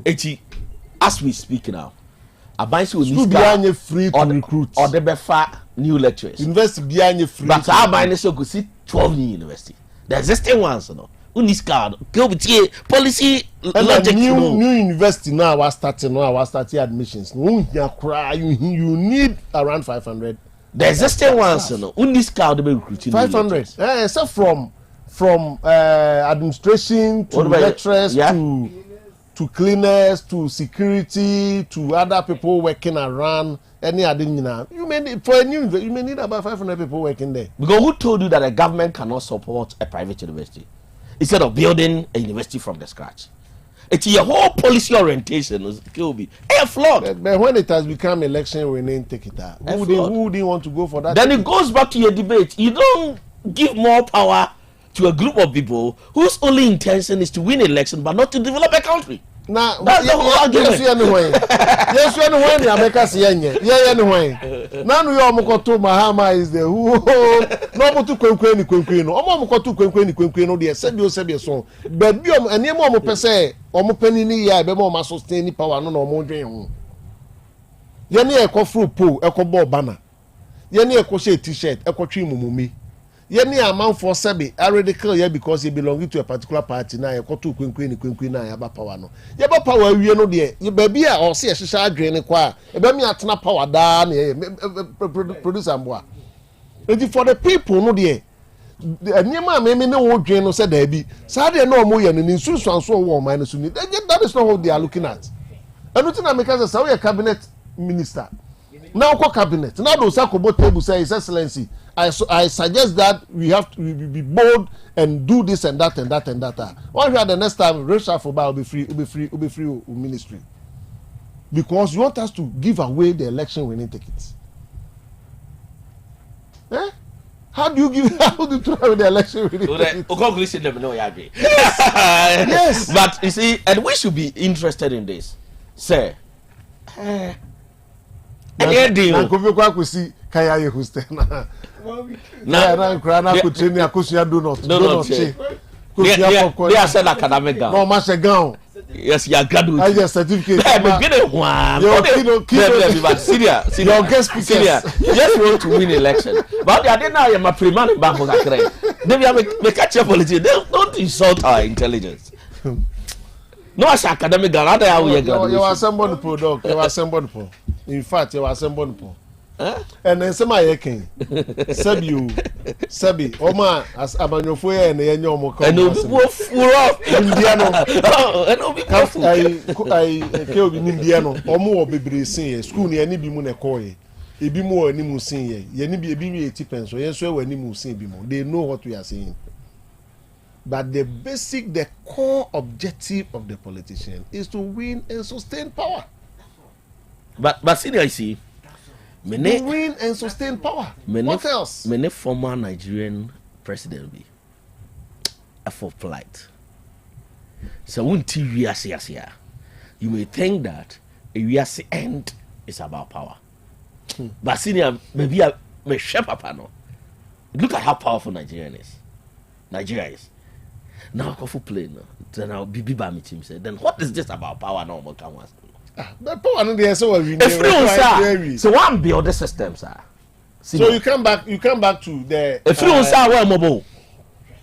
So you need deeper meaning about life. I mean, what I'm saying is in as smart that most of our politicians are smart, they were good academically. Most of them deeper meaning about life.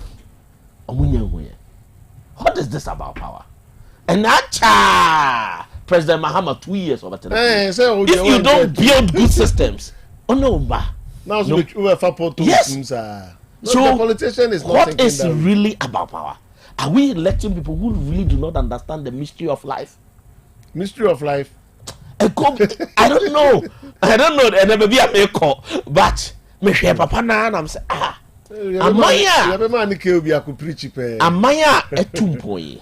Can you have a former president?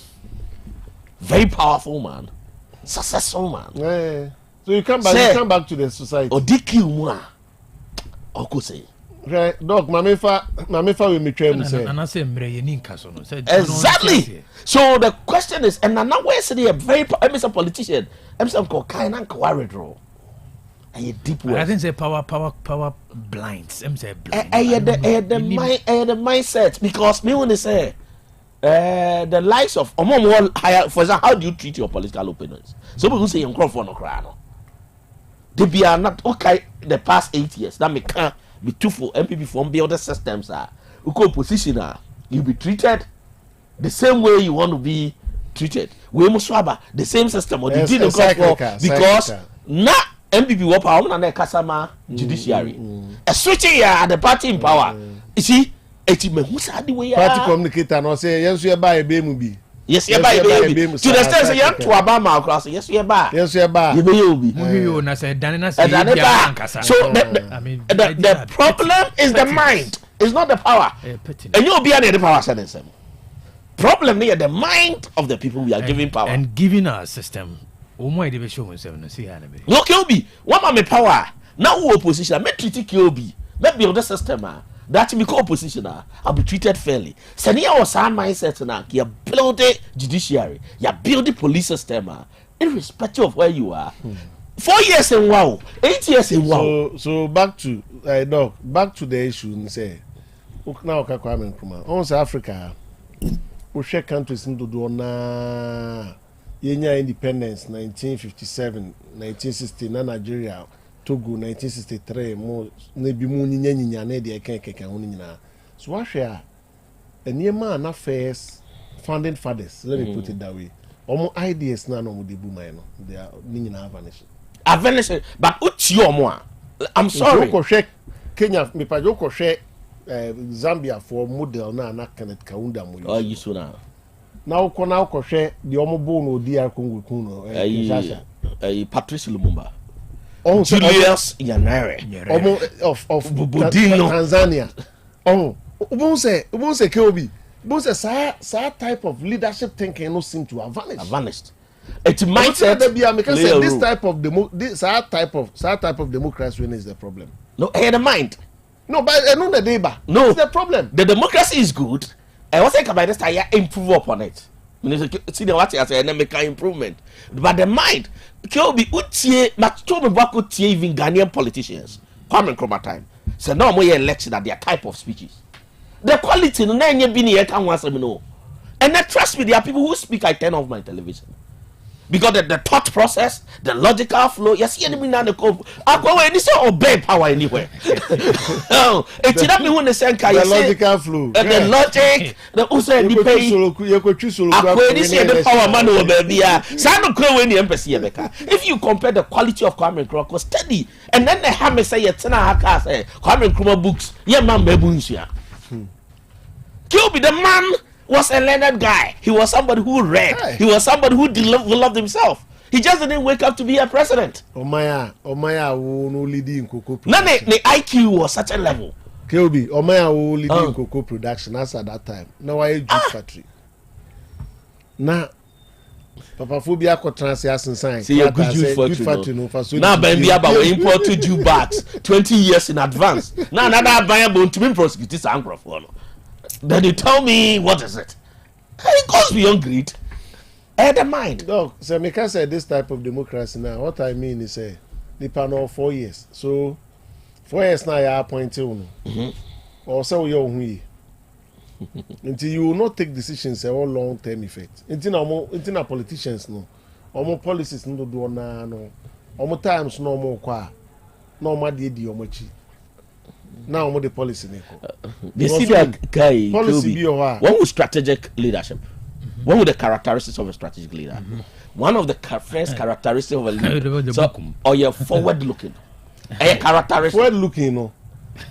Because the time you're 4 years. Then that person is not a strategic leader.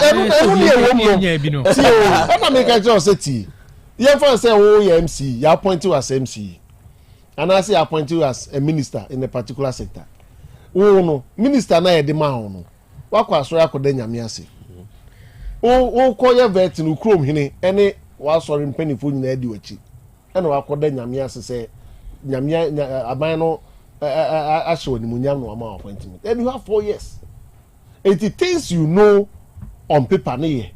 Since you know that you begin to see the benefit in the next 6, 7, 8 years no. and your money be on ma what they say your policy for your money be on ma what start here what take you time we start here so only year after 8 years sadly you may not do it because you have 4 years. In between the 4 years, the government the next morning can reshuffle you and you will not have any other appointment. Senior, but even the short-term strategies, we are not getting it right. We wouldn't be any problem. No. Let's assume that the person is not short-term things, basic things like waste management. Short-term, you don't need. The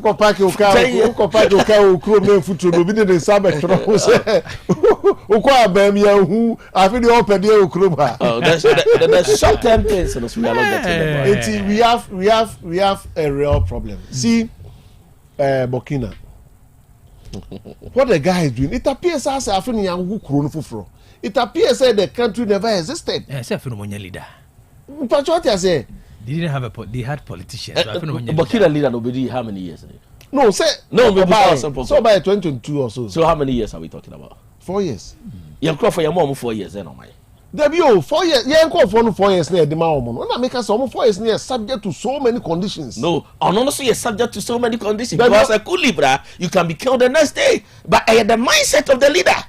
Who's a mind, no? KOB always talk about the mind. Me met you way. And I'm a room and GD, you know.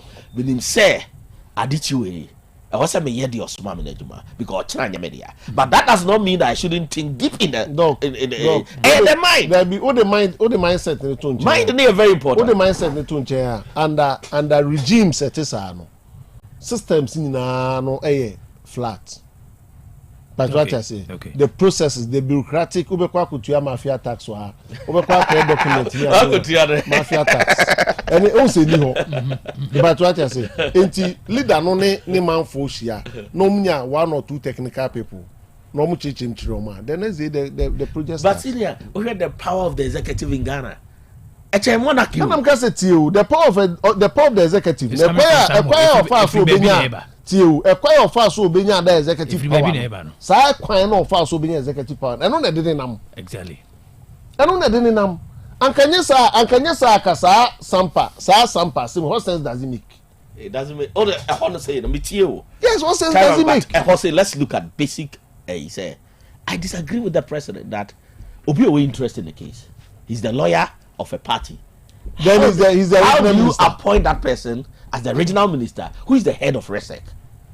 It's a basic ethical question. Conflict of interest. If not, and there is a country that has pushed conflict of interest under the government. If not somebody trying to protect Nivuta, how do you do that? If not somebody thinking about the next election in terms of vote coming from particular area, why would somebody behave this way? So the guy in itself, because of the interest in the case, should not have been considered for a regional minister. Then it goes back to systems. And then there was a regional minister and a head of RESEC. That's another question. Very interesting. So a system. Kirby. Look, a very huge massacre. And I say about say cancer now.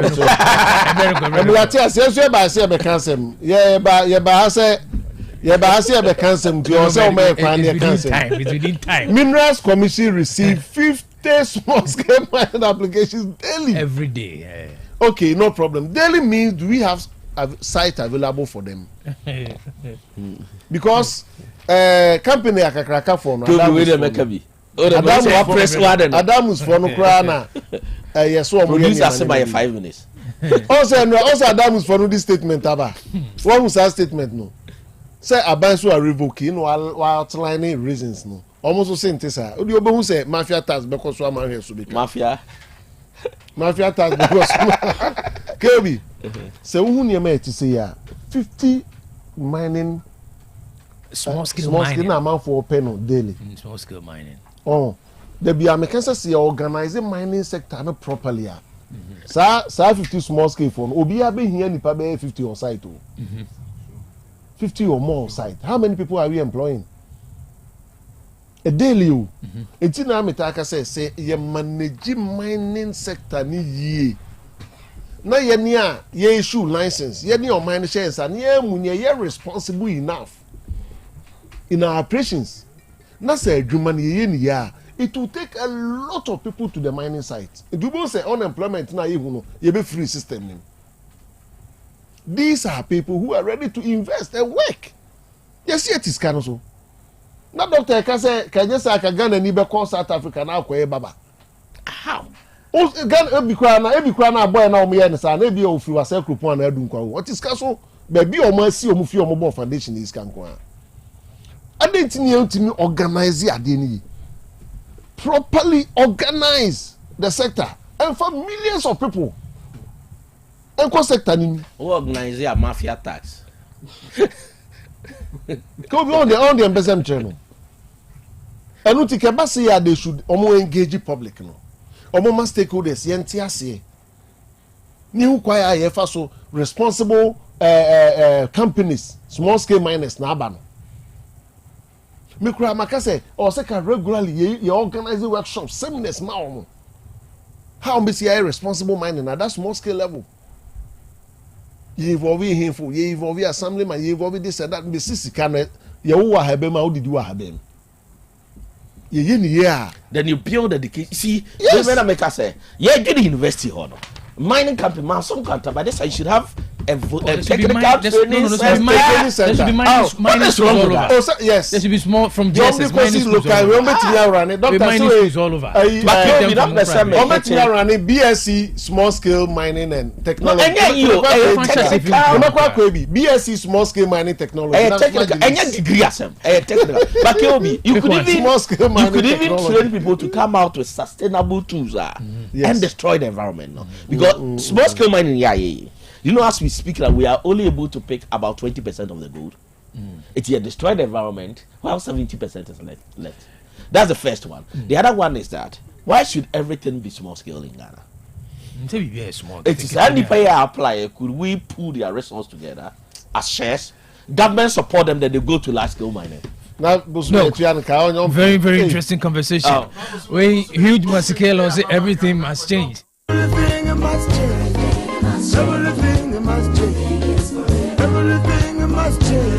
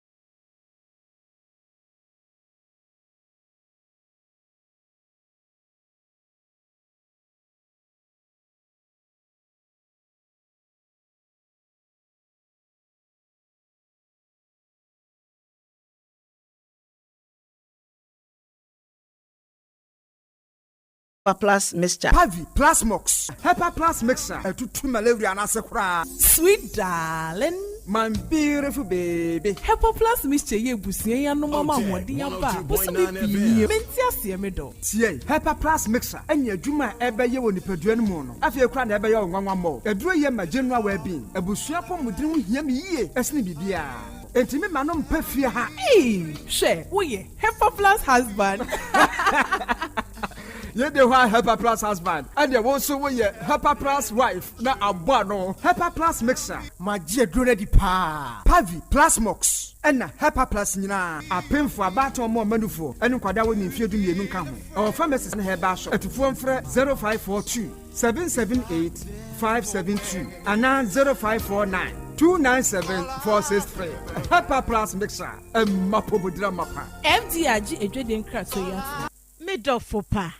Adia bakwa ema self-confidence and it say good oral hygiene enum apomoden obey obi ne need nkoma unstretchy esanse wonim se nka ana pampan efi wanum ba no ohaw bi enim eti wonso awutie me bra by Grace Dental ne behunu dentist mo hwe wanum mfama wo beye scaling and polishing na wo sentem bibia hihye mu bia no yenye yimpiepie ma wanum enna ho would you send a swabu to persiesie near DBC Somawa, bra by Grace Dental.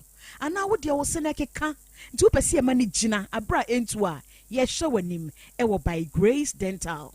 kaka ne hawo abobo ne wosimu ntokro emo ye tuntum umpe ne saa ye twenwo ewo by Grace Dental nya ye ho adwuma e de ama wo ana wo hawo ne de ye wo say moa bia ni ho by Grace Dental ewo moa e de ma wo by Grace Dental ewo breman ose kwadwo DVL ne nchen pe bibia ni amien kasa 0244 97 68 05 Obi benya wa na free yade na apomuden so yenhire nkokwan energy protein dietary fiber iron vitamin B12 and C omega 3 folic acid molecule na selenium na wasum dia go future life smart food aduane mu me pochinyifo Thomas bi se o magimaduane bi nkosonhwe setimi sanyarwa be se wo hane akire asichire yade mojabroso kokram ahotutuo ode epua be ma ne hunsu agene no aye mre wo mpam de ne nase ata stroke and the napos wa yemre future life smart food bebo afeidie aye busuan chemfa maltabella sogum wom enti regulate sugar level no san ye adwuma kwa nkasa enimu sana diabetic theory no so boa woni a enya sichire yade sickle cell typhoid asthma branche ne maba wa ekwa gym mompe high protein nubinto oba bia opese ne yafunu ye flat no wohia smart fiber and zero smart food a future life smart food diabani ya Bolivia Enterprise na kofa nuani ye ba o mayimu enkran woni Ghana Telecom University no ye opposite Kumase wo ben Sofoline alignment ena tema ubenya biato Evergreen Supermarket fre 0246 010150 0242 878090 future life smart food about that ho ban mekai panse me nana so sori anopa na wodi bidie atobo ditire so na wodi atwitwe ne se de bia na ne se ye fita enke bie ni nanum nyame adubunti ofoso mensa and sons akofa Omes original lemonade charcoal toothpaste ediaba ye de bidie akakaduro eni anka atwade na aka bomu ayede aye Omes original lemonade charcoal toothpaste yasa de moringa ahahan no aye original herbal moringa toothpaste aye purely herbal se wodi emu bie twitwe wosia ema wosia fita eye nkaboni bie firi wonum na ema wosia ahoden we die abusuan chemfa se wo pe Omes original lemonade charcoal toothpaste ana original herbal moringa toothpaste dia enkran okanshi fre 024 634 4818 kumasi ye wo solid fm edandadani mu ye ne ade cutlass dan no na ehwe ni mu ehon so fre 024 381 4661 ana 024 471 8672 Omes original lemonade charcoal toothpaste any original moringa herbal toothpaste dia wo see here no FDA ajiegede nkratuo yatum. Madam, are you still paying with cash? Stop. See, Access Bank just introduced Rewards by Access, your new way to enjoy the finer things of life just by spending with your Access Bank card. Signing up is easy. Visit the Access Bank website and enter your membership ID from your welcome email. Create your username and password, then verify with an OTP. Voila! You're in. On your dashboard, you can view your endpoints, manage bookings, and track redemptions. Ready to redeem? Get instant airtime. Shop for electronics or fashion, book flights or hotels, and much more from over 3,000 merchants globally, all with your reward points. Just choose your reward, confirm with an OTP, and redeem. Rewards by Access is open to all Access MasterCard and Visa card holders. Terms and conditions apply. It's time to turn your everyday spending into extraordinary experiences. Sign up now and start redeeming. Rewards by Access. Enjoy the finer things of life. Access Bank, more than banking. Otec FM 102.9. Don't touch that dial. Yeah, right. You're looking good. That's it. That's it. And I'm on come here though. Whatever boy. I mean, today we shall overcome. Said the TV. So, and a pay upon the one some Canadian. Was so in the other was, and then so Pancubim. When I'm a donor bassy more dense to the idea. And when I'm count, you have a capum doing one some. For so fire, Sabu will be able to see me. And then I don't say about one person, the shall say. I 27th December. Woman, my penny be I don't say with dear actually me, and I'm person me can want some. And I don't make sense if you can say so sign. And I'm trying to read a TV station, Queen so can say. Ghana, say baby, yes, will be any so pet, yes, independent. I take. say ye dear nation so say dear nation so don't do one was your cocoa don't do one your cocoa Africa ya the higher powers cocoa and yes sin any so pet uncle say baby and sin so pa ya say te near us here near the course this is a operation this is a pet do eh now dear I see when I say my man say 27th killed was say I didn't ever seen any so bad 4 years ago and I'm say te why ye dry ya and what I'm saying I'm Benny surgery and also say was slow. Now what is a make a son? And I was so over the GD Besha and Medusa Miss Chanecassos Nibi. And I was starting so on Medusa Miss Chanecassos, one of the Sam Miss Chanecassos. Ah, now fear the shrinking. No one will say I don't know for an air phone. Nicasian a sort and a sort ah. Now fear I don't know get to None now what the answer I so be a crack. December Nimo 27th, the man I'm saying, the Mama Baku Crane so. They will feel pa, Mimini Obio, and no more framing. I'm saying, hallelujah. Say near dance here in Komu, and the epe. Nami de radia say, I'm saying, Radime Dawase. Mammy, I didn't yet tell you cocoa tone. Medophobia and a baby so so titsu, eke kawa, when ye, and come here for being when you so, na ni, a pedia cania. What posa when this son trying chene? What posa when in so we see? What posa when in so film where out there? We posa out there. Which I ask your soldier and be a guswa. Make up for the Sahaba Misha. Any do Sahaba capsules na dear ma was say. But what dear so be paid with Sunny Binoato. When you saw you with no, when you saw one time, we are the only year, April so, that's a crew was so to tuno. Where is so much to say about Miss Sunny capsules? Nini Nabijay.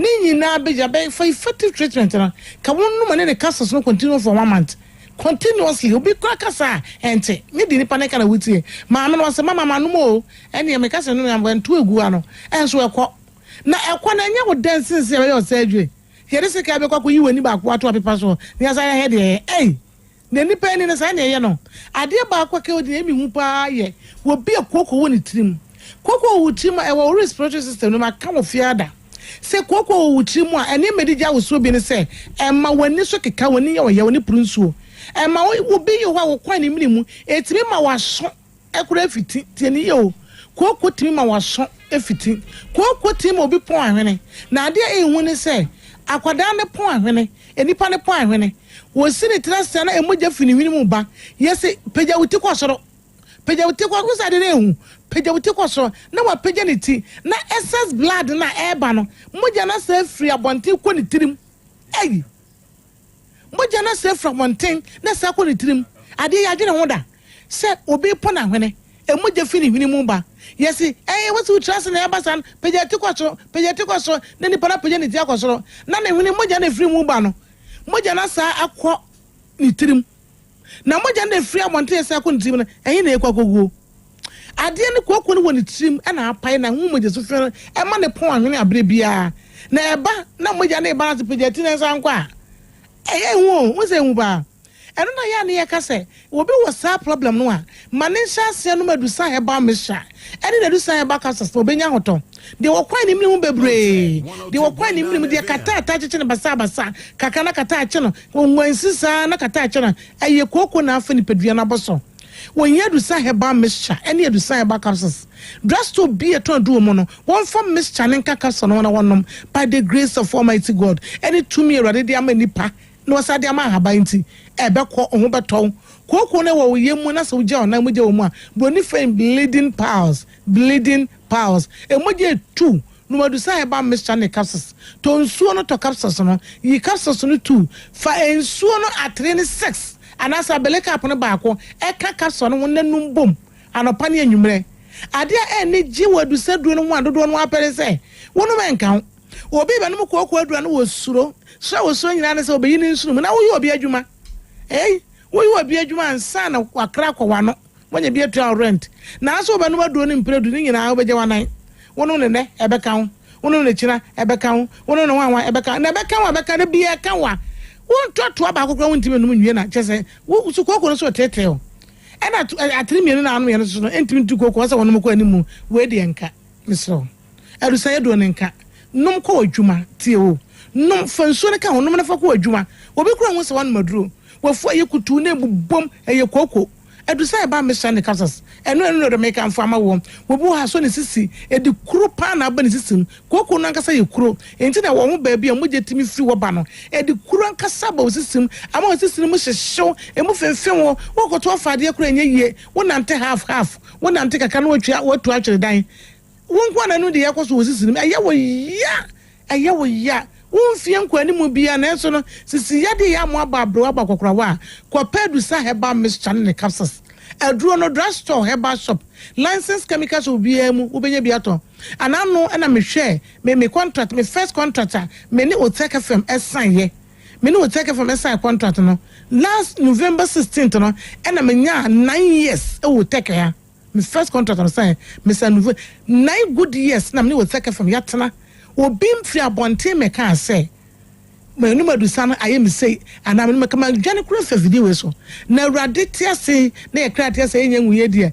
ayi se me funu I've been glued, yes, super glued me the team because me ni urade afafia eye and a man for so e dia dance papa e fa ho enti ye kan ye me ni dance amfare ko pebi to nem wo o to asinte twetwe aye wo ya eye du sai ba mission ne capsules wona ne si from the kuro wom wo do se mi ana atom eyedu sa heba mixture ne capsules wo kuro moti ba ko atwu mi eyedu sa heba mixture ne capsules wo be se mama me de honam ye otutume wonu ma honju wo honju papa me ma mi bi oye dokoro kentin kuro no so ma me edu sa edon de wo gya ya wo pra me na so wane se wo gya ye mi wo kura mama beto aso ejapade se wo fi ye de kwai ye de bo nipa me pa che wo wo obi aye adwumade honam ye o ya wo tutu wonam dua no ehyehyw te seja fadu sai ba mission ne capsules se waduro num ko wadwuma wonum enkan na obedi danse wobi ekoko woni tima de carbon halitosis abegya ne so kasagu ni paso no wotwene mene wonwo fankasa wo bosi kakraka fefefe tia wese wonika bema bi enwa no kondo mama we are nice nanso oh baby how are you I'm fine you di echire ba no we will take it from where this woman wants to abantama because heat ejide mo e bana no wose na da be de twa kiss emre wafo kwa ye twa na wa baba wa na be tro debi ma woni mun kan nya kama koko wotu anya fe wodie ko to bi sai ba mission ne council sin binom na pampa na wo wonu mun nyina mfiri ho e ma honton wo ko Freddy Mensa wo se ma medu sam mission ne council blessed require will be Freddy Mensa will be ho Kwalinak will be Missy Heba, Apidan Heba, Hallelujah be wo call Denny Heba, a be Kwalinak Tombi, Becky Heba, and if I be in America, PFA Pharmacy, all sons chemists, all sons, Otombi. Woko Costa Pharmacy, be yellow and orange, have made sex pharmacy, N&A, drugstore beer winning more Ghana, and Cranabwa chance, a go say ta, and a make a second watch, the case no. No wo lodo de kwankran kro bia wo so bia no wo benya bia to wo kan shi do aglet tenata ka ba so bia wonim de wo so fola yo de wankran yo de wa shame de wo dance yo de wo ka so ba bia to do bia wo Ghana ha no kro wo so ma modi enchese bi ni wo benya bia to hwe ebre na ya ye bi tie ye de telephone number ba betudwa kamiti nyensa na me sore ye de telephone number ba betudwa wonti bibia se afre ye ne ne ni nkomo ya rebi how to say prostate o me masema kofem typhoid how malaria how unu dia wonya gonorrhea ne syphilis ama be ma hi ayeze nkuruma ama be ma na fon ama be ma ne sofri mu ba emu ka odwe anano trotro de bia mane emu ye me di traffic the radio de what transfer ma mbese meka menya boso meka me di traffic mu trotro traffic in the soil and me this say and also me left me the right also the left with the outer lane also on the outer lane and wo mudie wo gonorrhea and I want to be sad in hye no and what be zip no and where you be man dey ato ne se be am frama e be fan traffic in the soil no me pida me ni we trotro na ade am say krache atas mama me wu am say adai se me nya infection bi na hitin bom na say na for carry this way man ko so me dey ka she wo wate fashion what I'm share number 2 say ya bra kwesera do friends kwesera me nya adwumo ma Sunday so me nya ho say na wonyare no so mani mate na me yi aduro de ma no ene woda mase gonorrhea bra wose ade ne hyem no wo ye wunti o titrotro mo enti ma mo titrotro am fo ne to fa na ho Yes, I get hey, everybody yankopo. Oh, nyame mo amema. They been kama. Oh, ya de na do so. Eh, yekunu amu ye wate. Man kote afa mesaye. What I say? They said ya de na do so. Wako tibia brana ma me samu odru. Ah, na ye kama. What the boy ni ana si from entimi mpeje ye. Aseme di you. Obi asemo ka kire me nka video so. Enti ya bra ye bo odru wate. Wo pe ye chi akwa Kumasi Swami magazine. Mezi Melcro, Takwa Melcro, near Buakwa no, Swami Dian Melcro, who do overhead Nasia, go filling station down the money or Accra or La Paz, Yabella Summers restaurant, Pizza Man Danichi, Sunyani or New Town, what a Rico's hardware so good in Reanimu. Baby, I turned door gun heavier. The answer drugstore, herbal shop, Lances come. Now, me the catch from me do drugstore be a jet of chrome crime in the war, me pay them to Sunny Biso, and to Obron also no so compared to Sunny Bineto. One day I say a number I'm due to J and one good run who makes me afraid. 0500 0500 110 115 115 0500 0500 110 110 115 115 0500 0500 110 110 115 and a 055 055 700 98 24 055 700 98 24 Bakosu 25 Next is 055 700 9825 and a 055 700 9824 it will be able to do so as well there is sabani yerade ofo wujidi any draba no so there is saba kotona no na yare samna wo chira wushia ma mwe sa na papa do sa na o kasa do sa here by there embrace ajo so say ma dance ni glory amen. Otec FM 102.9. Don't touch that dial. Kube braso say Ghana for pen for binum can of Korechi Nuanum Ghana for it Ghana for the Dubian I do. Last 2 weeks as I say Wahana minister Abeka say light once and sent former or much as his and former never Jumsona say as an acosro and into was resum suitan former and we are Tanya Marin in a bafom. Say so Kobe Walker say was it time for my affair namun shuswa if you're man on the air bar a fin bus and trade especially a Sandra Yania BCC. Am I in your life? Kobe na way Ayasembapa. The same thing on the Nancy for a teacher for you. Overcall. Can be any baby, no Akasa Kwako. Ghana for Mumaya Jimunaho, then true channel. I did the community and a dorsal Mumaya Jimunaho. Nyansapo Kobe wadi nyina ne ataya wa pan yon so oba happy no oba etimi abema ba kope Kobe ya ye ka NDC fo asemo a obi to no obeka se ye taa wo mo kontomponko anu mo de nam necessary amoso mo befa wo mo amuntimi nye wo minister won so begina obeka se mienti a yen so obeka asem kro ebeboa enipa o ba ya wo so ayi wake up ye hwe ansa na mo ayenkane a football enipa di football kwofo nam na ese kwofo nema na ese ne behwe kwofo nam wo mu yi tugo kontomponko Kobe good morning so good vibe by getting the say Kobe next is na sam na makan me sister do make ni batos me ni kan o ko de wo kana watete on na o watefun sa na ade achi me si akwaye o baby pro no me afi hospital na wo no midwife no na hwe ya obi a wo yale o na pra wo no a nurses ba ko pe ne kan ho ana nurses so we school group ma se o menya adwuma nye na de bent o mutu ntom kan tine fa de ba na se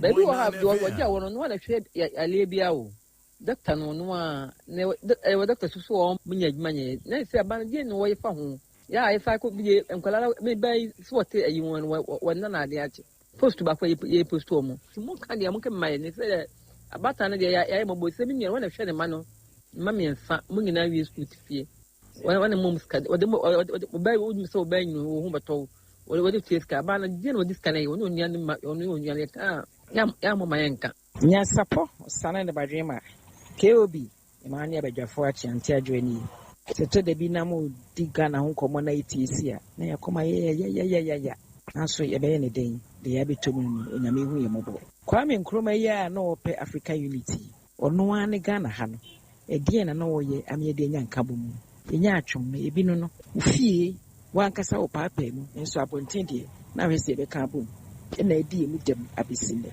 Hello, Kobe. Good morning. We did the meet before. Like I said, we the Kobe. see a cobra. Yes, I some parfum sardine. Galamsin, you see a good.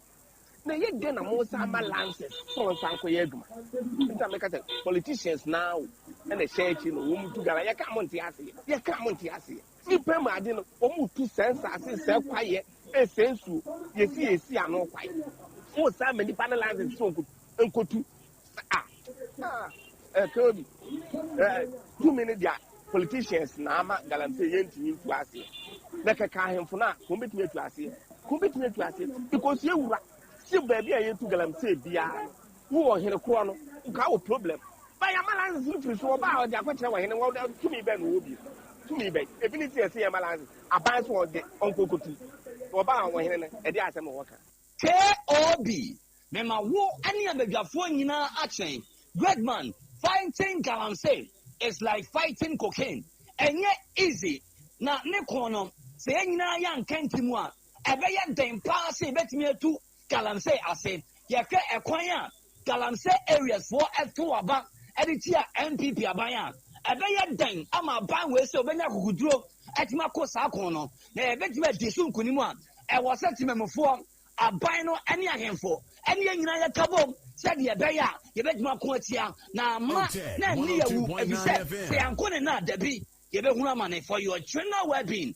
Call for Herbal Plus big OT Kumano abedwafo achi o ma atachwe ni stadium so buranwa mo ni ndomira alamse ko ni de tumi ni nyina dodo na wo hemfo no nsem ahemfo no wo mo no mo nsasia se meme yo hene na se masase no no a uba me wo tumi say me mfa ma wo wontimi mfa wo hyeso nkonkofa enye so Galamse ise no enti tumi ni de ni nyina ahye hemfo ni nsem ena yenuanom politicians ni bi no so wo mo so tumi ni bi wo mo so de wo mo politics tumi no so ohene ne kasa wo mpene kura na de ne politics na wurewurem enti tumi kase no wo hemfo ni nsem na kakra nso wo sa politicians in nsem ti wo mu mienu pa na ye wo manim so mbeyire wo mu ho ma Galamse no ejaya Obi muchia onya bedwafo no prem din de ma Vic nkasa fi Central Market ke obi kufuru mu bonsuo mu ho ofi baabi a gas ne sie no a bridge bi na da ho no ke obi ebu me jinsen da no bi kwa na prempe ba Otec FM kan ho asem se kasa kwasia fa ho papa bridge ni bu ya stress mpanimfo said yes, yes, Kwaya sana, Macassim Yanka, Keobi Afesu, Yensio Musen, she said, and no more can you swing.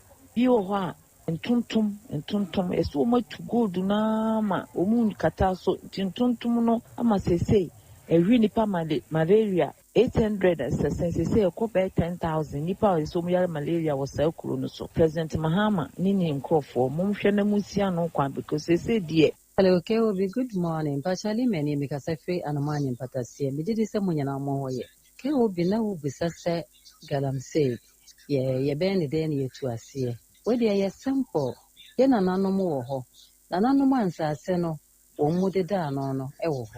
Almost you are now man penning for so become one son, a yenti memofon so. Ye from Mudi account. Until Omoyan is a me did say a beboa. I'm a Galamse no. Omotu asie kura enko ye te de omo ye ne Virginie amafro hwide ma ho fen to afredi teye bit fa advantage papa en fa roba nche ya himfi Galamse kono de ayefo no na betimi aboa ma bibi atwa na ye na otomfo na me bo mi di mu asema afakwa kronom Keobi asema watujo Keobi kize aya se o man pa ye timu ye wo himfo ye wo mampanin fo na Galamse no die o hene ni bend me with my twas you egina ban so se ba ye aban be ye boat ahoni asem no Keobi ndi wasem die Keobi e ba kan say obi be kan adwen but nyamena ba kire empanin fo die omoya mamboyefo abusuefo gize mi musu banso nti bidawo so mi ja channel ni ma channel free chrome channel be wuram Jesus Christ so mpani to na ma we ekoso so ja 41 Obi good morning oni okru nyame nhira mom nse chepa mu nua ba oba adwa me ka se free krono Galamse no de tememufo ehemfo ene politicians o se nyina na ekabom na ya adwenkro hu se epo mani yi nti de ese ne ye ne yi amasumdwe aba ye di aba yensu ese nkwa ya ese enuane ye di ne fom nyina akora enu akom nti yare ne ibenya enka ba akufo o de also ye politician nti bia obekra obi bia ba dako ure be fi ho ato bibia edro ma nyakopon kora be yewsa nti enya adwenkro na enya adwempa na nyina nka mom na esiesie oman no na galam se na enya itu na nipa ewo munya asubie health ministers on samre bi yesene bebre na nkwala no ehu portal omo koso ene slot omo benya na omo dey choose baby also omo kwa na omo dey register.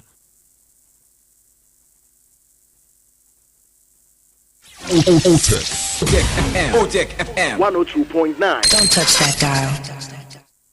Dr. Ebenezer Ajima so doc. Will be a Hepa Plus Pavine Plasmos one dance and so. Yamiadum Esrana Econaminda 1 year Juma or hospitals I hold on asi. In fact, Nipaya dia was I Oshe Kosa Eba. Any feedback na ye nyanwa. We be free Yaminshamo me call hospital we ena nurse sometimes doctor ebiwa midwife and a pharmacist camfo ma me se me kwa me to Hepa Plus Pavi Plasmos ni bi enfanka ho and I'm seeing very good results and e banisa na ke obi e kirese ye kwa anim se ye betumi ama Ghana yetumi ayusu yen ayede e de aka ho ma ya pomodin no akonkan ebia wuti Otec Hepa Plus Pavi Plasmos ne kra no ontida anase wati nanso unya akonya UC bi da ene memo akonya ke obi enuro no bo nyeden eye miensa yenumbom we eye medicine oh no not because ebia wuti o ya anase uba bi na ahono anase wahu se yare akekere da bi oh no mfi se wagye atum se one oye nipa ene 2 uye obibini na o manipadua na nkasa enya ahoden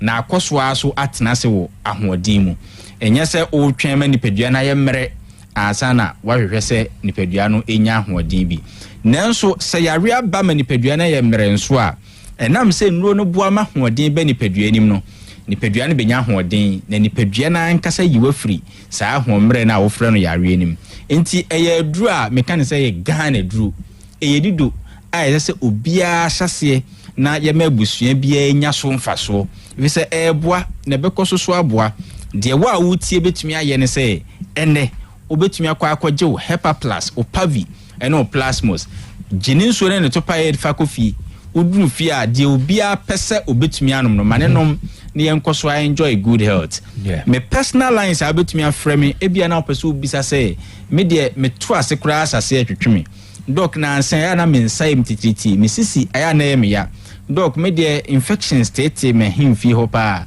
doc me mema sem no enkoye sisi kura de afon doc me nante kakra bia na me home eti me nipadua ni nyahoɔden amfaso bɛyi na metumi nya na mpo metumi afiri ɔhawie mu ana me personal line is 0542 77 8572 0542 77 8572 and 059 13 67 898 059 13 67 898 se owa manonia 0542 807 907 907 0542 807 907 kai say enuro ne ye Hepa Plus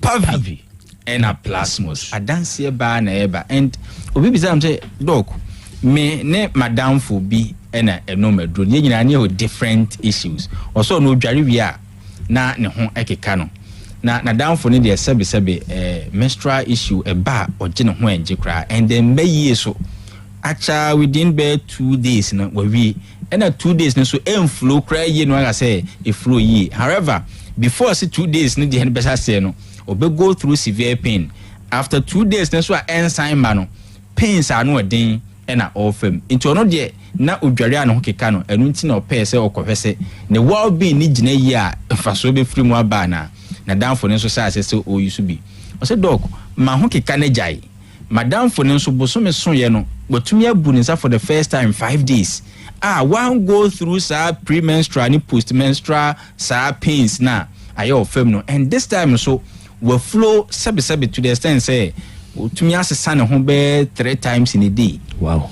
Obi a ɔno no ɔndwen ho sɛbi o sɛ ɔbɛsesa because ade ne kora ɛmma yie ɛna nam pain na ɔnam mu nti ɔdadam ɔyɛ confined in a room a ɔntumi go about ne duties but this time no sɛbi we flow for 5 days asan so tumi asesa no ho and obi da say na ɛduro baako ɛna atumi ayɛ nneɛma mmienu sɛ because ɔno no ɔyɛ obi a ɔtai bisa questions sɛ herbal deɛ nti a ɔnom herbal ne yɛ sɛ aduro baako tumi yɛ ABCD but for ɔno ankasa sɛ ɔbɛhunu evidence ɛwɔ n'ani so sɛ ne haw no nipadua na correct na downfo deɛ so ɛyɛ menstrual issue ne nso anya no results deɛ a what is the secret ɛwɔ hepa plus paviplasmos mu adɛyɛ mmiɛnsa ne nti ana no answer me de ma ano ni deɛ tiɛ ne sɛ hepa plus paviplasmos ɛka bom bɛyɛ adwuma baako pɛ ma nipadua no adwuma baako pɛ na nnuro mmiɛnsa wei nyinaa ɛka bom abɛyɛ ɛne sɛ ɛntagate wo problem no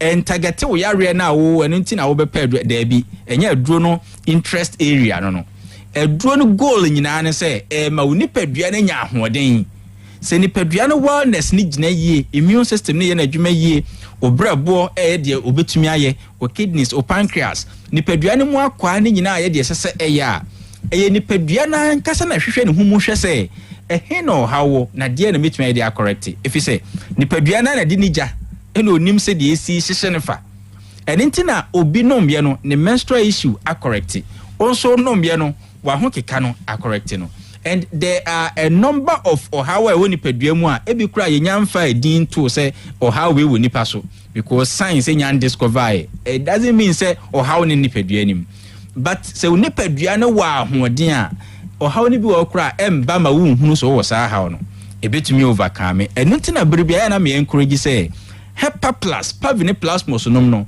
akwatra say me yefunu ya me ntina me no akwatra se meto ase twetwe me noma agyaye akwatra se o me noma mitumi edaye akwatra se sise mitumi nom nso mitumi didi akwatra se mitia na edwa me kenkenken me nom ye agyaye enye ho na epem ekọ se ema nipadua ni mom agina ye na ohaw bi mpo ho a wonya wa a nipadua no etumi acorrect eno ntina ka obi wo de otai kan pa yare bia na etumi kum na kum ye before say bekum okura ne tumi to ne bo asese wo say de obonsam ya describe no gospels nim no also before ne ma say obonsam ma so oba baby bia oba so obewia ene ye one no asan kumo ne wakum awie kura no mo waye ne nya kam no asan say yie what ya say obonsam no oba bewia ni padua no problem no asan so akum ni padua no owia ni padua na yie no asan say no eninti yare bia na etumi ye saa niema miensen ya maken no odi opa ahwe your friend say silent killer opa sase bo silent killers no brebo yare hepatitis your friend say bi kidney problem your friend say bi akoma problem your friend say bi ni nyina internal it tells you say o ma ni padua ni mbom so enya ahoden a eno so ye silent helper eninti say ya ye di nkomoyi obi so tie me se ye bie phone lines near biza se ene ye de iPhone 16 Pro Max we ato honum obi mfre enye obi oyare kidney problem obi mfre no ma 5 benefit of kidneys onu ankasa hu a onya bi ma obe struggle but obi a onko school da onye science da wanya kidney problem or da dialysis machine so mana konya se onka kidney no so mfa so 15 obe ma 30 denti onya problem no ti say onu aba be hu say saa mi kidney ye hye ho a me mfa mani huni saa ne ma we ni na eye na me yare ye kra na mahunu say saa na kidneys need to me eniti mfa so bebre wo ni padua ni ma ni padua na eboa ye a ye hunu giso how aba ni padua no ho and that is ade a hepa plus paviplasmos epese e fele gab no na eboa enisi ye twen hunu yare ɛsɛ at all times o ma nipadua no nya hoɔden na ekuma wabra wadwen kra enkoso eniti Hepa Plus nom no si say na be Ghana duro ebusua bia nya bi ni nso ne ntopae na ma wabusua ne nya so mfaso ke obi ne bo ne nsesan 60 Ghana cedis eniti be bia wo tie mi free bia no obetumi abodra drugstore ben wo ko gibi na chase se ono nom 0542 77 85 72 0542 77 85 72 and 059 13 67 898 059 13 67 898 se owa manonia 0542 807 907 0542 807 907 kai say no ne Hepa Plus Pavi and a plasmos Kobi onim say ade ba ko a Ghana ni bia suru pa say what infections din una sabi nsuo bi gugume infection maseke kam sabi infection aya na kaponi bi pampan bi infection nsuo bi free me be me mu ba nsan gume be ma ho ye say manya infection we typhoid infection they say ya me infection aye kakra na nipa suro say oti infection pe eduro bia obenya na class ade no na ohwe ho but akwa kwese edase ye nti infections na se anase ye mpese ye beti ase sanke ye ti ase a anka de ye nsuro wi ase kra ni infection if we say microorganisms na di infection na usuro no beba no woni ne bekoso atene in fact ye di wo sha da kem kra akosha saase ase a woni microorganisms na eko enti de enti na ese usuro wadanfo are ne nam partner in crime yes o ye ne say o ma oni padua ni mom enya ahoden se ni padua ni nya ahoden a infection ne de obekoso ne wanante but on to me news unkunim no bi o how ye ne den or doubt oh herba for the was spicing in 7 up de be mo wa hunu se de me kan ti sa na enti sa no o yo be ma mpua banana kodu ha ni nyina ade ba ko na maboni din miensa no konom Hepa Plus Pavi Plasmos nafa kodu ni bi tu akiri se wunchiri kodu nkwande a aya fa 5 because a fingers of banana and a fingers no so they offer and saba ko 5 wo de fa tu akiri di kodu num ni yenhwe in fact udi a me expectation ampa o hwe unipadua na wo hunu hwe so nemum se servo as a man say ezibano o aben well, because I say yes. Sana ne come deal, but now wouldn't say come. No, sometimes wouldn't say come deal. But you more Diana so they will bet me a D ascend in ye, and we a challenge a medema or bear may be a Jamaican or Njindi. In fact, hereby for crowd or doubt. But may say, Cope Hepa Plus Pavi Plasmos, no. Kodu a upebia say asante kodu say ya bro for kodu say kodu tention kodu titi we no de kodu a upebia per 5 now di ni enhwe se otiri kodu a sinipa problem de obetumi aye ene say pekubensu binom ana patadwe as a man on still obehunu de opeso hunu bia se servo a also your ba se be atinkan ne ho aduane na mo minimu kra enchi wo minimu ma wo hu se bibia atwu minimu oni atinka infections ni ade ehunu na mesrew oba o de Hepa Plus Pavi Plasmos onomo a wi atadwe kakra ne enhwe ena dance be bra ba afi na ma na hu de enti afu wa kan atadwe ho o de fa atadwe ne betutu akiri onso ntumi wi atadwe a nothing prevents you so betumi de kodunum atu akiri asoba ana say blend atadwe no na onso nom se wonum juice no obo nso sa na Nyankopon do pa so oye wo ba and mwa no yefuna ebomu omo praduane ho nyina this time obeti ase sisa na minimu twi wo yi ede se wudi dina ntwu minimu a so wunya ndidi ye nti sometimes so nya that experience no asoba maduane ntwu minim wudi dia mensu si ho ade ni doctor for so wudi dia menum so wo kodi oto na twu a menum so na tena hoye enti Hepa Plus Pavi and Plasmos o yo ba ubehunu de enti a ye ditwa ya ne nsu si ho and for the first time who did you so basi ho amount and you will be very happy Hepa Plus no no dey atadwo kwa to eche wo hia any external adro bia de be kwa hemfie no wo dey no mo Hepa Plus Pavi Plasmos na fa atadwe no ana okodo to akiri asoba and you appreciate the entia fufune de nchemfunafu omuye funu bom na enso minimu twi enti omo praduane ho me number is 0542 77 85 72 0542 77 85 72 and 059 13 67 898 059 13 67 898 owa manonia 0542 807 907 0542 807 907 help plus pavi and a plasmus Dr. that's it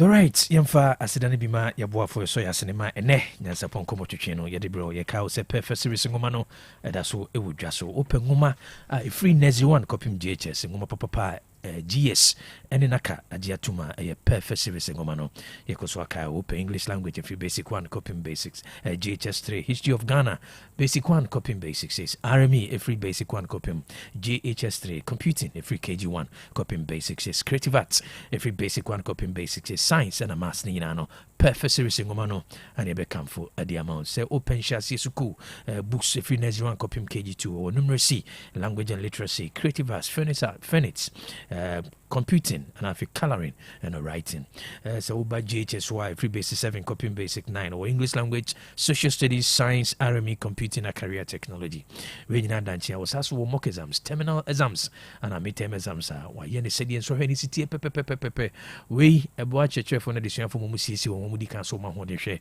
ansa na so hwe na sanka se du ho na edu ho so watwero atwane kumase wo chira kwan owo putoja oben station and grind dance man first stop e ho ano wo so bu bookshop bia wo de kasa wo pepe series ngoma no na onsabeka bi say wo bookshop na wo pebie tu akoton anase wo suku na wo pebie age ama wo de suafo eso sua frɛ 0244 299-938 0244-299-938 and 0540-755-465 0540-755-465 perfect series your future is secured. Perfect Series Basic School Assessment Contest 2026 in Yekoswaka House Northern Sector Kumasi Diano we audition quarterfinals semi-finals and finals and we and crying Diano we audition aka quarterfinals and we 8th May semi-finals and 15th May and finals no 22nd May Shannon Song main contest no and crying because Wesley Grammar Senior High I or dance man data was for nationals no say drew her or the betuja Education Herbal Center see Yekoswaka House we obi a osisi yo ya koko agene pedua na boso be ma waye mre mompam na afi susu no we obi a antutu wo so ana eni dane hawa de ohia Education Herbal mixture and Education Herbal capsules o de mixture no atire no ensia ebe no capsules no mienu ana se abili cap no baako na de no capsules no mienu anopa ne nwumre we enka na ebetu ase malaria fever eteteo wonumato ontimididi and afi honamre ewo so a wohia Education malahep subetu ase waposo yo ya meche joint pains rheumatism sasabro honamani instance nyina no wohia Education herbal ointment baby 200 bia no say pharmacy and herbal shops ma medicine so ato apite obenya bia to nemum so pendudu to akọ Frediments Kolenak Osons Pharmacy Costa Pharmacy Danny Herbal and afi PFA Pharmacy woso ya de bi etete wona nhunu dia wonya ho ma medicine say fabra wana so ye e wo Education Herbal Center and in the clinic owo Kumasi Swami Magazine Macro Goy Filling Station danemu uburawa e wana ma medicine so ye wo infidie kama no wa heda kraba o de besi so no ahwe ni ade cropotin a etete wo ni peduen mu wi a enupa onyankopon de ache wo ni papa Education no de bi account na ho so to wa wo so timi aka say wa dance ye eni efre ma medicine 0500 110 115 0500 110 115 Obitin software 0557009824 0557009824 and 0557009825 0557009825 na onimam Education akasa sesi Abapamo shopping na Ghana's biggest online shop for quality products. So open near papa pato na open say open for the traditional approach so bet na kemu di traffic so and number we must work party we at way or sit in a fee or ensure convenience or stay at the comfort of your home. So if you do home then you mun dwa do hands over for smartphone no ko Play Store and I say App Store. Udu ha hwehwe Abapamo app no Abapa ABAPA mall MALL afi and now betime ko www.abapamo.com so you do ha eni me bia opesoto e free asodum niema so me chere fan TV air condition fridges ene de keka ho benya bi so na open niema de di djuma oja de say burners rice cookers in chensen ni nyina no ebuso ewo Abapa asue sanso na per fashion entade ne mpaboa ne de keka ho ani nyina no obenya bi sanso ne ba furniture enkunya de sisi dem na fe dining set empa ene de keka ho ebuso ewo Abapa asue Abapa so yenka o say or the portable washing machine no baby abetimi de akọ ne bo so da form 399 Ghana cedi na di gisem say baby abetna on Abapa be di dwa bia no or 24-hour delivery services or the bebro da krope or the bebro na osusu nsa ka onyu teku ana say simple onia osu de uni smartphone na phone ya yam no so betimi afre ofra ade kra wo pe no cheche mu kire no na obetam e de abra amani 0593 386 133 0593 386 133 and 0593 391 848 0593 391 848 one so waterful and in quadro wo ben ho no obetim jo na chi waterful 3 miles saka park no e ho ano ho kai say wo pe bibia to Abapa na osikanso na person no mi hyehyɛ na twitwa na kakra o ma so akunya no we offer payment by installment eno obetim atua na eno danchi a Hyper Plus live band so ho edu weekends na wo di juma bi na ho here live band da the sound ne kama and I feel one so bonsen kono so wasua all genres of music say reggae, dancehall, hip hop, hip life and I feel high life, gospel and ni nyina no obetimi abo whatever the occasion free Hyper Plus live band. Our money is 0593 386 133 0593 386 133 and 0593 391 848 0593 391 848 now on a Hyper Plus live band and kasa the fearsome 3 a Hyper Plus Pavi and a plasmos yakoso aka wo say and infections no edoso and it bomodin say wan kasa oni pedua ne benya hoden na infections do we dey say oni pedua no we ononom Hyper Plus Pavi and a plasmos a boa vital organs no emani ya pomodin na etimini infections ahodo nyina dey say we enye say wo yade poti binti na wokonom for general well-being you only so and on the top ebia adwuma the open na wachu so 20 cities me 60 cities now on saka Hyper Plus Pavi and a plasmos Dr. Semenka was busumi bia no went to me kra no nom Hyper Plus bako Pavi bako and afi plasmos bako na wapomodino enyina brane bibia chiro so any Dr. Ebenezer Ajiman and kasa 0542 77 8572 0542 77 8572 Obetimi software 059 1367 898 059 1367 898 so uwa monone na unhia bia obetimi the details afa 0542 807 907 0542 807 907 kai say apomodin mapade eno ane Hyper Plus Pavi and a plasmos ensu anope bia mekanfoma a clear pack natural mineral water mekoso aka wo say eno ane didi djuma ofidie mu ha so no ma bun senso no dem na yes water is life no clear pack natural mineral water ensu no eda sonko opeja ma dispenser bottle and a sachet ni na no benya bi say woni edom edi ehiem na uhia nso de aserve mo a eno ane clear pack natural mineral water say your wedding funeral birthday parties conferences retreats and conventions one for clear pack in ejuma one of dunkwa enko Little Angel Ventures on a bamboo spot no and it share any moment so that tano kini ben ventures so benya biato asante mantemwa and is some mass royal company limited kaso 0244 041913 0244 041913 and 0558 001765 0558 001765 now it's on Max Royal Company Limited and Kasa digital herba na wahwehwɛ ankasa yɛ mamu akoko na ɔde grow fine herba tonic abadwa so ɔde xanthoxyloid isa ka ho wɔnom ato na sɛ wontimi ne dia nonom grow fine herba tonic na no nsa yɛ otitiriti nonom bi ɛdu anwummerɛ a wontimi da nom bi na wabɛda sɛ abɔfra anɔpa wosɔre no ho so ɛmmerɛ abobɔ grow fine na wabɛti agyina kɔdu dwuma woyɛ ɔbaa na wohaw ne afikyi kurom ha nko adeɛ a nonom bi ɛbɛsiesie no ama womae na yɛ kama na wabɛti ase deɛ nti ama no ato ne ni doctor menses hyɛ no so na grow fine ointment wo adwa so wohonam yɛ afa bi srasra osisi fa bi twitwi okotodwe fa bi twitwi waposo no yafa grow fine ointment fa twitwi baby eton dro bia bora ho do bisa so pe grow fine herbal tonic and afi grow fine herbal or grow fine ointment so ba kabi nimum se open do to akọ PF pharmacy Waterford Road Misty Herbal Colinac Herbal Danny Herbal ne pedanko no nyina okejetiam room Coastal Pharmacy okejetiam Pampas so have me pharmacy our Capoli asafo and afi Chris K was reso Edupac Pharmacy watonso Tinatet also fly Smart Herbal Boas BBN Fred Digital Herbal 0244596532 0244596532 grow fine makes you grow fine yakoso aka usa akunya ba so we private and also physician assistant na opejuma aye or private health facility away yakunya yede ma hwene so say we obi a we physician assistant and I say unim wo fa se bi unua bi wadanfo bi physician assistant na opejuma ya we a private health facility opobi o yadwuma den obi a wa botre and I face obi wa hofama na say to wache adwuma no say swami and I say sa mia na no added advantage fa homan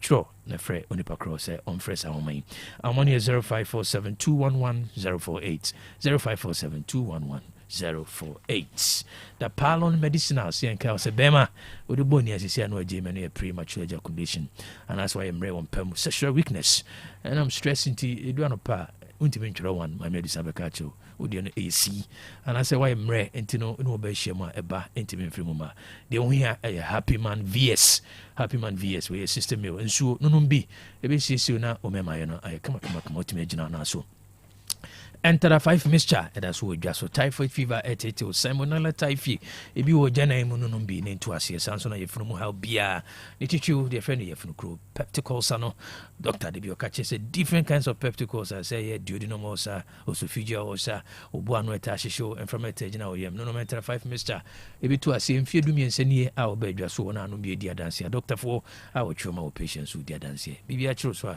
Fred Dr. the Palon 0244827228 0244827228 Bura Pharmacy Herbal and chemical shops on site 102.9 FM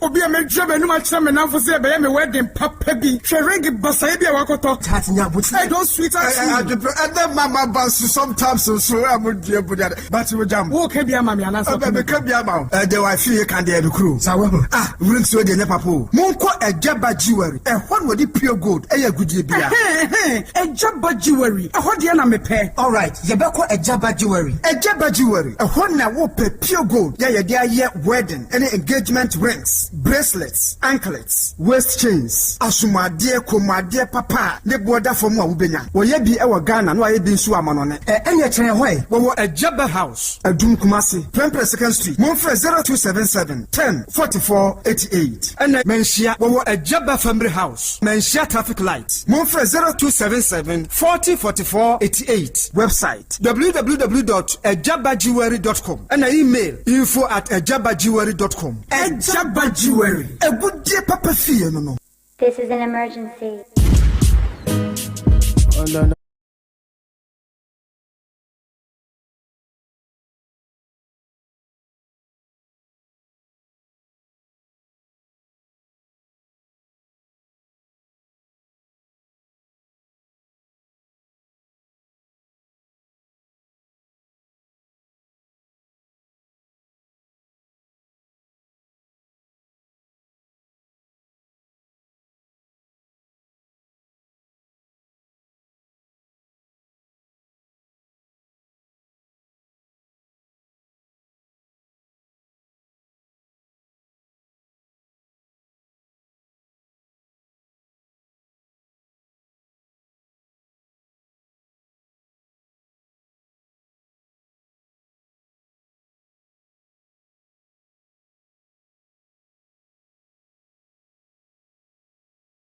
bank boss yeni komo. Yes, my boss. Boss. Adam now so. And I know some see machi. Yeah, but I say ye baby account am buy na. This waffle play no say. Bien kasa. Hey, my boss. Okay. So hunamu ye de. Yo. Okay. And yam fanchi ama ye tie4 ne yen customers at the same time ye dey say dey ma twede ampon yankopon na boy me no mienu no. Ahwe enso ma de patching ye dey na chese hunamu ye no na amanse enso ebisa o se ompomu nso etesen so ompomu ye dey a na anopai ye ba wona so with just 10 minutes bi ebeche ni mienu miensen bi ema wonso wo hu se bank no ye kɔ na ye kɔ yanim se de be ya wonso betimi de usika nso aba abeka ho na adwuma no apagya kese anopai yen kasanche no amanse rural bank PLC bank ni buy over 40 years ni ye wo branches ahodo mako edu ene mienu ye head office ni ye Antwa Krom manso Antwa Krom enye Antwa manso Antwa Krom eho na ye head office na ewo na ye branches ne so no ye wi a ye be wi ne me de betodwa ye hours ye de ye adwuma no ye share adwuma se 8:30 na ye close to customers 4 o'clock before ne ya close no so no nyese ya pon afiri ho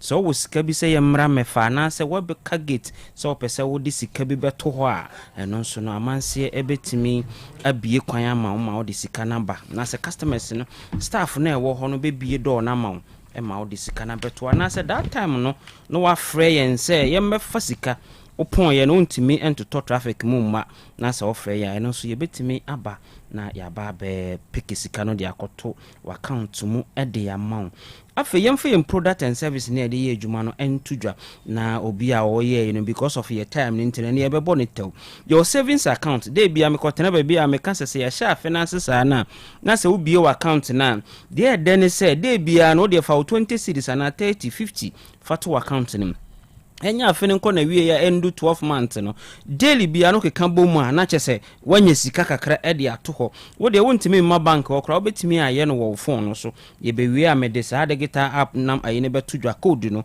na so watimi enrolli wo ho so ye wo savings account your current account ye wo susu account wo ho your fixed deposit and na ye koye loan product ne so a ye wo commercial loan commercial overdraft salary loan pensioners loan semiso microfinance akuafo nkoso freezy cash loan MSME loan funeral loan asor input you and na susu loan enso wo ho ema obibiara a opese hobe susu loan no wo ho entiminu afa ye kwa digital platform no so ase ye wo niema bebre ye wo ATM service to see ye adwuma gidigidi pa Ghana Pay wo ho mobile money service so ye adwuma e-switch at the same time USSD and so ho ye money transfer obi a osika da ye ho na pese ye transfer code the other universal banks na we can do that one for ye be ye the amount e ma won so no ohun ashara won 10 ka se be delay and delay kura afa ye ntam ne ntima mfa ye branches ne ntudwa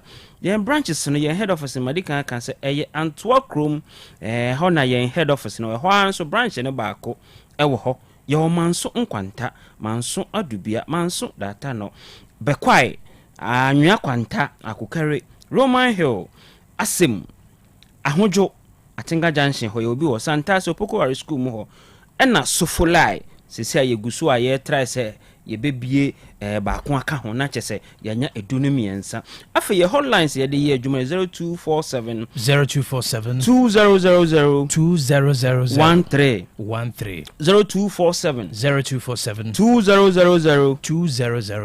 13 ene bia wakowura ye branch bi na obi atia ona so ema no bosom ne beso aya na omo ha adwen kakra nti ukowura ho na se oba bi pochire nani bi hwe wana watia ona so anase wo idea bi ema yen se yemfa nka adwuma no ho na yenko yanim a obetimi afre number 050 164 64 meti subiem 050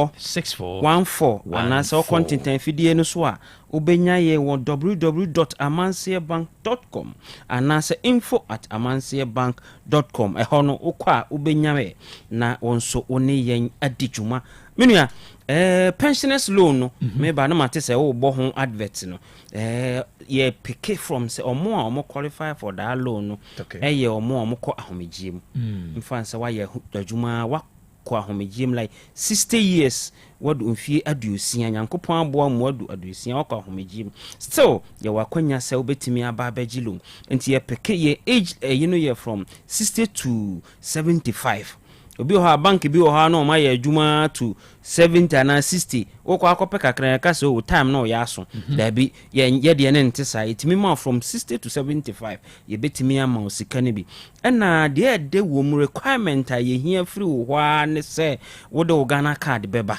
ana se bi a wo bank fufuru bi na wo de ka wo wakoji loan wo ji loan no na anso but years na ye de ma wo na anso esua ebi o mama 12 months me ho na man says ye duration ye betimi ana say period na ye betimi de amount ye betimi amount up to be a 60 months ana say 48 ana 36 months e ma o de 20 e basa sika na wo pe no e betimi akọ anim de amount na ye processing time na ye de ye no ye day na oba be fill form na no day na ye do sika na be den ye be ma loan no e ma won so wo de akọ e ho no yes obebi say guarantor bi ka ho ana we don't have any guarantor sem bi anim wo ye pensioner dey amenu ake obi no guarantor okay unni guarantor bi ase kofa o papa na ase obi a o kira de wo he man be guarantee ma wo ye pensioner nko ade a ye ni guarantor bia enti medical de America kan ye ne say ye hours of service no ye bie adwuma no 8:30 okay na ya pon to customers ye 4 p.m. right 4 p.m. na chi no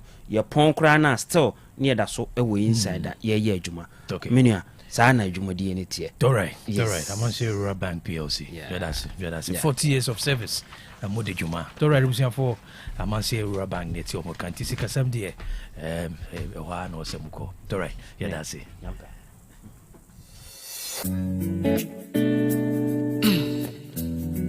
yeah Nana Blue it's a wonderful day and it's a beautiful day. It's a wonderful day, a very beautiful day. Menya Japan, oh yeah, many Japan, and they need I'm so happy to say, happy birthday, happy birthday, happy birthday to you. Happy birthday, happy birthday, happy birthday. Abusiamo birthday wishes na yadu so ne kai say digital herbal center or the grow fine herbal tonic no intim after bedwa so no na aso yasene wonu mato na say wontimi ni dia de be ka so no grow fine maybe ngon change so na 9 on say UT3T and che say moja no ano am rentimi ndi afusane ye edwa nwumra wontimi nda anopa o sorry na ho say why mremra no grow fine ne nya hodin ade kwa kodu djuma so yoba na busome ne so na o ma asem no emayi a bomodin say obenunum grow fine be siesiu na yo kama na obeti ase di ntia wona odi kanu bi no atuni din Dr. Mensa Shannon so grow fine ya de ya memo ha koko na ye e onuane no bebre bi se vitamins onu ma sisi ni pedua no na wo ya de na afi na ho to so anonum bi na ho beto ntem so grow fine ointment and so dwaso onam yo ya fa bisasra usisi pa na yo ya fa bitwitwi ukotodwe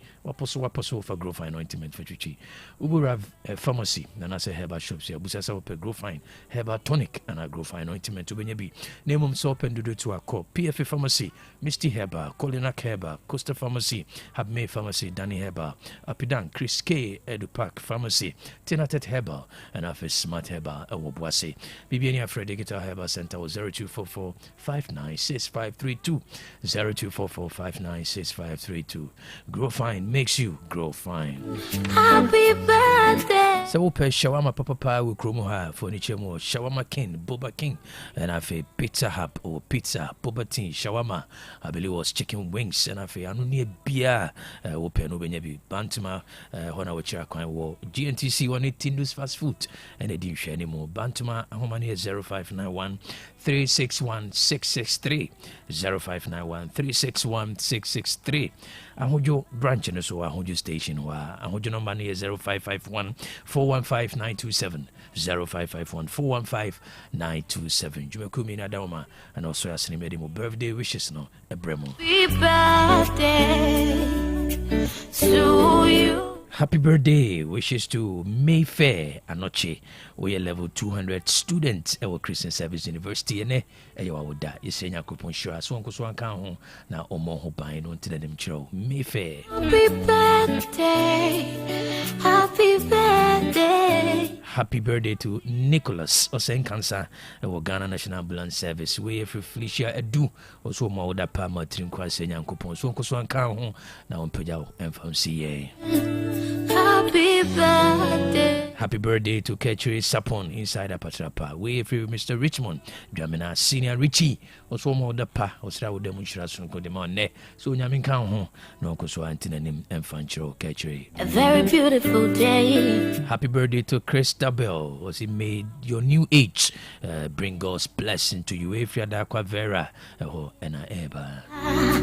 I'm so happy to say. Happy birthday to Nana Osei Tutu, or Just Care Academy, Bookroom, where if you mommy and papa want to so yamin count on Tinanim show. On wow, or more buying than you need our quite strong Kuso, Nana. Happy birthday. Happy birthday to Sergeant Judith, or Adabraka Police Station, a one crying, where Inspector Dinah Akuto, also my old pa, Sereunian Crumpon, Samushra, at the mount, a bra with you our days, one Tinanim show, no Kuso, more buying. Happy birthday. Happy glorious birthday to Nancy Asante, aka Princess Mona, or Canada. We have here a champion pempe, a champion pepper, so Armstrong, also more that passing. I'm sure from Codemone, say baby, I will be a Unyakopon, Uncle Swa, and Crowmo. A happy glorious birthday to Kingsley Anoche, also known as Confanoche, old student, Otec School of Journalism and Communication Studies. I say God bless you with more yes and knowledge. Happy birthday to my very friend Shadrach Osumafu, your chief driver, Ma Sante Bekwai, Opportunity International Savings and Loan. We if you call me die rich, I will take a famous Oma Dapa, saying I'm in Shiras from Condemas on Koson Town, no more buying or Konya Bedia Munina. Happy birthday to Precious, we every Clinton, aka Super Agent, or Asakraka. I was wishing you long life and prosperity. Happy birthday. Happy birthday to Nana J. Otumfo Chafo Hene, Ankobia Hene. I was a long life and prosperity. We free Gizo, also my other pastor Quatintian wedding womb, Eddie Maunana, Ebra, Udi Waude. Happy birthday. Happy birthday to you, Cool Queen, or UK, London. We if you young Nana Kweku, also my other pa, or Srenyamin Samushra de Mount, Sebra Udi Waude, Uncle Swamo Hopine, non Pejam Free Adumu, and Co Adumu. Beautiful day. Happy birthday to Mrs. Portia Ajekum.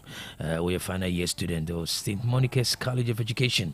We are free Wangasa Ukuno, Mr. Justice Ajekum, aka Otega, formerly Otec School of Journalism, also Maudapa, as Raudamun Shirasrokon Edemount.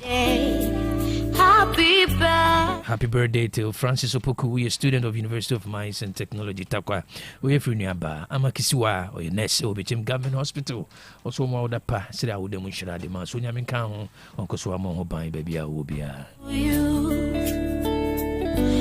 Happy birthday to Francis Opoku. Happy birthday to Spendy Love, Akusia Jenny. Spendy Love Akusia Jenny. We are student of Bright World International Academy, Taifa, Accra. We are through Papa, Mr. Eric Nate Kofi. On the Sokumasi, when you bush in us, when you coupon count, or more buying, no more in your quine, strong so. Happy birthday to Nana Inketia Abibio, specialist gynecologist at Obekwai Municipal Hospital. We free Mr. Rekon or Silver FM. On your sending in ourselves, Renya Kupon Shira Demand. Say, Bra, would you out day, Uncle Swan count home now more buying. Happy birthday to Mr. John Apiakubi. We are old student at Santa Maria Senior High School 2007 Visual Arts class. We a free former mate at Santa Maria 2007 Visual Arts class powered by Evans Ajay Sikapa Otec 102.9 FM. Happy birthday. Happy birthday wishes to Clinton Yabua. We are Juma Mustaf Hey Studio Kodie. We if you want kasa Juma Penny Mustaf. Also Yankono Shira Omo Hobai. Nonko so antena nimcho. Ebra Udi Wauday. Untutu Wanamon and Fancy Clinton. Happy birthday. Happy birthday to Lovia or CBG Ashton Branch. We if you nana kwachi nephew was Woma Odapa. Sira Udemun Shira Sunko de Maone. Say Adibia Yibia no Yakupon unti Nanim and Fanchero. It's a wonderful. Happy birthday to April Nana Sika. We every auntie Abigail. Also mo da pa senya mishira di ma. Se wonko so anka ho na omo ho ban ne nyini e wo kwan shonko so ebra odi wa odai. Happy birthday to Florence Mensah. We every George J. Shanti Regional MPP Communication Team member. Also ma da pa o sere a wode mun shira soronko de ma ne. Baby a wo bia se onyankopon kan ho na ompagya o emfiri adomu enko adomu. To you, happy birthday. Abusia